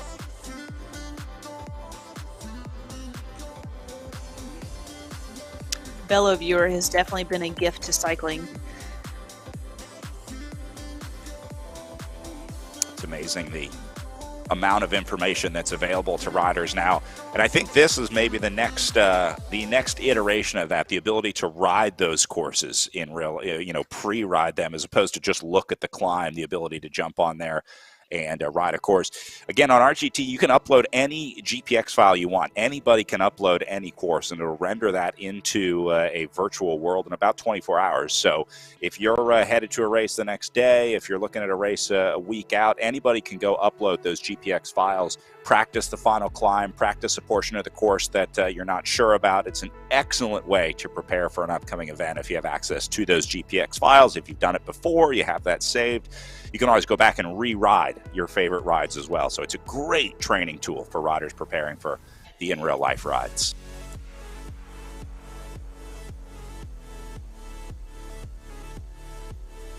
My first experience of VeloViewer was back in 2016 in Flanders. I had a teammate that essentially put together like a 40-page PowerPoint presentation on every single climb, which was amazing. I think somebody actually said, the World Tour teams would pay you high dollar for this because essentially had a picture of where the turn was, how long the climb was, the percentage gradient. You had VeloViewer. She had a picture of a midway point and then the picture of the finish of the climb. So you knew you could, if you couldn't ride the course like you're talking about, she had every Google drop, on all the climbs. It was unbelievable. It's really nice to have that as someone that doesn't get to go over to Europe all the time and get to look at these courses over and over and over again. So just to have that somewhat in the back of your mind definitely helped on race day because you've got so much stimulus going on. So yeah, VeloViewer has been quite the gift to cycling and for the athletes. Sometimes though, you just have to see it in real life. I've looked at a lot of climbs on VeloViewer and then showed up in real life and went, this is way steeper than I thought it was going to be or way harder than it looked on VeloViewer. So there's nothing like getting out and riding the real thing, right? Knowing how it feels on the bike underneath you as opposed to how it should feel based on what's on the screen. Yeah. This is true. Yep. This is the next closest thing you can get to riding it.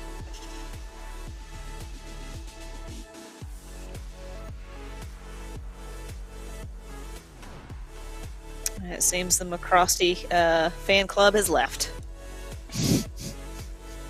That's too bad. Just when she needed them the most.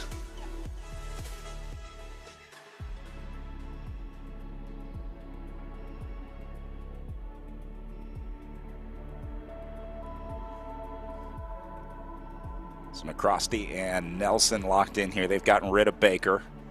Miller's gap is growing, 260 meters up to her, so this is becoming a problem for Nelson and McCrosty. Miller's starting to get out of hand as she looks to make her way up to second spot.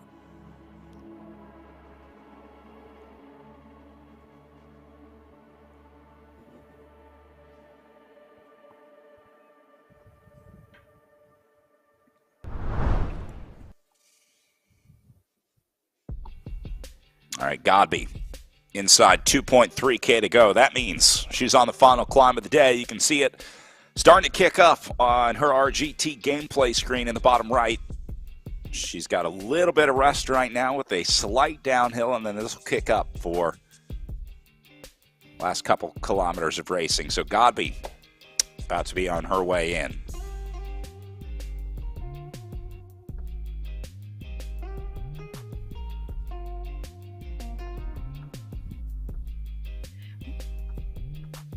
%100% focused this entire day.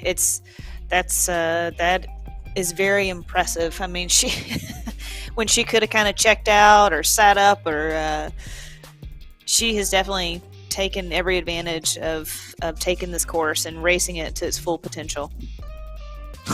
Look at this, out of the saddle with a 4-kilometer lead over the next closest rider. Godby still squeezing every watt she can out of this ride.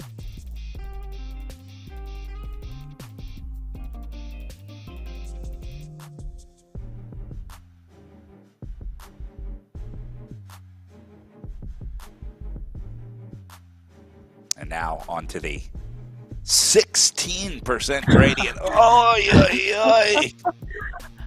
I feel like the camera shot is doing it justice here. Yeah, no, this is great. No book in the world is going to help you on this climb, though. You can do all the preparation you want, but when it comes down to it, you just got to turn those pedals over. 1.5K to go for Godby. Oh.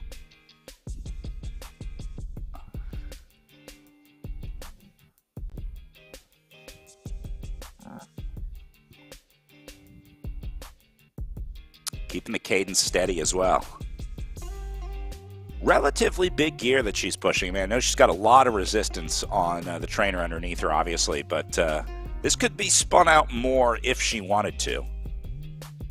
Found that sweet spot that she's comfortable. Yeah, I wonder what gearing she's running on the TT bike. That could be another interesting point. But yeah, I mean, you know, you're going up 13% down to 7%. Like, it's just mashing this gear.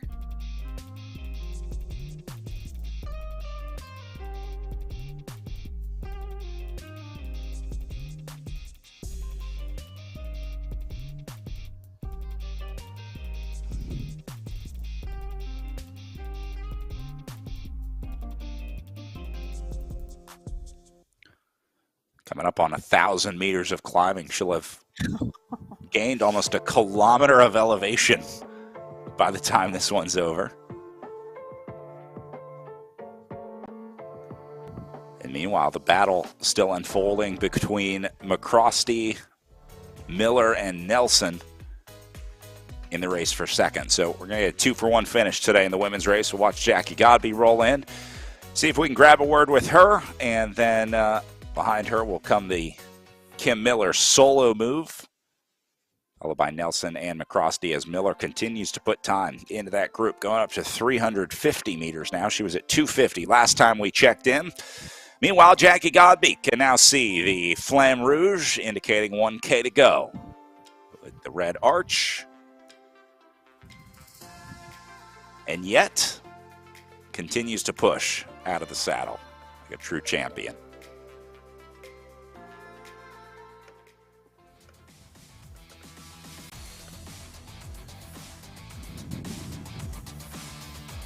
Again, for Jackie Godby, not so much about winning today. She knew that she could do that, but what she's really doing here is preparing for nationals and preparing for worlds. The big targets for Jackie Godby coming up here, and this will be one of the last few stops of competition before she gets into that nationals worlds block. So I'd say Godby is firing on all cylinders going into the... Yeah, I totally agree. She is on fire right now.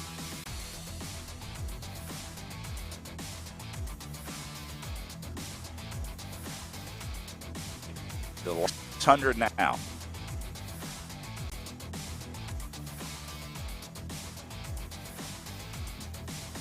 And there really is no rest until you get the line on this course. I mean, still a little bit of an uphill kick right in the last 200 meters or so. As Godby going to solo her way in. She will win this one by over 5K. on the line, absolutely crushing the Mount Sequoia Road Race here on stage 2 of the Walmart Joe Martin Stage Race.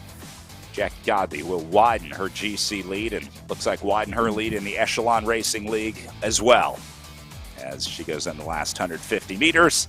Staying in the red zone, though. Got to get that workout in. Every watt matters for Jackie Godby as America's champion wins another.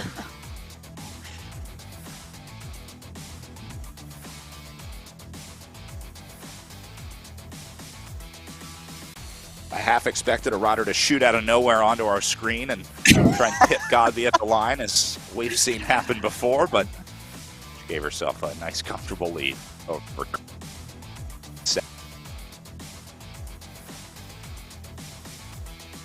Thumbs up, Jackie Godby. Log the workout, save the power file. Yep. Upload to the cloud, and then get ready to do it all again.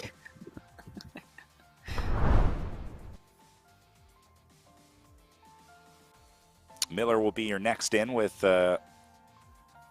just under 5K to go.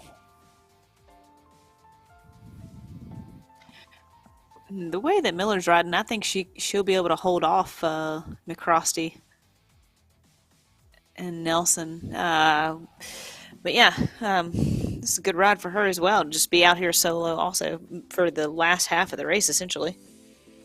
She attacked at maybe 8-9 kilometers to go, somewhere around there. I'm not sure if it was a predetermined point on course or if she just escaped.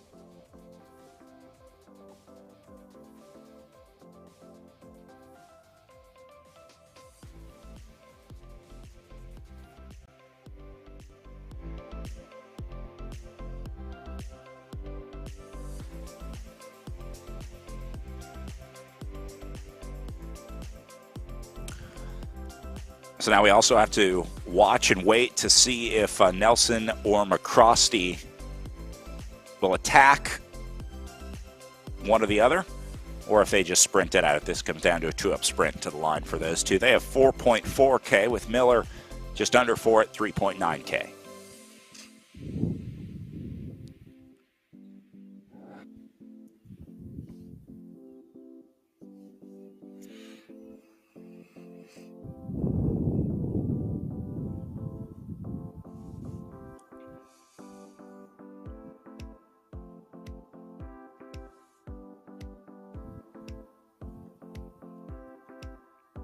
Looks like McCrosty and Nelson letting off a little bit, knowing that they're going to have a battle coming their way between the two of them. So I think they're starting to think about tactics, starting to think about how do I beat the other? Because it looks like Miller is safely away at this point. So I think all McCrosty and Nelson can do is try to figure out how to beat each other.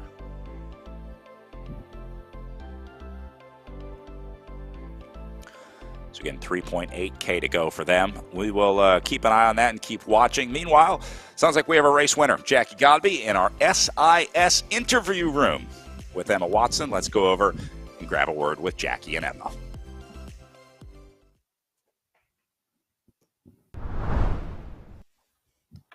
Thanks, Brad. I'm here with the winner for today's Stage 2 race, Jackie Godby. Jackie, solid performance from you today. Can you tell me a little bit about this race and how you were able to stick with it throughout the entire length of the race?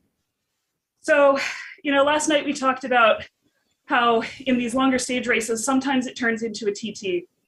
And heading into today, I had that in my mind. What am I going to be able to hold for each of these hills? What am I going to be able to hold for those long downhills and still be able to keep up with the really, really punchy riders like Rhea Mobbs? So, when I dropped a lot of that pack on the first hill, that's what my mind went to. It went to that time trial mode. It went to that, what do I need to do the best race I can today? Sort of block out that competition and really just focus on myself. Yeah, definitely. And talking a little bit more about the end of that race, this course is difficult because of the end of it. It's straight uphill. Can you talk to me a little bit about your strategy approaching the uphill? Yeah, so as I got through the race, I realized that I couldn't hold that 400 watts I'd been holding on earlier hills. So, you know, I sort of scaled it back, said, okay, what can I hold? What muscle groups aren't fatigued? How long can I push this power in the saddle? When do I need to stand? And sort of balancing the cardiovascular stress of standing with the muscular stress of sitting, and really how much my quads could hold that power. You know, playing mind games with myself, playing physical games with myself, just to eke out that little more. Now that you've accomplished this race virtually, would you ever do it in real life? Oh, I would have to train up. Real life, I'm still a Cat 4. I've got a lot of work to do to be able to get the handling, the downhill skills of the pro riders that do this in real life. I mean, I would absolutely jump at the chance, but I acknowledge that there's a lot of work for me to do before I could get there, and, you know, before it would be even safe for me to toe the line with these women. So, you know, right now I can suffer the pain, but I don't have the finesse to line up toe to toe in real life yet. But I would love to get there. I would love to put in that work. I have so much respect for these women that, you know, it would be a real honor to join them someday. On behalf of our crew, I'll say that we believe in you. All right, great performance for you today. Back to you, Brad. Thank you very much, Emma. As a proud member of Team Jackie, I think she'd do great out there, but it is a different kind of racing for sure, Lauren. I mean, you know, there's a lot more when you get out onto the road, and it's nice to see that Jackie knows it and acknowledges the skill it takes to ride at that level, but I think she's being a little humble too. I think she's a little better than a Cat 4 at this point, at least a 3 on the road. I think she'd be fine in a 3s race. Hey, I'd put my hand up in the air for sure to give her some skills training, and because I'd love to see her on the road. I mean, I think she's got so much talent and so much possibilities. Yeah, let's do a skills day, get you in some races, and yeah, you'd just crush it. I'm going to send her out to do a ride with the Homestretch House. I think she could learn in like 12 hours of riding with that house. She would become immeasurably better as a pro cyclist. There's more knowledge in the 2,000 square feet of that house than probably in the entire state of Arizona right now. Yeah, come on. It's a pretty good place to be and a great place to learn. And you know, as you know, the weather is nice. Well, Mallory McCrosty knows as well, but she's stuck in the garage today trying to beat Moira Nelson to the line, while her fiance goes out and enjoys the Tucson sunshine.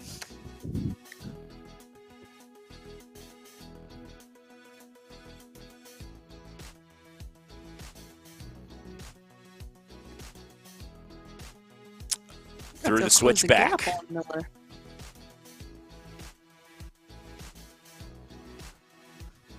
They're getting there, down to 150. Remember, she was up to 350 at one point. But I'm guessing Miller is just now at the top of this hill, so this might be sort of an artificial gap because, yeah, Miller hasn't even finished climbing yet. So what happened was she slowed up on the climb because she was going uphill. As these two hit the bottom, it showed a bigger gap than was really there.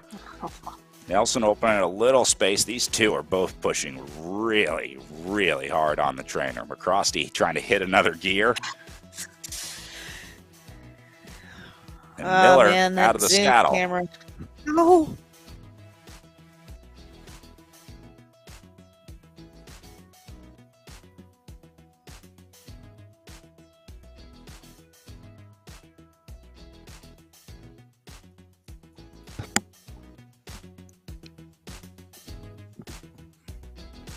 Miller coming up on 1K. She's at 1.3, and then Nelson and McCrosty at 1.5.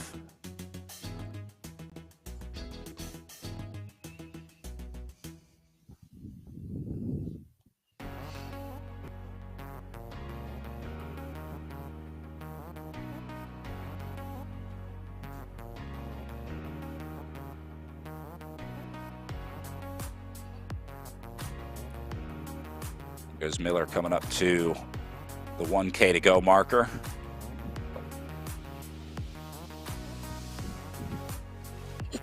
I saw the moose or deer or whatever it was again. It was just off to the right side, just before the fans here.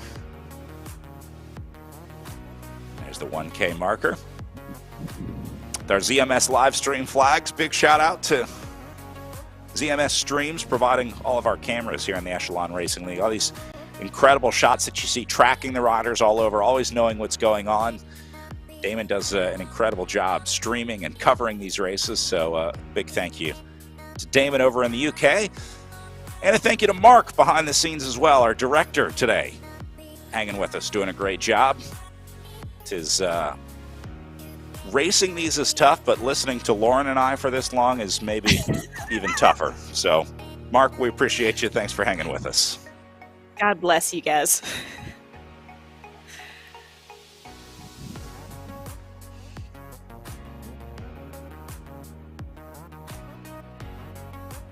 And Brad, don't forget Emma, because we couldn't do any of our interviews without the help of Emma. 100%. Emma Watson has been with us all season.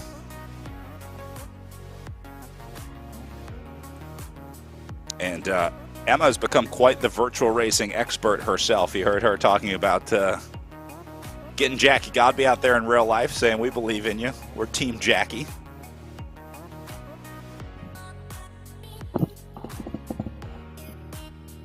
Miller on the descent before she gets in the last couple hundred meters. And then we'll watch the McCrosty-Nelson battle unfold not far behind. They're only about 450 meters back, so it's going to come on pretty quickly here.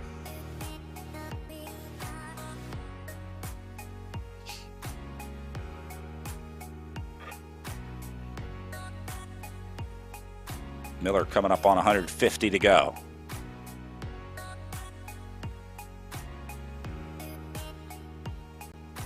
And now it looks like Nelson attacking McCrosty a little further back.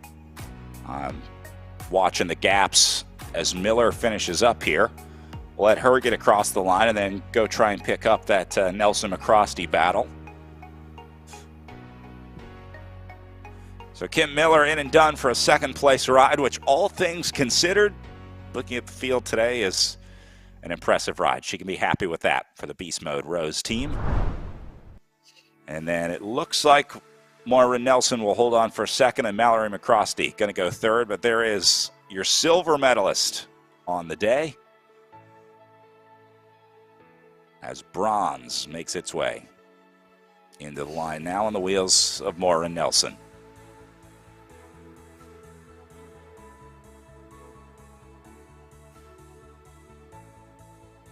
Like you said, Nice I'm half little red expecting effort for her. McCrosty to like sprint through like we've seen in all the other finishes. Yeah. Nelson going to come through. McCrosty will pick up a solid fourth. She's going to hold off Danielle Baker behind her in fifth. And then looks like Erin Ayala will hold on for sixth. And Kate Oulet going to be good for seventh on the day. So there's McCrosty in and done after a hard-fought battle on the day with Moira Nelson. That was awesome to watch those two. In the end, Nelson gets the better of the two. McCrosty goes into fourth. This will be Baker up next to round out the top five. Dylan Baker, I'm sorry.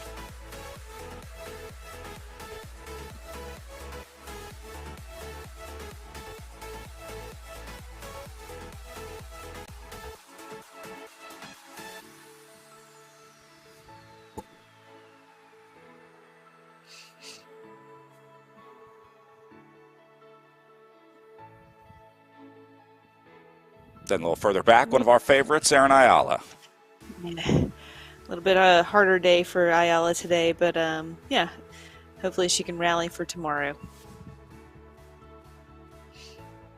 I think Ayala has a much better chance in the criterion. Remember, we talked about that finishing sprint. She's got a great kick at the end of these virtual races, so I think she'll be looking forward to that criterion course tomorrow. Although I'm sure Jackie Godby will make it hard on the group. Crit, again, really important to understand how the game is played. You can you can survive by being efficient in the criterion because there is so much braking and accelerating going on out there. So I think that'll be a good day for Erin Ayala tomorrow because she is such a smart bike racer.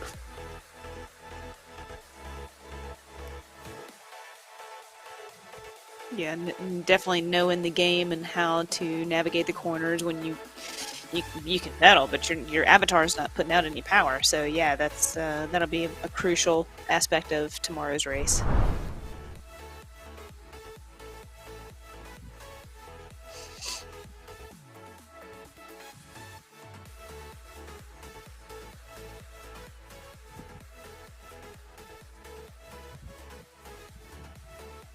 Well, Jackie Godby still managing to do 4.41 average watts per kilo on the day out there all by herself.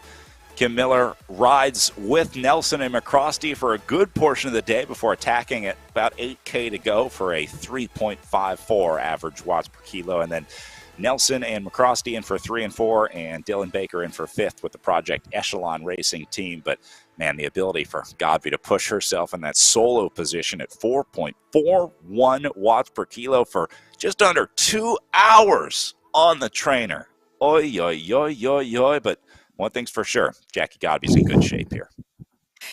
Yeah, and going back to her interview, she even breaks it down like when she's standing and sitting and the cardiovascular taxation it takes to do that, and like the minute details that she goes over is unbelievable. It's pretty spectacular to know how much she pays attention to everything throughout these races. The job is never done for Jackie Godby, and that's why where she is in the sport right now is one of the dominant esports racers, not just in the country, but in the world. She'll be back tomorrow for Stage 3 of the Walmart Joe Martin Stage Race as we get into the Experience Fayetteville Criterium, one of my favorite days of the in real life Walmart Joe Martin Stage Race, and I know it's going to be a lot of fun on RGT here as well. So we'll see you back here same time tomorrow. It is an 11 a.m. Eastern start for our pro men, and then pro women will come immediately after that. So for Lauren Hall, my name is Brad Soner saying thanks for watching today. Congratulations to our winners, and thanks again for being with us. So we'll see you tomorrow, 11 a.m. Eastern for Stage 3 of the Walmart Joe Martin Stage Race.